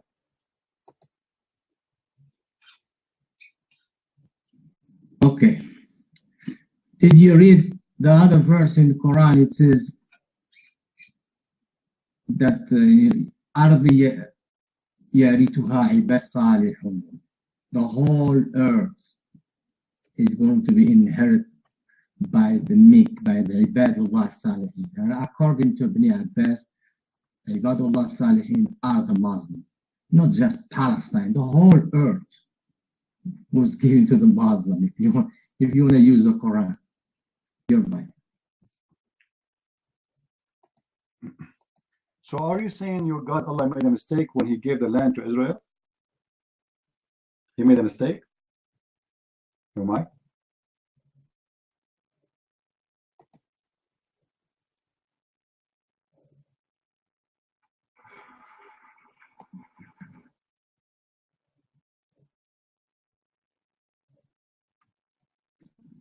ادخلوا الأرض التي كتبت عليكم. It's not the whole الأرض التي وهبت إليكم that I gave you. No, كتبت عليكم. It's not like the same as وهب in Arabic. You know, وهب كتبت. It's not the same. You know, it didn't say I gave you. It said كتبت عليكم. Your mind. Yeah, Kutibat is the one actually.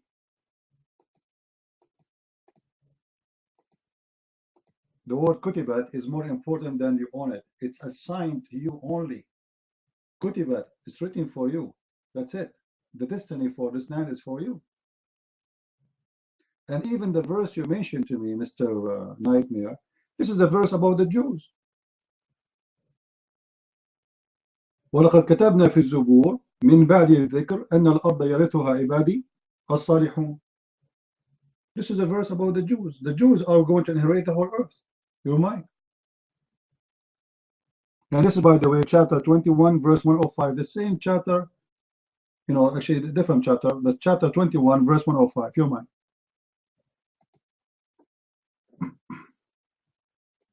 Yeah, but Ibadullah Salihin are who are they? According to Ibn Abbas, they are the Muslim, Ibadullah Salihin. On the time of, yeah, they were the Jews. But later, you're no longer the Jews. The Jews who did not believe in Jesus, for example, they're not anymore considered to be good for in the sight of God. And the Jews who did not believe, for example, in Muhammad, they are not good in the sight of God. But the Jews who follow Moses, yes, they were Salihin. Okay, you're not gonna face good, meek, even though you don't accept, other prophets. No, you're gonna become bad for God if you keep rejecting other prophets. You're mine.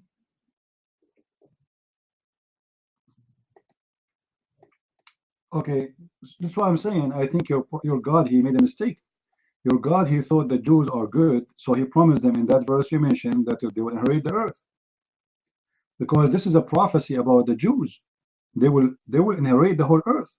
But you are saying to me right now, well, the Jews, they are wrong, and they will inherit anything. So again, your God is wrong. He is saying the Jews will inherit the earth, and then we found that the Jews, they will not. As you just said, they are refusing some prophets, they don't accept them, and that's a reason for them to be rejected. So again, your God Allah, in that chapter in the Quran, chapter 21, Allah is making a false prophecy about the Jews. They will inherit the earth, not the Muslims. And you are saying to me, Ibn Abbas, he said those are the Muslims, but this is in the book of the Jews, saying to the Jews, speaking to the Jews, promising them the land of the Jews. And then you are saying this is about the Muslims and about the Arab. This would be funny. Now, in the same chapter, chapter 5, verse number, let us see which one I forgot really. Let me remember. Because your God Allah, he promised the Jews to be gathered all together, and they will be victorious. The Jews, not the Muslims. Let us see.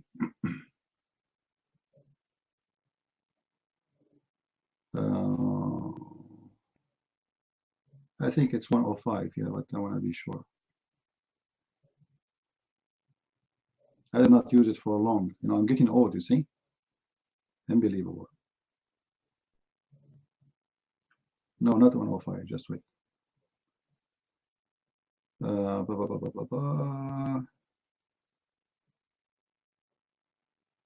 Maybe 2105, yeah, in the same verse, maybe, yeah. Hold on. See what happened to you when you are old? Unbelievable.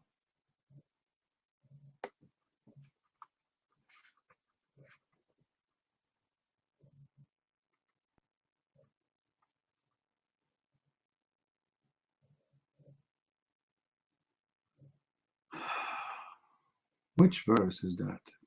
Oh boy. What's happening? I can't remember it. It's going to come. I will bring it to you. All right? But your God Allah, he confirmed that the Jews, they will inherit the earth and they will be gathered all together. And they will be victorious. And you Muslims, you can't explain. You know, same time, when Allah, he promised them the assigned land, and this is the land of the Palestinian, and he told them to kill the Palestinian. Don't Allah, he knew in the future those Palestinians will turn to be Muslims? You know what I'm saying, guys?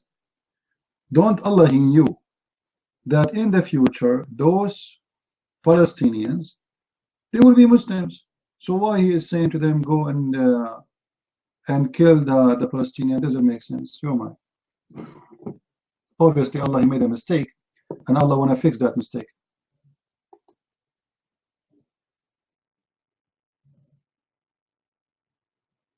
Okay, where does it say God told them, Allah told them to go and kill the Palestinians? Where? In the Quran or in your Bible? Your mic. In the Quran. Read for me chapter 5, verse number 21, 22, 23. And actually, because they refused to fight and kill the Palestinian, Allah, or Draco Allah, he made the Jews lose their way for 40 years in the desert. They said to him, no, we will not fight the Palestinian, they will not kill them. Allah, he wanted them to kill them. He told them, this is the land, I give it to you, go and kill them. It's not an empty land. It's occupied by the Palestinians. The Jews, they say to Moses, we don't want to kill them. Go fight you and your God and kill them. And Allah, he punished the Palestinians, sorry, punished the Jews for not killing the Palestinians by making them lose their way for 40 years. The mic is yours. No. It is a go and fight. That's different. It didn't say go and kill. You have to, qatala and qatala, two different verbs. You're confusing both. I'm really surprised. You're supposed to know the difference between the verb qatala and qatala. Fight. You're gonna fight. You mean the other guy is gonna fight, he's gonna try to kill you too. You try to kill him, and he also tried to kill you. But to kill is different. To kill is like to murder. The other guy might not be interested to kill.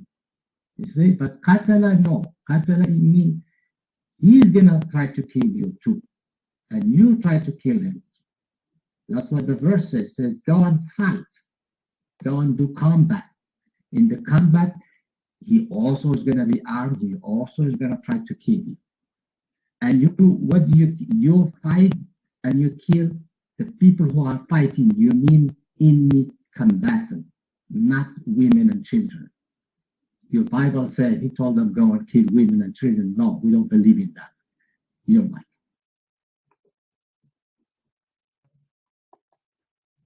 So guys, Allah, he told them go and fight doesn't mean go and kill. It's mean go and give them a hug. What the weapon they will use in this fight, Mr. Nightmare? What the weapon they will use in this fight? So go and fight doesn't mean go and kill. Okay. So are they using a broom to fight with? Are they using a broom? What is the weapon they fight with when they attack those Palestinians? Your mic.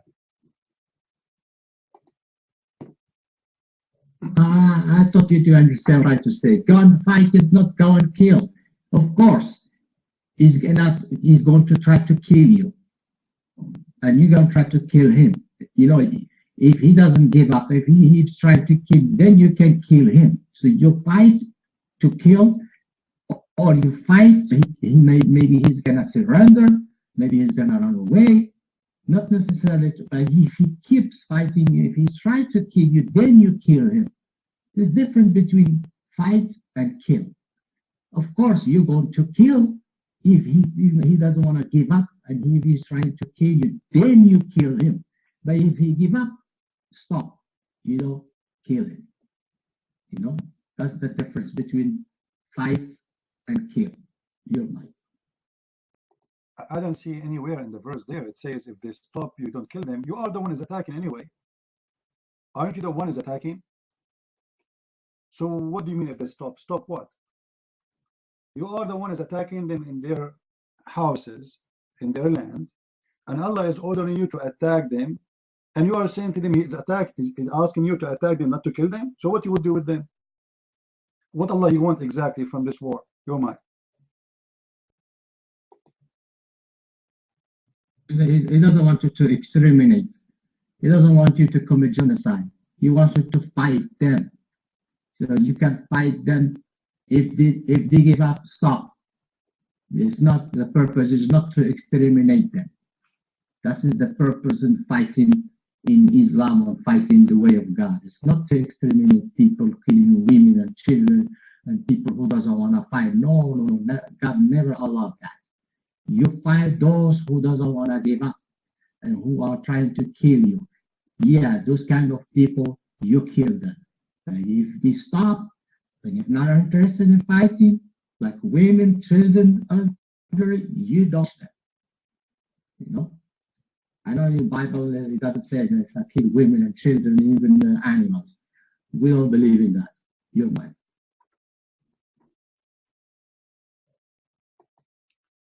Well, we can go and read in the Bible and we'll find that you are lying in what you said, because that story there is about, you know, you are talking about a vision, right?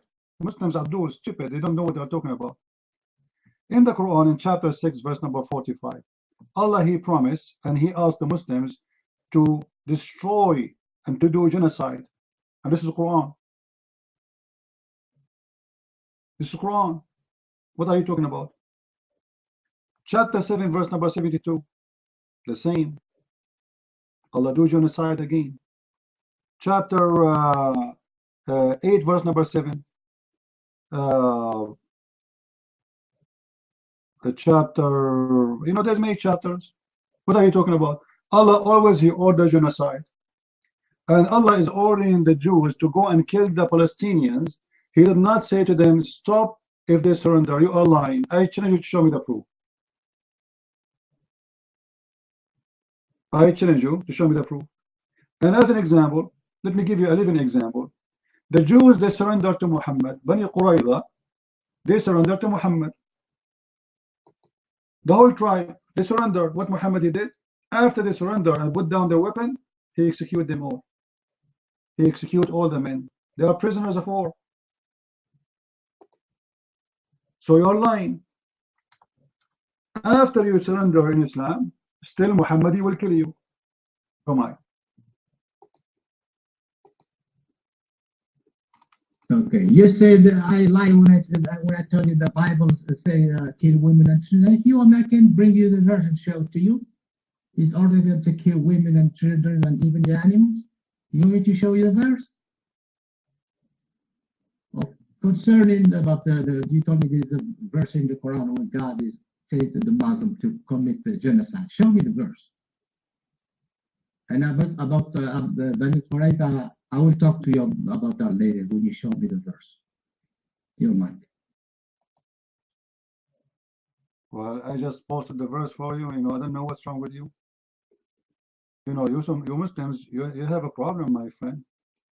None of you want to read. I just told you. I gave you the verse number. What you want?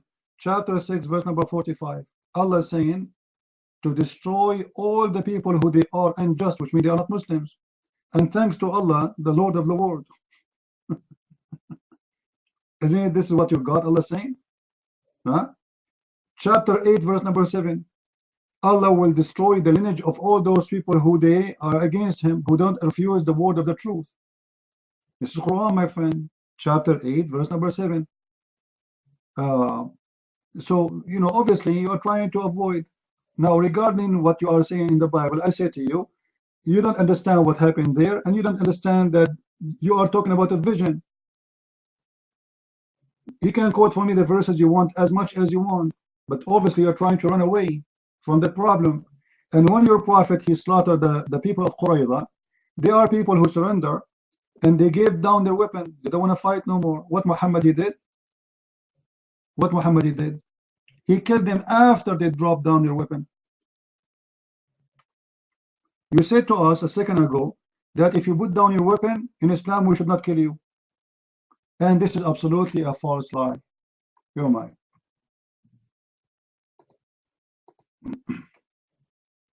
Okay. What he did to the people who were captured in the Ma'arakat Badr. There were about 70 prisoners of war. They were all, he killed maybe 1 or 3 something like they were war criminals. So the war criminals. They are his family. In the fight of Badr, those are his tribe, his family. If he killed them, he killed all his family. Answer: did he kill 900 Jews after they surrendered to him? He told them, put down your weapon. And they assume they will be safe if they put down the weapon. He will go, they will not fight. At least if they fight, they will kill as many as Muslims they can before he killed them all. 900 men, they put down their sword. After they put their sword, they collect their weapon from them and they slaughter them all. Correct? You're mine.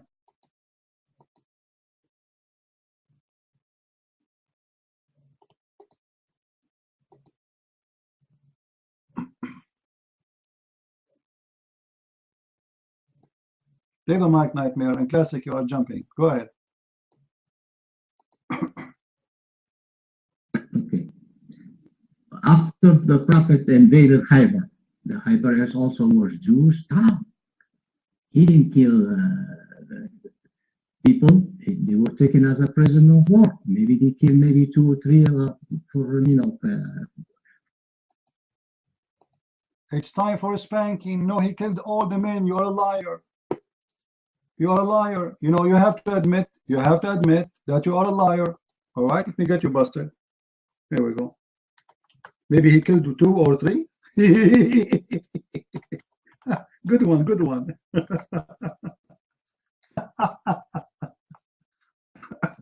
Guys, maybe 1 or 2, 3, maybe 4, maybe 2.5. Yeah, the 900 people, including children's, they became 2 and 3. Yeah, okay. Any child who have little hair around his pubic area, they killed him immediately. Now let us get you busted. Hold on. Remember, everybody heard you saying maybe 2 or 3. Huh? Everybody heard you.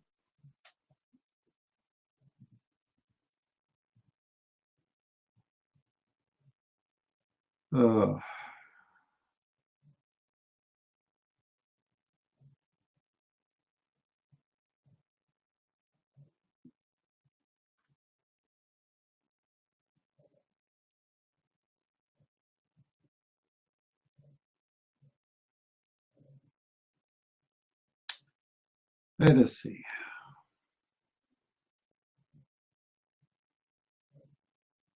He killed the men, he enslaved the women, and he took the little tiny children as sex slaves too.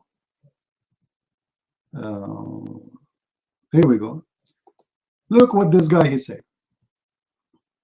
And this guy, he is a Muslim, by the way, which means he was a Jew who was forced to convert to Islam. I was among the captives of Banu Qurayza. They, the companions, examined us, and those who had begun to grow hair in the pubic area were killed, and those who had not were not killed. And I was among those who they were not killed yet. Why? Because he's so young. So your prophet, he killed anyone he is over 7, 8 years old. Huh? I'm not talking about Khaybar, I'm talking about Qurayza, Abdul. Don't you know how to read? It says Bani Qurayza. I'm not talking about Khaybar yet.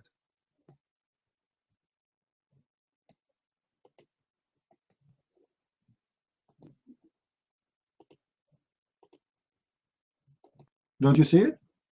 It says there, I was among the captives of Banu Qurayza. And your prophet, he killed all the men and the children. All the men and the children, except the children who they are too young to have little hair around their private part. So what you like to us and you say they killed only 2 or 3, all the tribe was killed. And I can show you more hadith, you might. No, you didn't hear me. I was talking about Khaybar. You know, I thought Khaybar was Jewish town, and he didn't kill them, mean like the one you said, 900 or something like that. But if you want to talk about Bani Qurayza, it's different. You know, it's gonna take me time. The story about Bani Qurayza, it's not really accurate. There's a lot fabricated story. It was reported. It's a fabricated story. And Abdul, I mentioned the word Qurayza many times. What do you mean you thought? I never said. There's a huge difference between Qurayza and Khaybar. The pronunciation is different. Everybody heard me saying Qurayza, Qurayza, Qurayza. And now you are saying Khaybar. You are played dump now. So you found that you are mistaken and you got busted. So I thought it's about Khaybar. Okay, let's talk about Khaybar. Did your prophet assassinate old men from Khaybar? Did your prophet assassinate old men from Khaybar? Very old. As an example, the story of Abu Rafi'. Huh? How your prophet he assassinate Abu Rafi'? How your prophet he assassinate a woman? Her name is Qirfa. What do you say?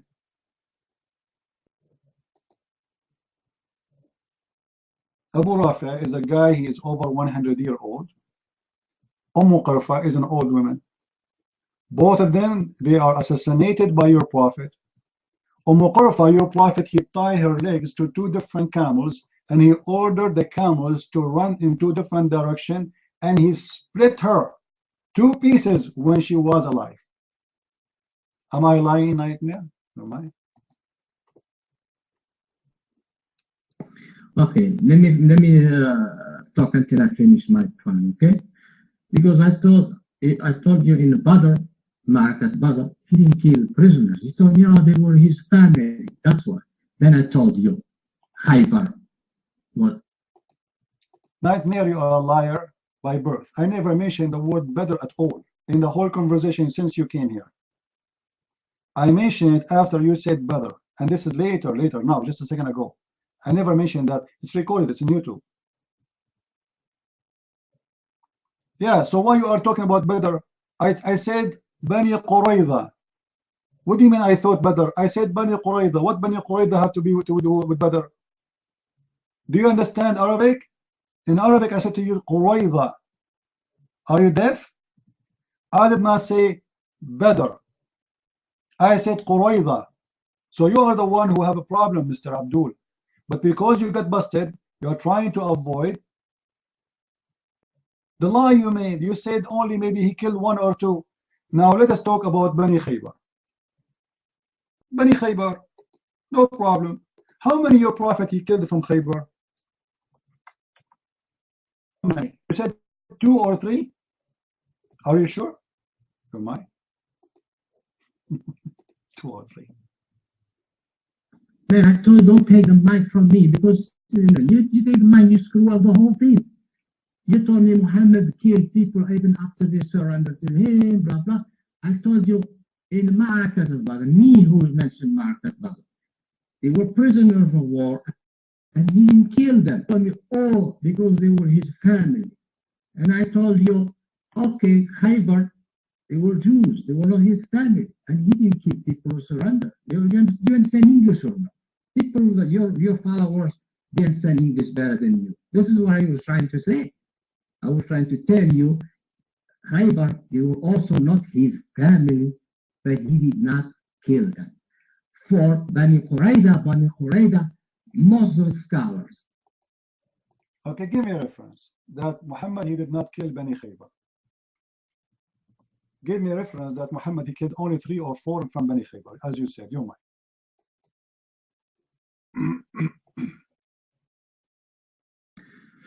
Okay. There is a difference between killing somebody in combat and killing somebody after the combat is over. You know, of course, there are going to be people getting killed. See, guys, in a second ago, he said 2 or 3. Did you hear it? Now, for sure, they are killed. A second ago, he was saying maybe 2, maybe 3. Now he's saying for sure they are killed.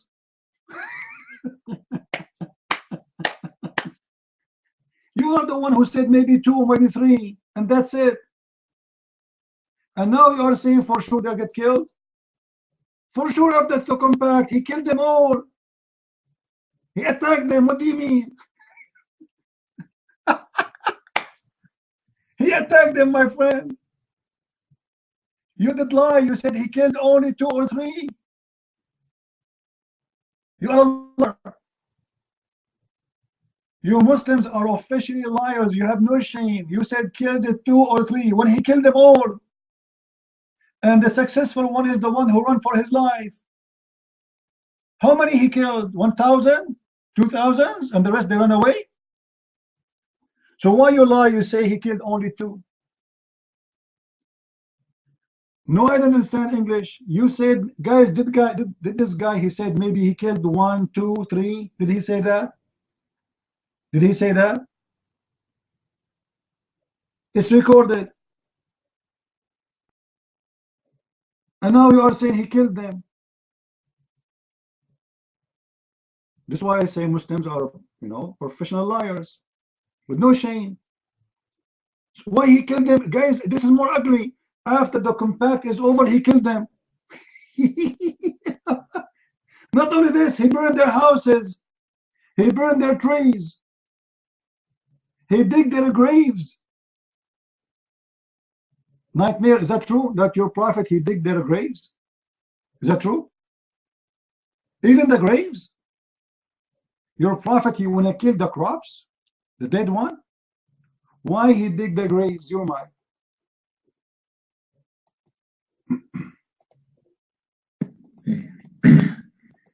I don't understand. Like, when I say he killed, this is the killing that in the combat, which is legitimate. even today, it's okay to kill during the combat. During the war, it's okay to kill. What's wrong with that? I'm talking about after the combat is over, you got prisoner of war. The fighting is over. Hold on. Abu Rafi al-Yahudi, Abu Rafi al-Yahudi, Abu Rafi al-Jew, an old man who your prophet assassinated him. This guy, he never carry a sword. He cannot even carry a sword. He cannot what? He cannot even carry a sword. Why your prophet ordered to kill him? No mind.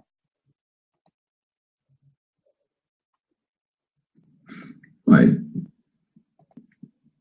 I checked Abu Rafi. It's not really an accurate report. You know, there's a lot. It's fabricated story. I don't believe that it. It's fabricated story.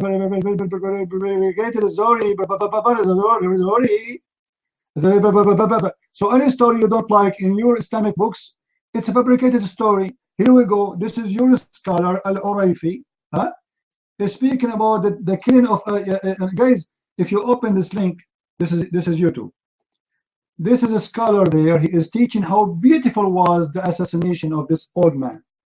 He is praising the man who killed this man for the sake of the Prophet. The address says قصة قتل أبو رافع اليهودي قصة رائعة. An amazing story. The story of killing Abu Rafi the Jew. The Muslim, they call it amazing story.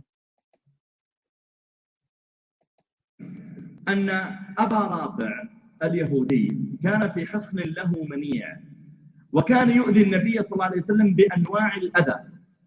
تارة يرسل من يقاتله، وتارة يرسل من يريد اغتياله، وتارة يشتري قيان من النساء المغنيات ويجعلهن يغنين بسب رسول الله صلى الله عليه وسلم وهجاءه وأنواع الأذى. Guys, this guy Abu Rafi al-Yahudi, according to the Muslims, but not according to the Hadith, by the way, this guy, he sent people to fight Muhammad. He encouraged people to fight Muhammad, and even he hired women, belly dancers, to sing and insult the Prophet. But he's an old man. He's an old man. He cannot carry a sword. And look, the coward Muhammad, how he killed him. He did not send an army to fight him. He sent one of his men, claimed that he want to borrow from him some food or some money. The guy who opened the door, he killed the old man. And the one who blessed him and the one who ordered him to do that, Muhammad. Now we go to the story of Qirfa. Qirfa, which your prophet, he split her two pieces when she's alive, and she's a woman. What Qirfa did, Nightmare? What she did? Do you know? What is her crime? Go ahead.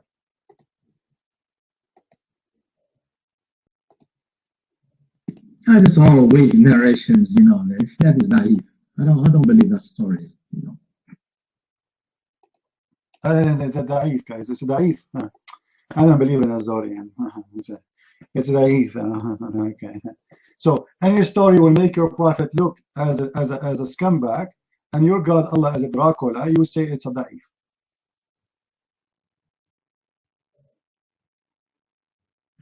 Shame on you, Nightmare.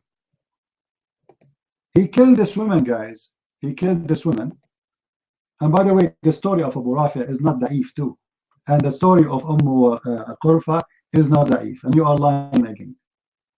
As an example, this is a Sahih Hadith from Sahih al-Bukhari. From Sahih al-Bukhari.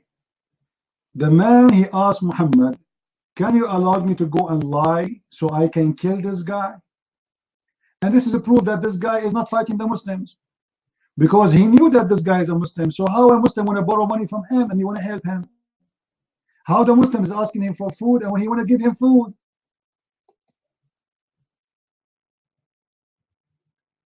And this is a Sahih Hadith. This is in the book of Sahih al-Bukhari, Kitab al-Maghazi. The chapter name, the killing of Abu Rafi'.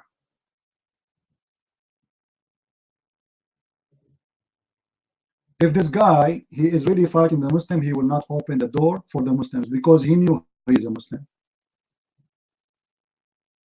If he is really in war with them, he trusted them. The maximum, this guy, he was saying Muhammad is a false prophet. And he's an old man. Some statement, they say he is almost 120 years old, very old. And they killed him in his house.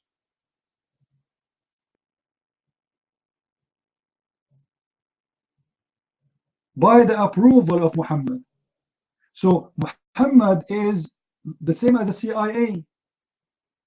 You oppose the CIA, they send somebody to assassinate you. It doesn't matter if you are old, a woman, a child, it doesn't matter. They will kill you. Muhammad, he have no value, he have no respect to himself. He have no war rules. Anyone go against him, assassinate him, even by lying. Even the hadith says that the guy, he asked the Prophet, can I lie? I want to lie so I can get him. The Prophet says, sure, why not? You can lie. Lie is a blessing from Allah.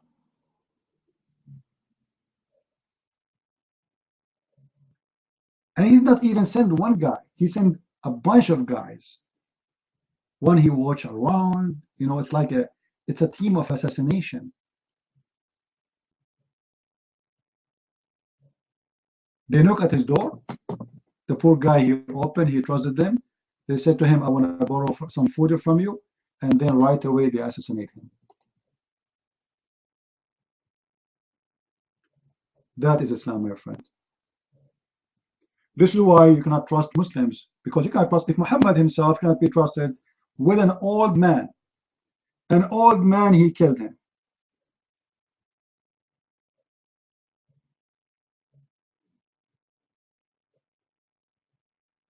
Even an old man. Like let us say I have a guy, let us say I'm a prophet. And there's a guy, he insulted me. He said a Christian prince is a liar. Christian prince was, this guy is 121, over 100 years old. I mean, is it a shame? And the Muslim, they say to you, there's no conclusion in Islam. What a lie. Why you are killing the guy? They don't want to believe in you. What about the women? Qurfa, she made a poetry against Muhammad. Poetry. And Qurfa was one of the greatest women in Arabia. Imagine in certain time, Qurfa, she stood between two huge tribes and she put her dress between them, her abaya, her coat. And she said, because those, they are going to war, they will not stop. They refuse any kind of talk, negotiation. So this woman, the wise woman, Qurfa, she put her coat between the two tribes, and because she knew that both tribes, they respect her very much, she said, the one who crossed first my coat is the one who insulted me. And both tribes didn't want to go first. So she stopped the war. She was very much respected, very intelligent, very high, noble woman, have high dignity. And Muhammad, how he killed her, he cut her 2 pieces when she is alive.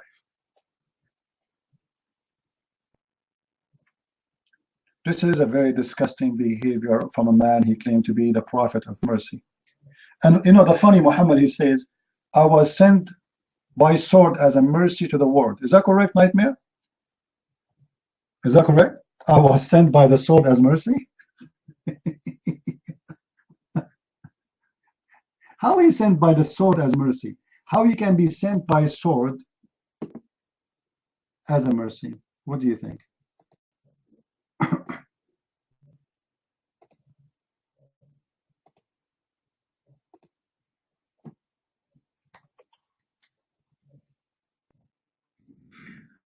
Okay, what I found is Abu Rafi', he was not an innocent man, you know. That is what I found about him. If it's, you know, if he ordered the killing of Abu Rafi', he deserved it. Look what he did. Look at. You see? He was the one who brought the Ahzab. in Hazab al-Ahzab, in Ma'arakat al-Ahzab, they were coming like 10,000, they were coming to kill the Prophet and all Muslims. He participated in. Let us say this is true. Why you don't fight him like a man? He's an old man. Why you are assassinating him as a coward? Fight him. As long you are saying he have a power of 10,000 men, as you claim, which is false. Why you assassinate him like a coward? Why you send your man claiming that he want to borrow food from him? How he's a bad guy, but Muslim, they want to borrow food from him? Doesn't make sense. He's in war with you, right? You are saying he's in war with you. So how the Muslim, they want to borrow food from him? And why you don't ask him for a fight? Attack with your sword. Tell him we are coming. Here we go. Get your men ready. What you do? You knock at his door. You lie to him. And when he opens, his door, you put his sword in his neck, in his chest. Coward. He's an old man. No man.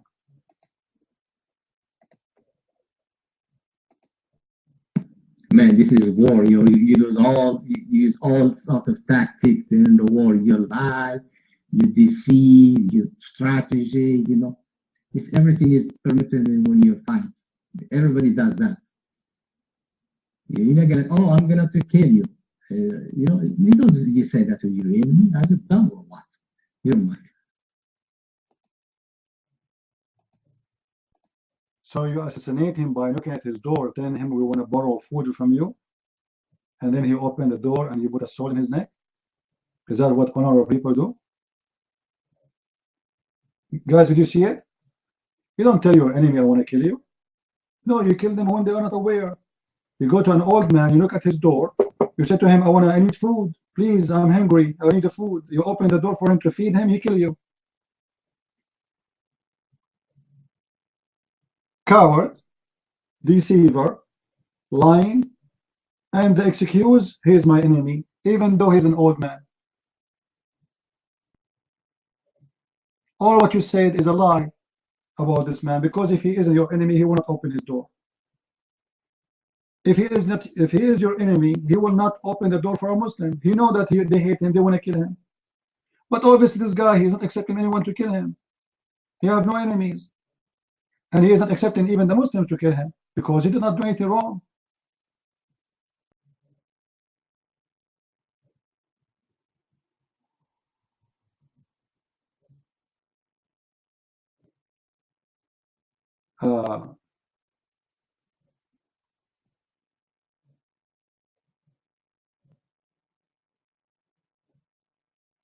They went to his house. They asked for help. His wife, she opened the door for them. And they went to his bed and they killed him in his bed.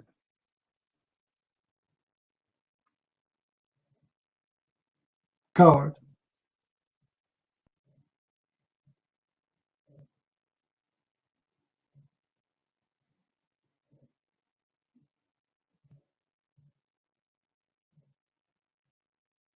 That is Islam. Now let us go to the story of Qurfa. When your prophet, he killed Qurfa. What is the crime of Qurfa? Do you know? What she did? What make her deserve such a story? Such a punishment? You might.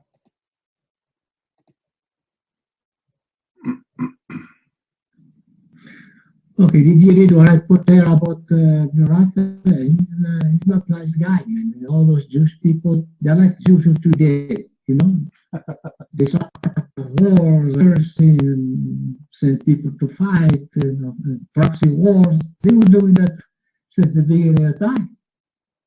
Jewish people, what they have done. You didn't with the same thing. Let us say this is true. Let us say, for the sake of argument, first of all, this man is a very old man. This is number one. Number two, why you are doing it in such a way? Why you don't go and say to him, I want to fight you? Why you knock at his door asking for help? When the wife she open, you go to his bedroom and you kill him when he's asleep. He's not even awake. He is asleep in his bed. Nightmare, you have to admit that your prophet and his followers are a bunch of cowards. He is not holding a sword. He is not fighting you. And he is asleep. So how you kill him? This is a coward behave.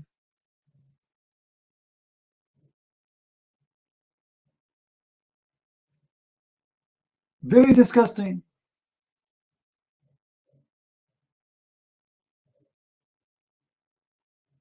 Now answer me. Why your prophet he killed Qarfa in such a disgusting way? You're mine. Fabricated story. Qarfa never profited out of the killing that woman. It's all fabricated. I don't believe that.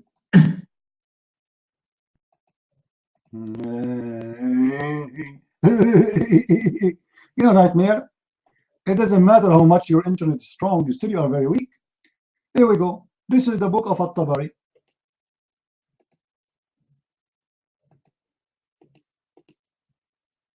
Read for me. Does it say that he tied her up between two camels and he ripped her two pieces apart when she's alive? Does it say that?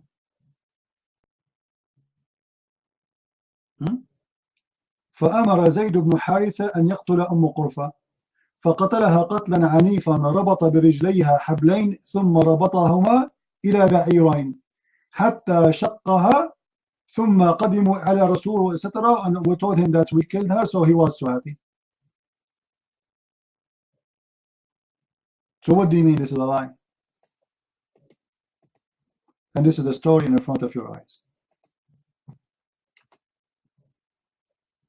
He cut her two pieces when she is alive by tying her legs to two different camels. Who is lying here?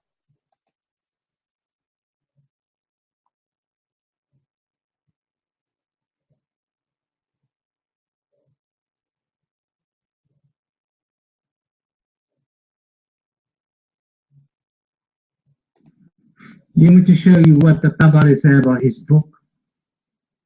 He himself said that in the introduction of his book. Do you want me to?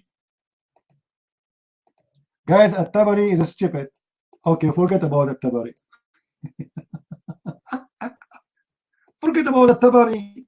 Which book you want? Which book you want? Tell me, which book? You know, Nightmare, you are officially, I don't want to insult you, but you are insulting yourself.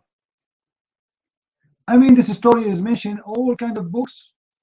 You don't want At-Tabari, no problem.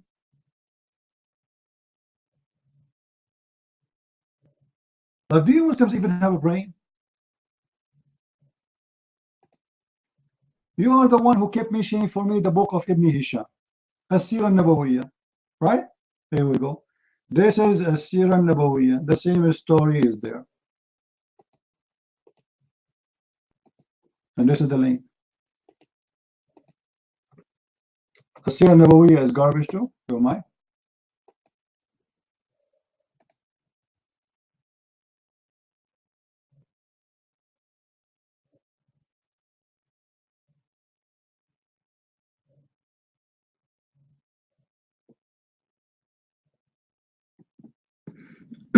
But the problem is with you, you believe everything that comes in those sources are 100% true. No, we don't believe in that, you know.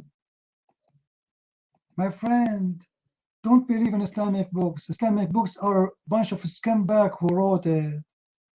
This is your problem, Christian Prince. You believe. I'm not the one who believes. This is your books. See, Nightmare, you increase the speed of your internet, which is making me very happy for you. But You are giving me the same stupid answers. You should take some vitamin, my friend. What books? Those books are your books. Those books are not my books. And when all your Islamic books agree upon something, then you have to, you have to explain to me what happened.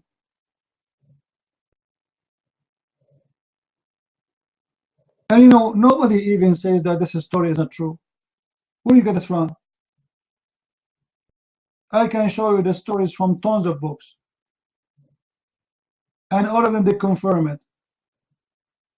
Because obviously this story is disgusting and will make your Allah look like a Dracula, as we told him. By the way, from now on, we told the Christians here, when they say Allah, we call him what, guys? Anyone remember what the name of Allah? From now on, what is the correct name for Allah?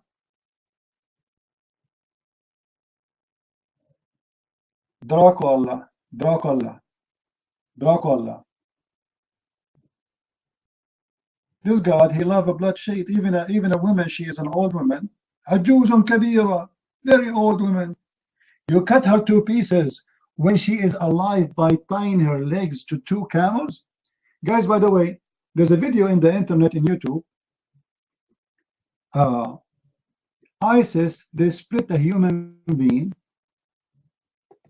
by tying him to 2 different tanks. Where the ISIS they learn this from? Anyone can tell me?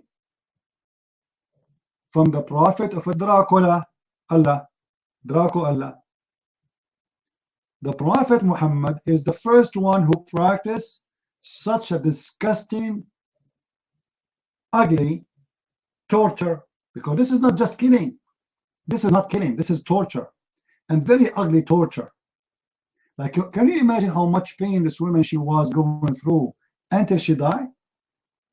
Splitting her to pieces, alive, and she is an old woman. So when ISIS, they tied a man to 2 different tanks from his legs, and the tanks, they went in 2 directions, they are practicing exactly what Muhammad himself did. The Prophet Dracula, Draco Allah. What do you mean he killed her? That's old. First of all, she's an old woman. Aren't you the one who said to us, we don't kill women? Guys, isn't it this guy, when he entered our room, he said in Islam we don't kill women? Now he is saying, look what he said. He said we killed her, he killed her, that's old. So now we get him busted with the first thing. He admitted that in Islam they kill women. That's number 1. Number 2, he killed her how? By splitting her 2 pieces? What component? She is an old woman. And you split her 2 pieces? Shame on you. Disgusting. Oh my.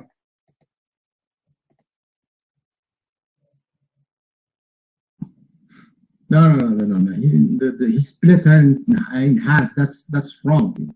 The lady, she was, what I found out, she was involved in the fight. She had his army, and she decided to fight the Prophet. And he sent Zayd ibn Haritha, and he fought her army, and she was killed there in the combat. That's all. That's it. 85, 90 years old woman, she was in the combat.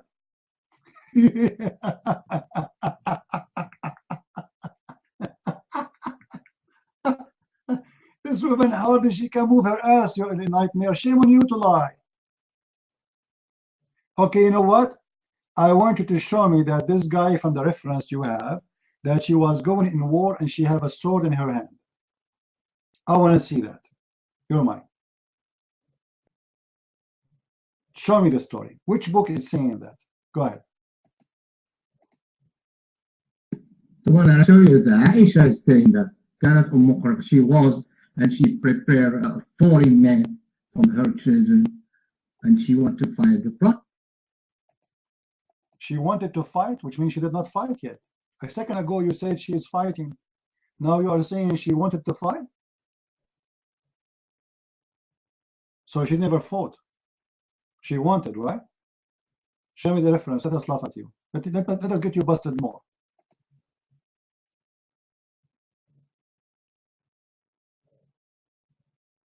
What do you mean? She already prepared.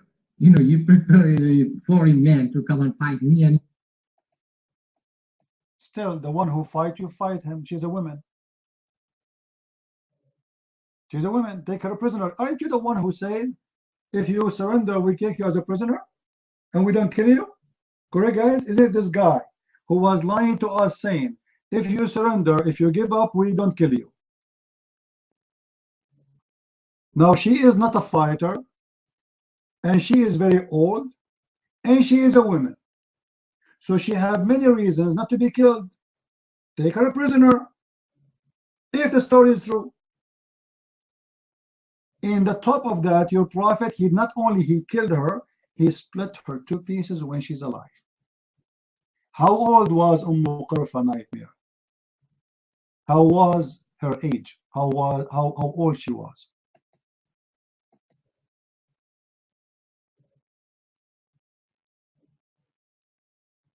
no, he didn't split her. The story that he split her is weak. That's not true. He killed her. That's all.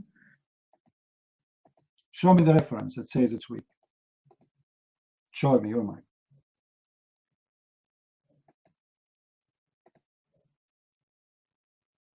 Okay, let me copy and send you the post for you what it says a week. Okay, I'm waiting for you. And guys, the prophet is a good guy. He just killed an very old woman. He's a good guy. See how nice he is? We Muslims, we don't kill women. We killed only old women. We don't kill women. We kill only very old women. We are very good people. All right. You see how stupid you are, Nightmare. The story you are saying there, that he cut her two pieces by two horses. This is the weak one. The story I'm getting you, he tied her up between two camels. So the difference between this story and the other story, they are saying that between two horses. Don't you see? I'm quoting for you, not between two horses, between two camels. Two camels. The story you are posting that some they are saying between two horses, they are saying this is most likely it's a weak story. The other one is not.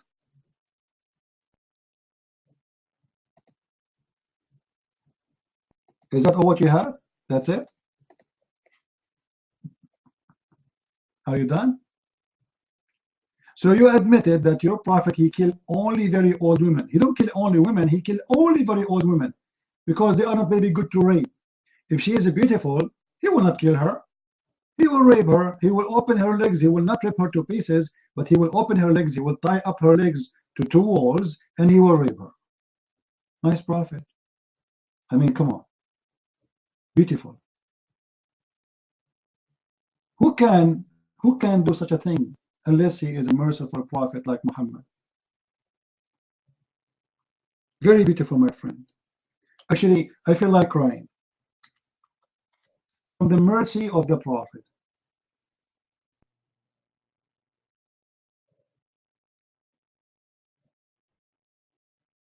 Very beautiful.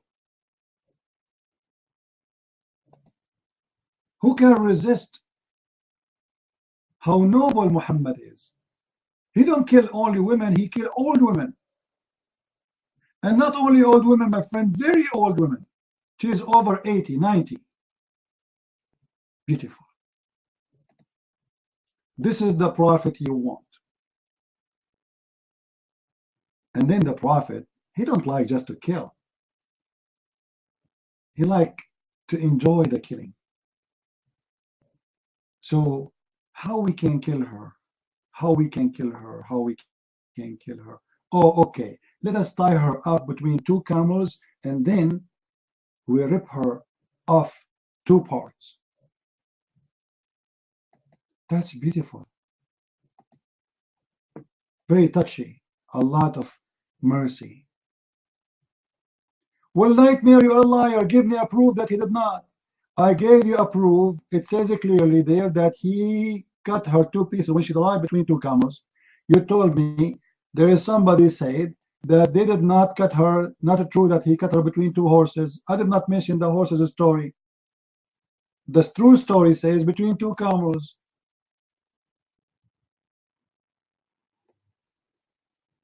Right? Now let me ask you a question, Nightmare. I asked you which book is the one you are quoting from this story. Which book? The story you quote for me. The one you posted for me.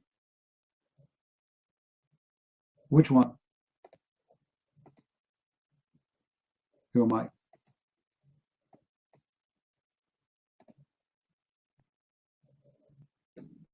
On this side, they're not saying from where they get the story. You know, it's gonna take me time to find out where. When you, two horses or two camels, what the difference it doesn't make. You know, depend on narration. You know, some narration they say two horses, sometimes they say two camels, but it's weak. And it's not the prophet. He said somebody, Zayd ibn Haritha. The prophet was not in that fight. You say he did that, he cut that. He wasn't there, the prophet. Zayd ibn Haritha, you know, if he got to blame, he didn't blame Zayd ibn Haritha. And even Zayd ibn Haritha, he didn't do it. That's a weak story. Your mind. And you have no proof.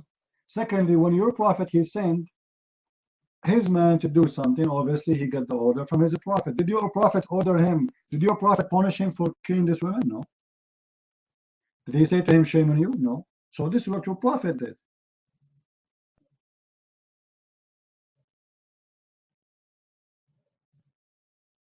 He did kill her. And he is the one who ordered that killing.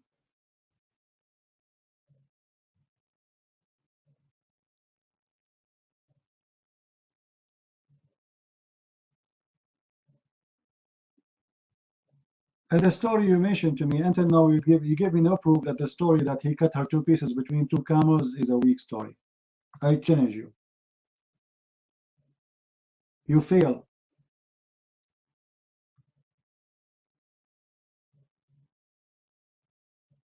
Obviously, your prophet is a very bad person. Very disgusting.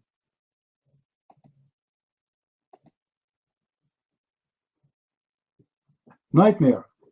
Somebody, he sent me a PM. He wanted to know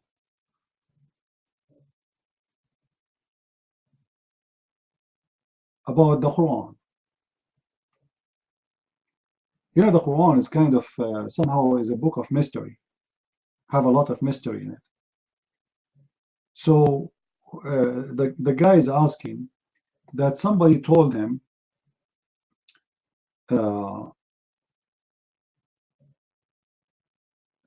that the Prophet of Islam, he prophesied many prophecy in the Quran about science. And he said he didn't want to hear it from me. He want to hear it from you. How you can prove to him that there is science in the Quran? Is that true, that there is science in the Quran? You mind? Or you think the Muslims are lying when they say that?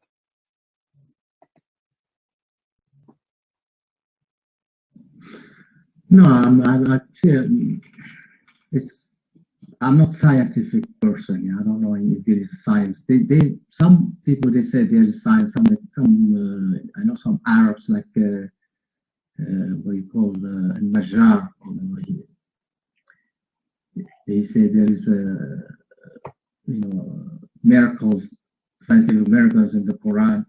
But to me, I cannot discuss this thing with you because I don't know anything about science. I know math, I know good in mathematics, but geology, astronomy, and things like that, I have no clue. You're right.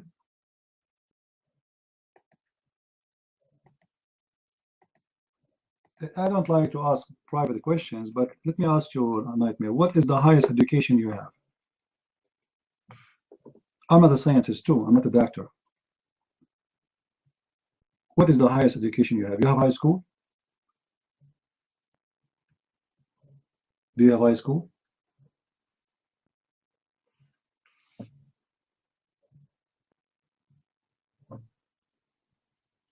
Are you there, Nightmare?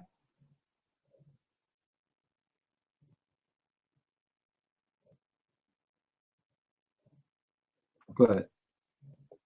I have a high school. Do you have high school?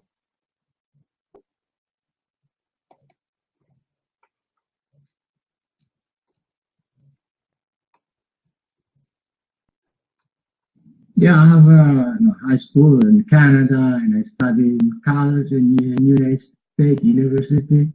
So I used to study electrical engineering, but I know, I'm good in math and physics, but if it comes to astronomy, biology, geology, I'm not, or medicine, not good in that, But I know good in math, yes. That's all I can tell you. Yeah, but as long as you have high school, that's me in high school, they taught you how the baby is created, correct, guys? They teach you even in high school how the baby is going to be born. So you have no excuse to say I'm not a scientist. In chapter 23, verse number 14, it says, and we created the sperm, and we make it as a clot. And congeal the blood, congeal the clot, which means dead blood. And then we made from the clot a loom, and from the loom we made bones, and then we closed the bones with meat. Do you agree with that? And this is again chapter 23, verse number 14. Do you agree with this? That the first thing is the sperm, and then the sperm will become dead blood, and then the dead blood will become a loop. Do you agree with the Quran? You do not need to be a scientist or a doctor. Guys, if there's any stage of the baby in the embryo that he used to be sperm and then he became blood, anyone heard of such a stage?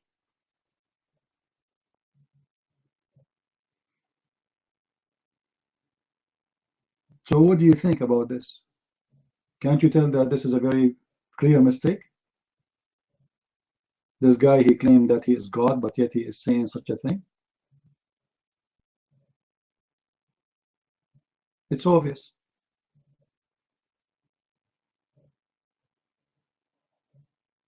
Human.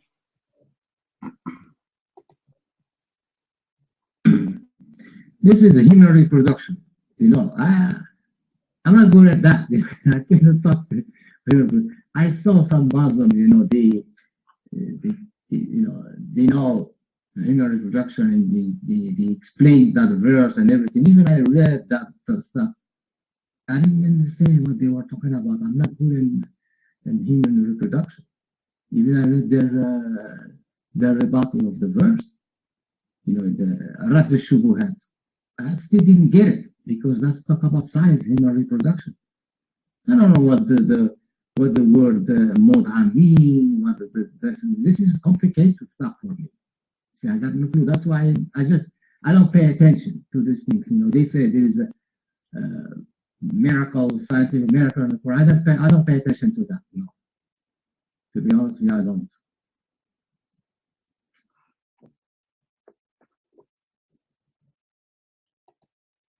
No problem, but this is not my question. I mean, don't you see there's a clear mistake there? You don't see the miracle. I don't see a miracle too. I see a clear error. We're not talking about miracles. There's no miracles. I have a book. It's called Quran and Science in Depth. Go and read it. Showing you how stupid the Quran. But this is one of the verses in the Quran, regardless you want to believe in miracles or not. It says clearly that the sperm became a congealed blood, dead blood. This is obviously, it's a stupid mistake. And you have high school, and you've been in college, and you do not need me really to tell you. You can go right now and search, not in a Christian website or a Muslim website, search in the internet how the embryo developed, and you will find that there's no stage where the sperm will become a blood, a dead blood. How did the blood will grow? How in the world does God, he says, that the sperm became a blood, dead blood, and the blood will become a human being. You're right.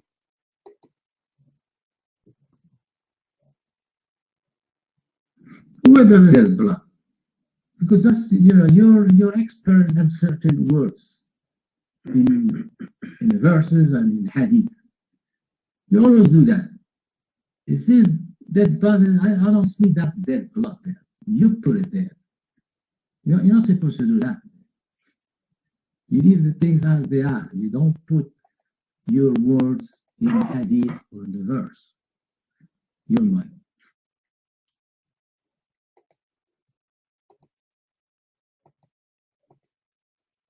I'm not adding any word. Read any translation of your choice. You will see all of them. They are saying it's blood. So guys, somebody post for me Yusuf Ali translation. Yusuf Ali translation, chapter 23, verse number 14. Post it. And we can go and see the interpretation of the verse by Muslims too, by Muslim scholars. It says the same. So what you are saying, and here we go. This is Tafsir al-Jalalain. This is Tafsir al-Jalalain, and this is your Muslim translation. Well, don't tell me al-Jalalain is stupid now, huh? Well, congealed blood is a dead blood. Congealed blood is a dead blood, my friend. Read it. Do you see it? This is al-Jalalain. Guys, everybody open the link. Does it say that? Or I'm making things up? And this is the Muslim translation. So al-Jalalain, he got it wrong. You don't speak with Arabic.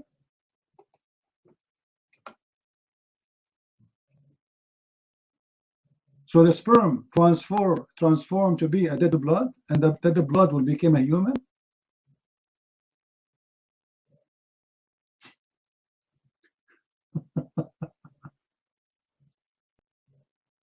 And the funny he's saying to me, doesn't say that. Don't make words up. Christian Prince, stop lying. It doesn't say that. What do you mean it doesn't say that? It says that.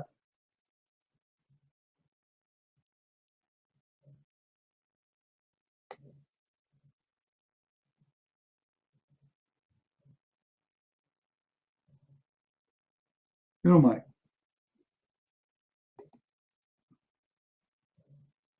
See that in biology we have something called dead blood. You know, you have this term, dead blood. Yeah, there's a life of blood, there's dead blood, don't you know? Don't you know? This is why the blood, when it's exposed outside in air, it's a dead blood. Like a human being, when he gets injured, that is the alaqa actually. A part of the blood will go out of the when you bleed, and then that blood right away when it touch the air will die and will make like let us say a coat, and that coat is dead blood. This is not a living blood, and by time you can take it off. Actually, you can take it off right away. But it's better to leave it until your skin heals from the wound. Is that correct, guys? This is the dead blood. There's dead blood. Actually, even inside your body, there's dead blood. The blood always have to be reproduced. Is that correct, people? Is that correct? Even inside your blood, there's dead blood. It go to your, go to your livers, and then your blood always is going to reproduce. Otherwise, if you don't reproduce, if your bones don't produce blood, it's mean you have a problem. You will die. What do you think blood is like? Oil, we change it by adding something and take something. You have to reproduce always. So yes, there is a dead blood, and the Quran is the one saying that the sperm transform into dead blood, and this is absolutely false, because the sperm transform into nothing. When the sperm go inside the egg of the woman, the Quran forget about the egg. When the sperm go inside the egg, the sperm will be dissolved. The DNA is the one who will stay alive and will transform the message of the DNA to the egg. That's it. There's no sperm will transfer into blood. Well, there's no blood. Sperm go inside the egg, and the sperm is a lot smaller than the egg itself.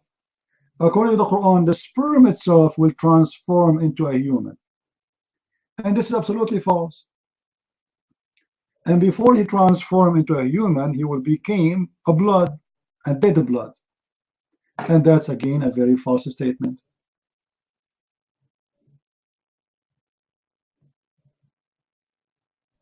And you know, you say to me, I did not study biology. I did not study biology too, but we have high school. And you can go right now and search and Google your mind.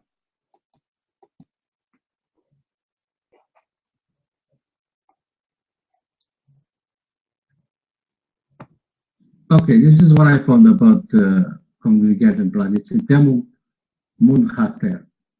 We don't have that word in the verse. This is what they say about congregated blood. You see that? Never mind. Nightmare. You are just saying exactly what I said. Demon mutakhathir, not munchathir. Mutakhathir. Dead blood. A dry blood, dry. This is what you post for me. Read it. You just confirm what I said. Thank you very much. So this is a dead blood, which became solid, became strong. And this is what happened when you bleed. When you bleed, the blood come outside, became solid. One piece. Later you can pee it out. This is what we are talking about. So how this one became a baby. So thank you for destroying Quran. You just gave me a clear proof that this is the correct meaning. Damun mutakhathir or munkhathir. It says it's a blood which is dead blood, solid blood. So the Quran not only saying this is a blood, it is a dead blood. But the word does not exist in the verse. What do you mean? It says alaqa, my friend. Alaqa is that unbelievable. Alaqa. Alaqa is the dead blood. Abdul, wake up. You claim you speak Arabic, right? Did you ask yourself where a Jalalain he brought this, the word congealed blood then? Here we go. This is a Jalalain. This is a Jalalain. If the word is not there, a Jalalain, where he got the word congealed blood, dead blood? Which word is the one congealed blood then? A Jalalain is making things up? Is adding words. It's not there? This is the congealed blood. The solid, dead blood.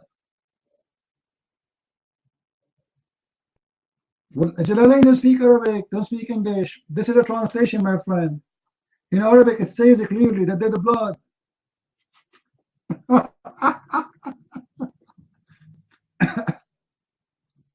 Okay, what about we go to a Jalalain in Arabic? What do you say? Good idea? Go on.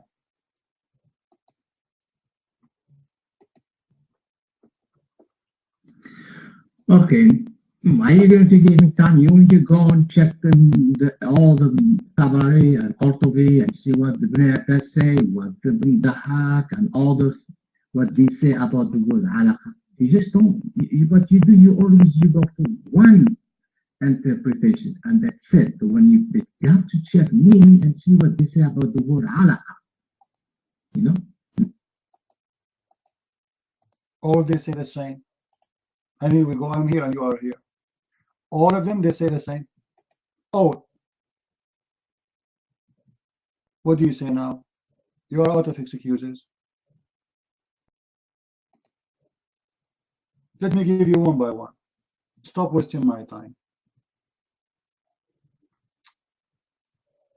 All right. You mentioned to me before you like Al-Qurtubi, right? You like Al-Qurtubi. All right. Let us go to Al-Qurtubi first.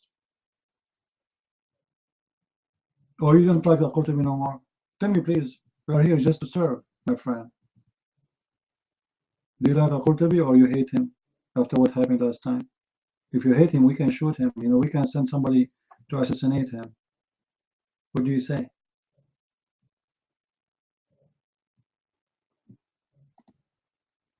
Is Al-Qurtubi? Yeah, but I'm trying to find out which one you like, my friend, because if I give you Al-Qurtubi, you say that don't like Al-Qurtubi. I give you Al-Tabari, you don't like Al-Tabari. Obviously, you are looking for someone to sweet you. But all of them, they agree with me.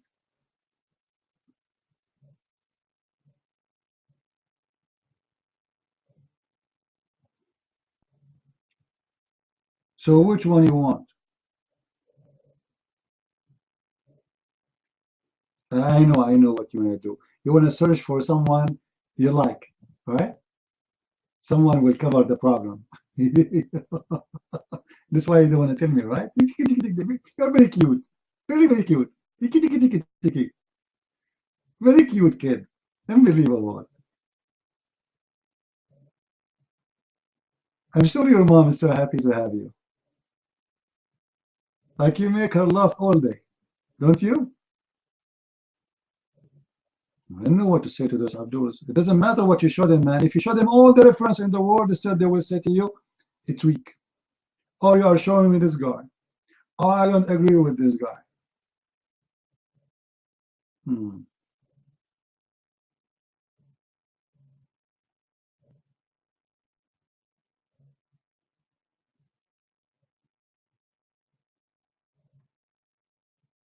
Any Abdul?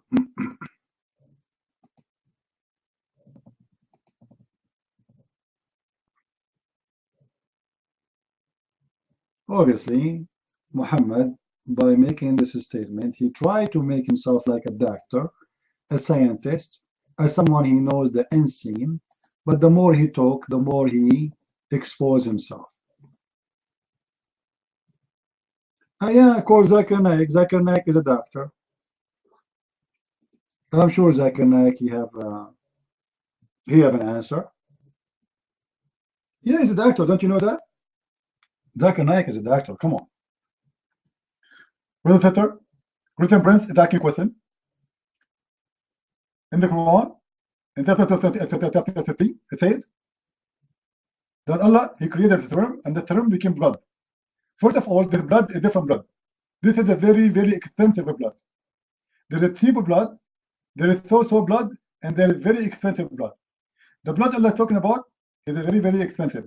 And this blood can be found only in the kind of quality which you cannot find somewhere. Another example, there's a scientist from Germany, his name is Axel Smarts. The scientist from Germany, he proved that if you marry 10 wives in the same time, you will very, very, very much likely is going to have a very, very, very high blood pressure because you have many wives. From that blood, Allah will take from your high blood pressure and He will create a baby. Thank you very much. Thank you. Thank you. And additional to this, if you have a very, very big mother-in-law and she is very fat and she scares the hell of you, that will make you have a conceived blood because He will freeze the blood in your nerve. Thank you very much. And from that, Allah created the baby. Thank you. I mean, it's obviously clear.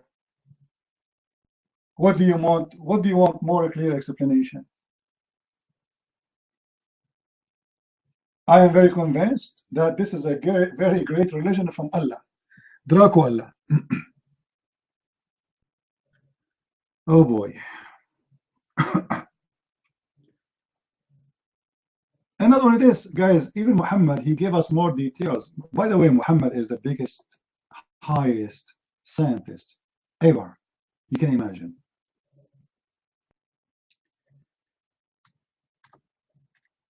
Muhammad, he gave us details. Just lately, scientists, they were able to find out. I'm not talking about who come first, because you remember the story? The one who come first, the baby will be a boy, and the one who come after, the baby will be a girl, if a woman or a man. So if the man come first, the baby will be a boy. This scientist story is not what I'm talking about. I'm talking about something else.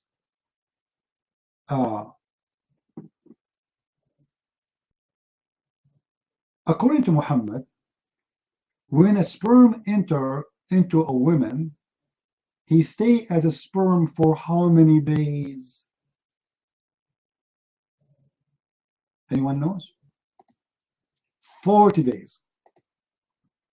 Now listen, I found that the number 40 is very important number in the Middle East. As an example, My uncle, his name is Ali Baba and the 40 Thieves. And that is telling you how important number 40, my friend. So the sperm go inside the woman and stay there. It looked like he is going on a trip, in a journey, like, you know, la la la la la la la la la la la. You know, the sperm is, he don't know where to go. He's exploring the vagina. So he spent there like for 40 days going around. 40 days as a sperm. I mean, seriously. A sperm staying as a sperm for 40 days. That's amazing. That's not only scientifically accurate, it's a discovery. It's amazing. It's beyond your imagination.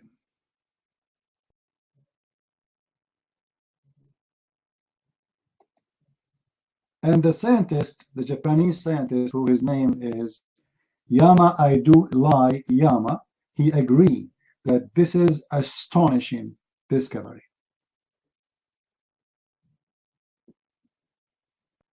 Category, why you don't focus on your prophet, the scumbag? We are busy right now with the sperm staying as a sperm for 40 days. And the woman, she is waiting for the sperm. The poor woman, she opened her legs for her husband 40 days ago, and until now the sperm cannot find his way, my friend.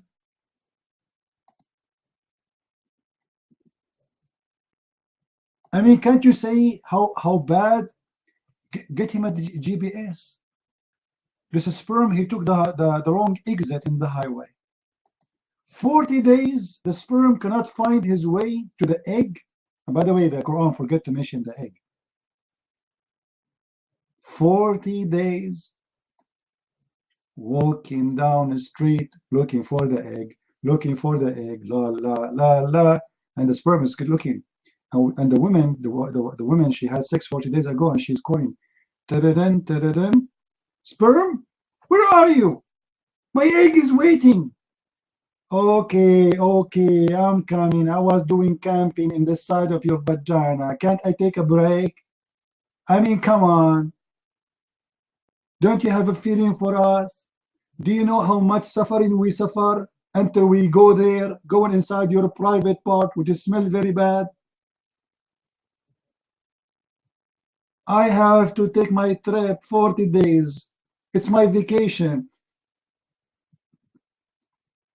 40 days vacation? 40 days the sperm going inside the woman looking for oh boy. And by the way, the sperm, by the way, is for 40 days a sperm, yes, but he have to stay the sperm as sperm for 40 days. It's not like about something wrong happening. No, this is how it is. And then after the 40 days as a sperm, then you will become a congealed blood for additional 40 days. Ta-da-da-da! Ta-da-da-dum. I mean, this is beautiful. That's amazing. That is astonishing.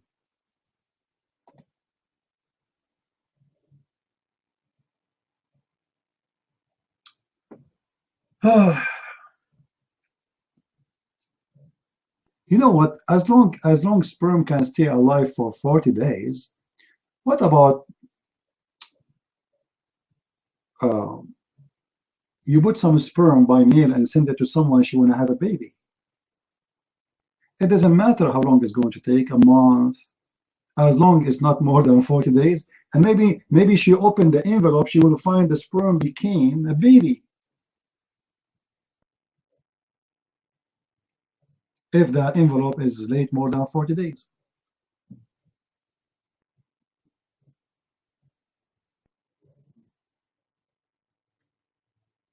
And Abdul?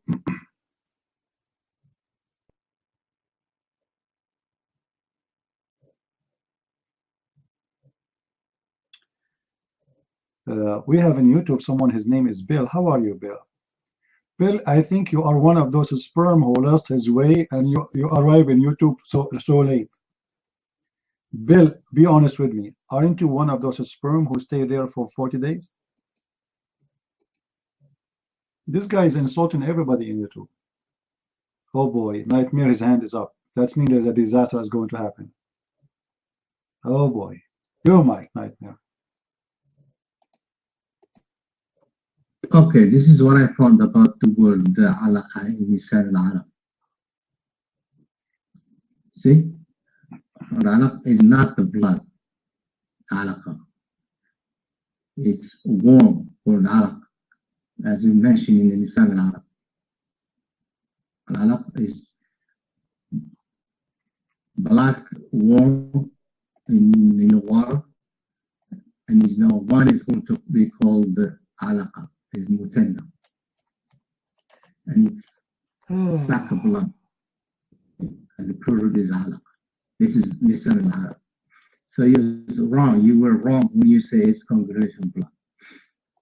You're right. You know, Nightmare, when I say that you are like a kid, I mean it. This is Lisan al-Arab, right? Here we go. Open this link with me.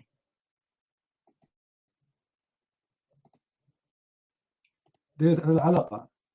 Learn Arabic, Nightmare. There's al-alaqa and there's alaqa. Open the link. Open it. الجمع علاقات. علقة قطعة من الدم غليظ جامد. Do you see it?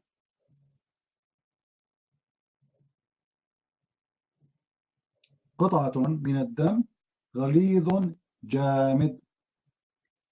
There's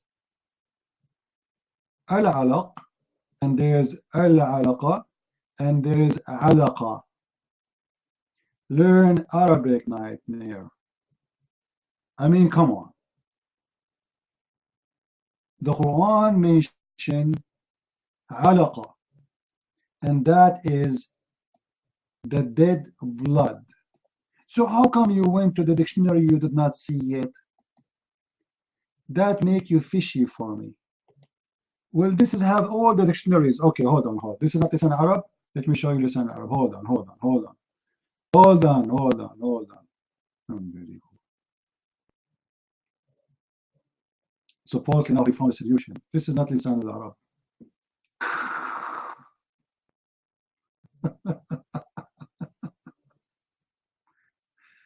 Okay.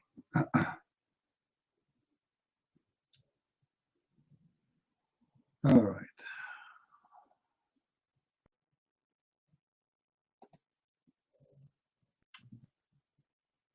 Oh, Lord have mercy.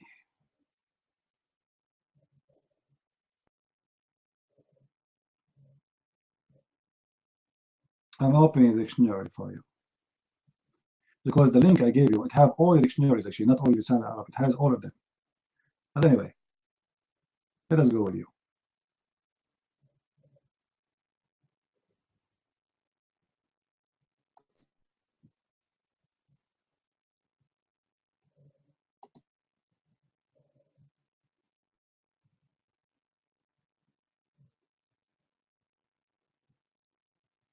All right.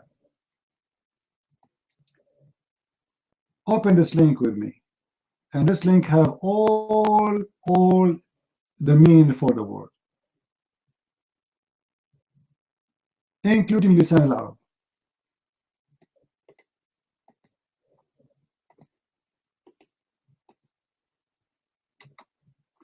العلق الدم عامة وما كان هو الشديد الحمرة أو الغليظ أو الجامد. This is تاج العروس. Now لسان العرب. All right.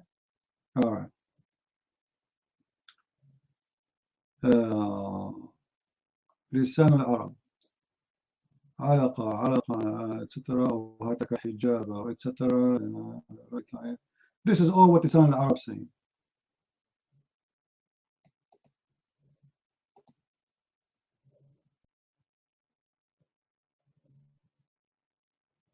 Let me give you لسان العرب. It's a shame, my friend. It's a shame when the Muslims, they try to cover their Quran.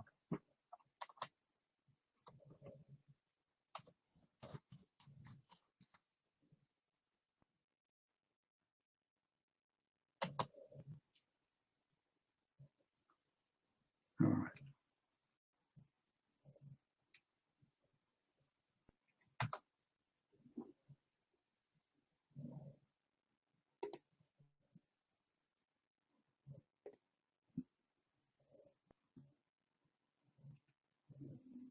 And this is Lisan al-Arab.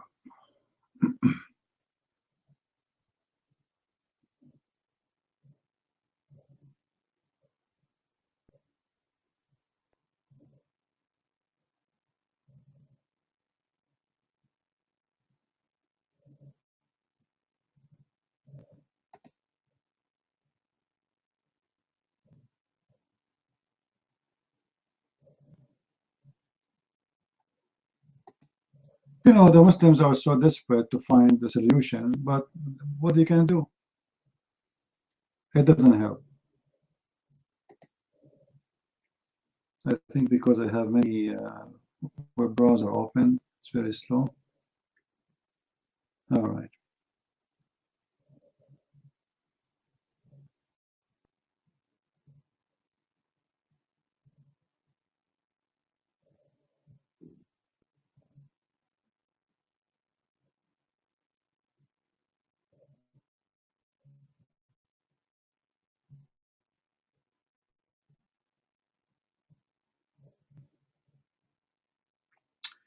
Go ahead, Nightmare.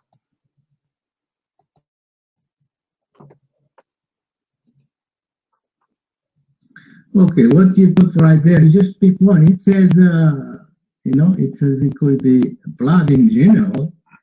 The one that you posted in Arabic, it could be very red, or it could be coagulated blood. You pick just the one that you like, coagulated blood. That's it. But there are three things there, not just one. The one that you posted in Arabic, and I translated for the people. It says blood in general, or blood which is very red, or coagulated blood. So you have to show for everything, and not one, the one that you like. That's amazing. But my friend, it doesn't matter if it's a dead blood or not. It's a mistake, because a sperm will never be a blood. So again, you just confirm that your God is an idiot, because sperm never ever transform to be a blood, and there's no stage in the embryo. It's called sperm then blood. That is the most stupid statement. And so what you confirm to me right now, you are saying to me, it's possible that it's blood, or it's possible to be dead blood. It doesn't matter. It is blood. And that is a disaster.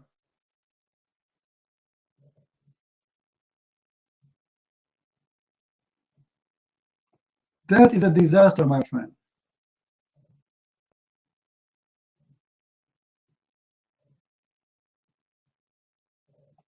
Never mind.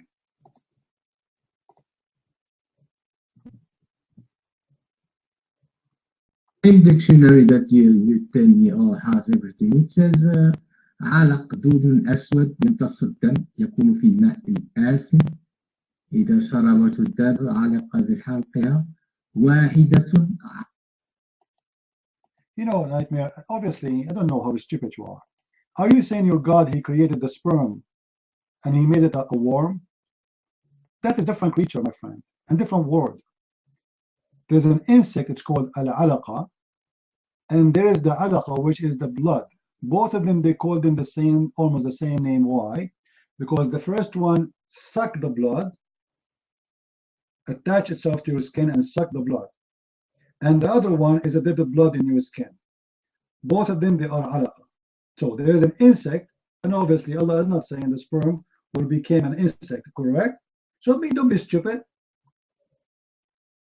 Are you saying that Allah saying that the sperm will become a leech? Actually, I saw somebody in the video, he's fooling the Muslim saying this is a leech.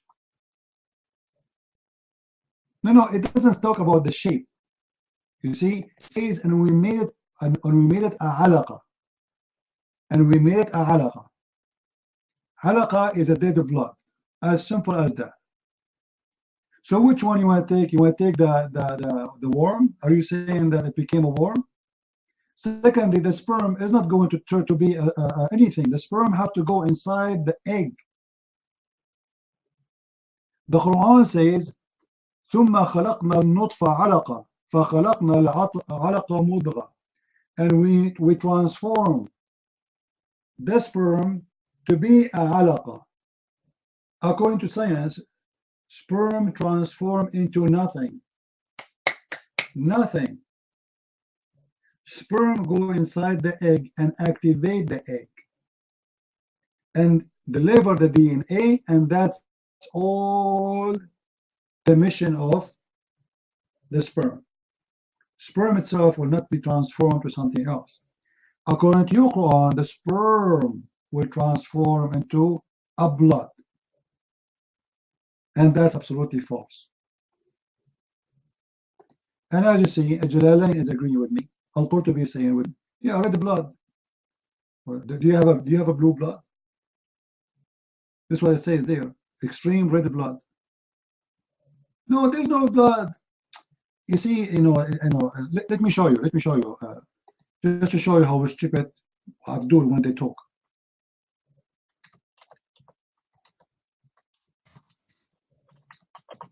If you go right now and search for embryo stages, you will find images, and they show you day by day how the embryo is created by images.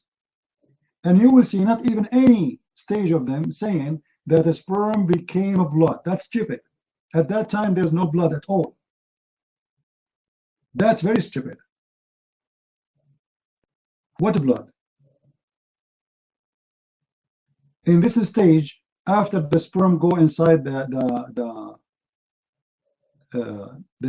egg start splitting itself as cells, and those cells are not blood.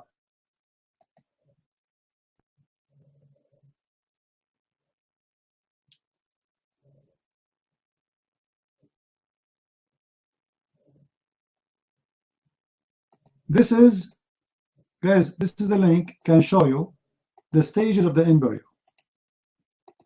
And you will find how the cell starts splitting. One became two, two became three, and they became to be organized later. So this is a stage number, the first 2 weeks, the first week and the second week, and the third week. And you will see there's no blood there. It's a lie.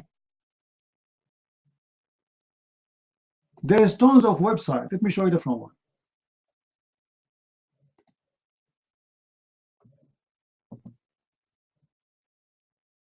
It shows you what exactly is inside in that stage, what change happened exactly in this stage, and you will see none of them is saying such a thing. So you Quran is saying there's a dead blood, and the sperm itself is a transformed into dead blood, and this is absolutely a lie. It's a pure lie.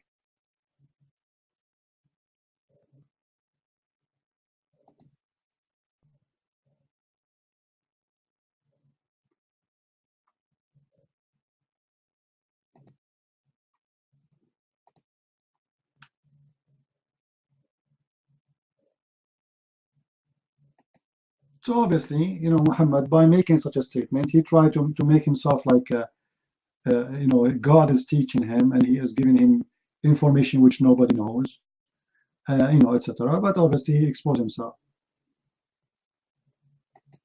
It was a very stupid statement from him. But as always, the foolish one, the more they talk, the more say stupid things. He cannot keep his mouth shut. He want to show us that he knew God. He is a prophet. He knew things we do not know. He never thought that time will come and a human being will figure out every single details about how the baby is created. And there's no blood.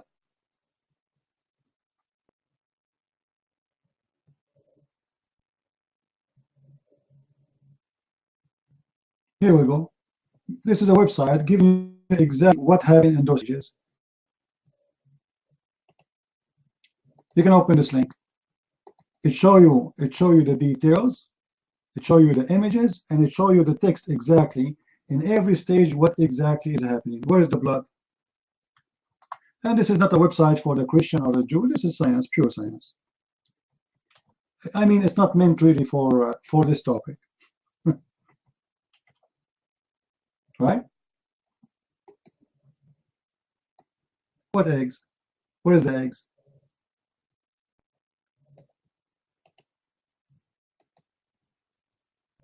Sperm. The sperm became blood, and the blood became whatever. Where? Read it.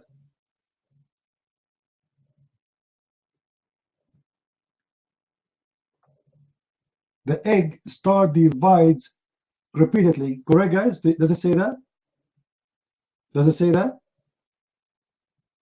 The eggs start dividing itself repeatedly. There's no blood. At this moment, it's just the same cells is divided. There's no blood at all. So where Muhammad is getting this from? It's very obvious that he's lying.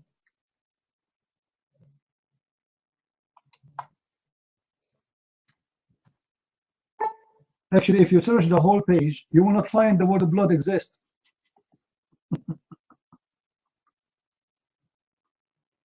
That's not true. That's absolutely a false fiction movie. That's false. And Muhammad fabricating things does not exist there. And then this is the second stage. This is after the egg became active and splitting now. Even then, this is after the first 2 weeks. Where is the eggs? Where is the blood?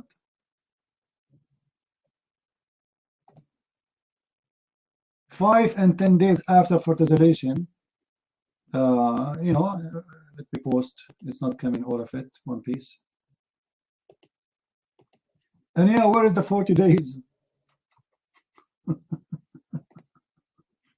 40 days. Until now, we don't see anything about the blood. There's no blood. The egg right now is active. The sperm is gone. And there's no blood. Where's the blood? Anyone see the word blood there? This is after the fertilization. Like here we go. The egg is already active. So not in the first day, not in the second day, not in the first week, not even. This is a lie. Where's the blood? Your mic, Nightmare.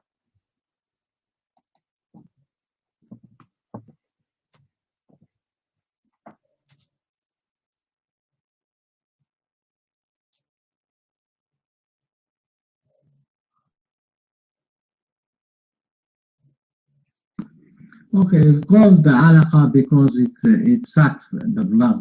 That's why this is what I found. يشاط هذه العلاقة جامدة في طبيعتها، لونها أحمر بسواد، تتعلق بجدار الرحم، تمتص منه غذائها كما يمتص العلق من كافة غذائه. That's why it's called alaqa. That's exactly what it does. I'm not an expert, but this is what they say. It functions like a leash. It sucks. That's why it's called alaqa. Your mind.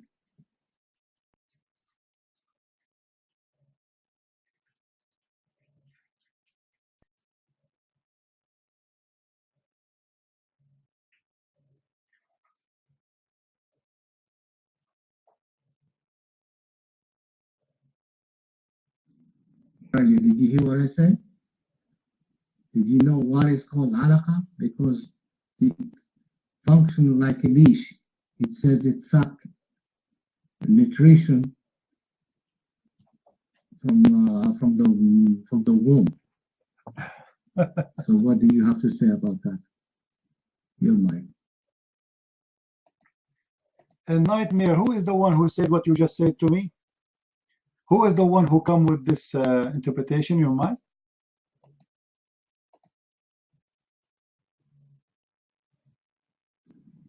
No, I found it in the website. When I was looking, I found this. Hey, come on, mate. Be honest with me. This is the fabrication of the Muslims today. They are trying to find a solution. They say, oh, it's like a leech, it's sucked, etc. There's the what womb? This is a sperm, my friend. The sperm go to the womb. Have you ever heard of a sperm go all the way to the womb? Hey, sperm, where are you going, man? I have to go to the womb, sorry. What womb? This is the sperm. So this is today, because the Muslim trying to find a solution to get away from this problem. They say, oh, you know what? It's like look like a leech, and this is how the egg is attach itself in the womb. But it doesn't say that. It says the sperm. The sperm is the leech. The sperm. It is the alaqa, not the leech actually. The congealed blood. The sperm will transform. It get in as a sperm, and then it get in, transforming itself into a clot. So what you are talking about? So the Muslims today, the Muslim kids trying to defend Islam, they fabricate stories. It looked like a leech and attached itself like a leech in the womb. What womb? What are you talking about? The sperm never go to the womb. Never. What does sperm have to do with the womb?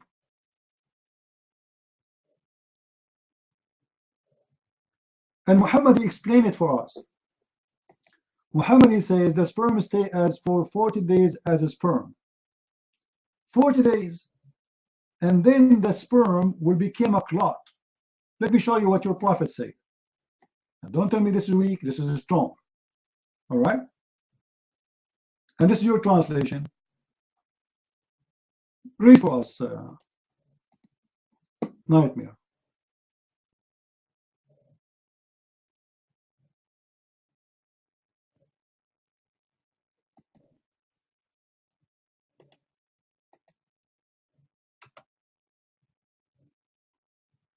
What do you say? Your mind. And by the way, translation there is false. They say put together in the womb for 40 days. The whole hadith doesn't say womb. It says fi batni ummih, in the belly of his mother. The liar, when they translate, they say it is a womb, when the whole hadith does not mention the word womb at all. And this is the hadith in Arabic. In the belly, according to Muhammad, you stay in the belly of your mother, and you are made in 40 days. Your mind.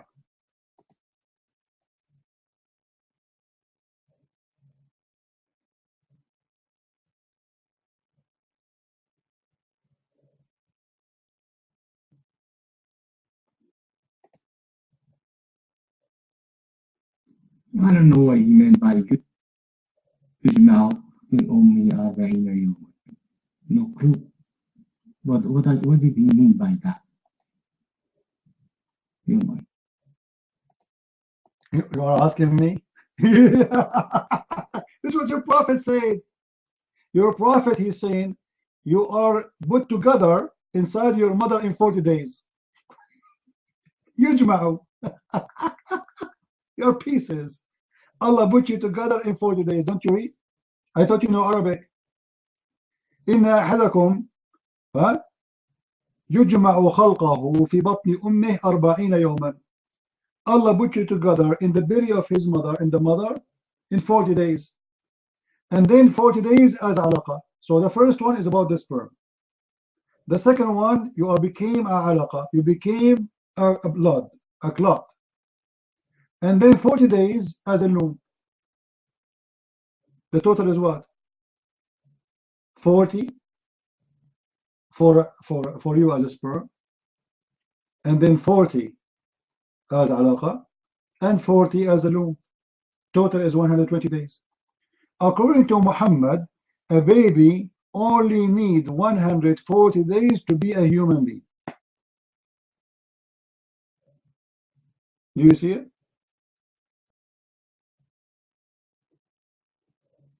and the angel will write your destiny. Let me give you a different hadith. Maybe this one is confusing you, because your prophet, he always use funny statements which make Muslims confused. This is why you are saying to me, what do you mean? I'm not the one who mean. It's your prophet who's saying that. Ask him.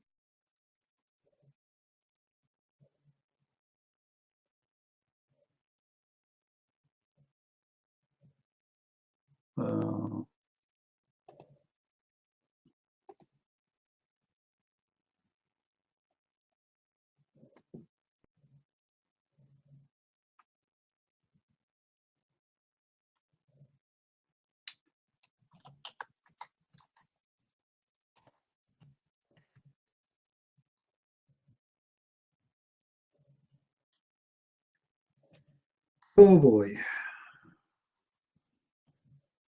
I hate window computers when they became so slow suddenly. When my text is not coming correctly. I think there's some websites, they have scripts when you open them. They slow your... Let me close.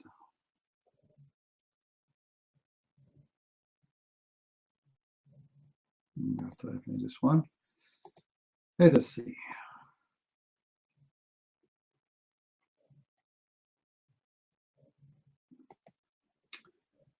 Let me close my browser because it became so slow. And open a new one. Oops. Oops, I made a mistake. Wait. Oh, we closed Google by mistake. Good, the broadcast did not close yet. But now I do not know how to open it. I closed Firefox. All Firefox closed, but good that Google Broadcast is not closed too. It says you agree to close all tabs. I said yes, but all right. Let me use a different browser.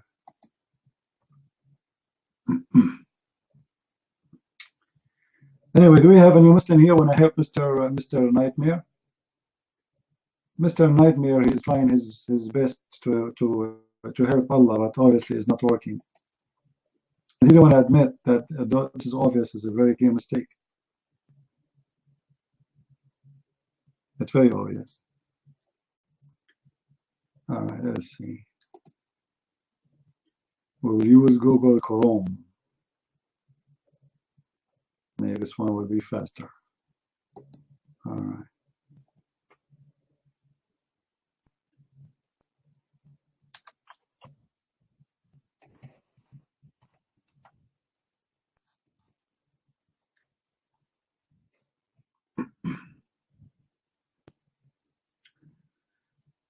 All right.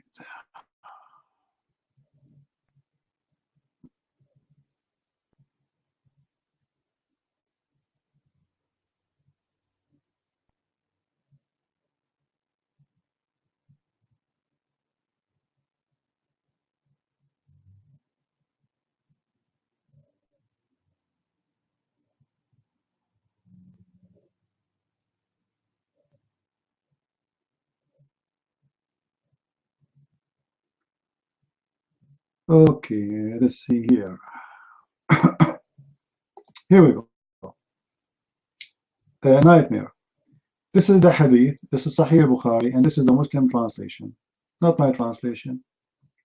You will see it was a drop of semen, nutfa, then a drop of a blood, clot, then a loom. Read it. Here we go. And this is your Muslim translation. And this is Sahih Bukhari, and this is Sahih Hadith. So it's not a worm, it's not a leech, it's a clot of a blood. And blood will not make a clot unless it is dead blood. Read it. This is your Muslim translation.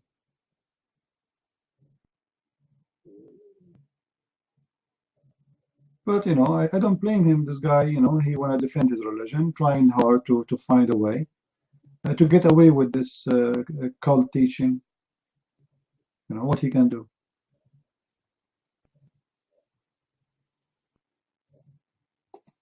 Read this one with me. This is Sahih Muslim.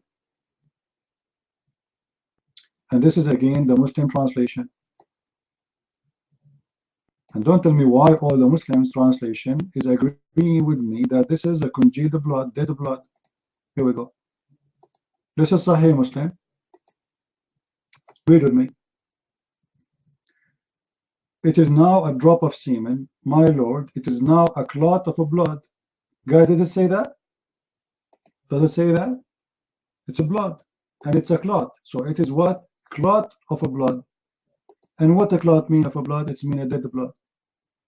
And this is Sahih Muslim, and this is the link. So you tell me the Sahih, the dictionary, etc. Play all the games you want.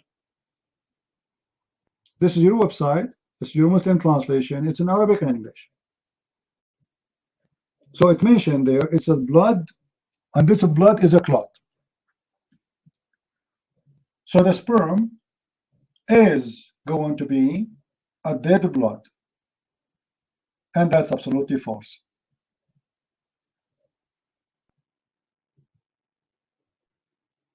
So Draco Allah,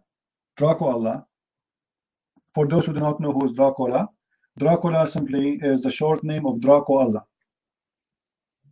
This is the real name of the God of Islam, Dracula, Draco Allah.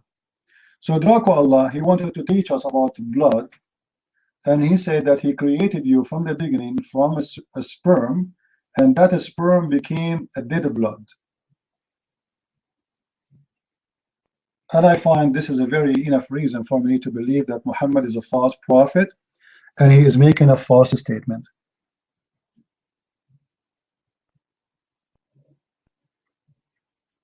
Do we have any Muslim here?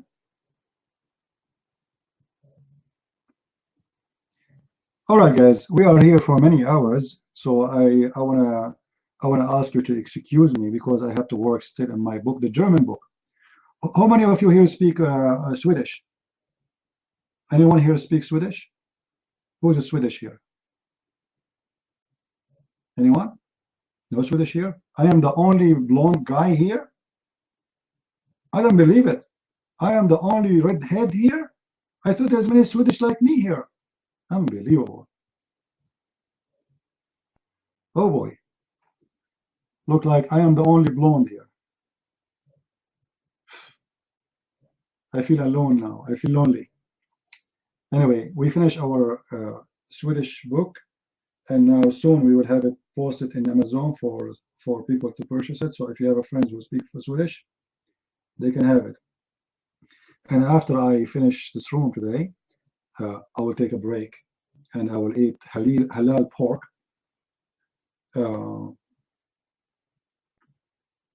And then after that, I will start working with the German book. The German book is ready, but I need just to adjust the book and insert the Arabic text reference. And maybe in a few days from now, we will have the German book ready too. Most likely, before the end of the new year, we will have it ready. All right. So I want to apologize. Now, tomorrow is Friday. Should we open Friday? What do you think, guys? Should we open Friday or nobody will be here? If you want to go out for shopping, don't tell me to open. All right? Because I will look like a congealed blood in my room alone. I mean, seriously. Don't do that to me. All right? So you want to come tomorrow? Okay, you will find the congealed blood right here for you. All right, guys. Thank you very much for being here. Don't forget to subscribe to our YouTube and our Facebook and our Twitter. And you can here, actually, you can put this room in your favorite. So next time you want to come here, you can just go to favorite and go immediately if the room is open. Until we see you again, we say God bless, Christ is Lord. And again, Merry Christmas for those who maybe will not hear from them because they go on vacation, they don't watch our room. Merry Christmas, everybody. Christ is Lord, and He is the Lord of happiness and the intelligence and wisdom And Dracula is not our God. He is the God of the Muslims. Draco, Allah, is a false God, and obviously we got him busted with his blood statement from his own mouth. God bless. Christ is Lord. Islam is false. I mean to that. See you soon.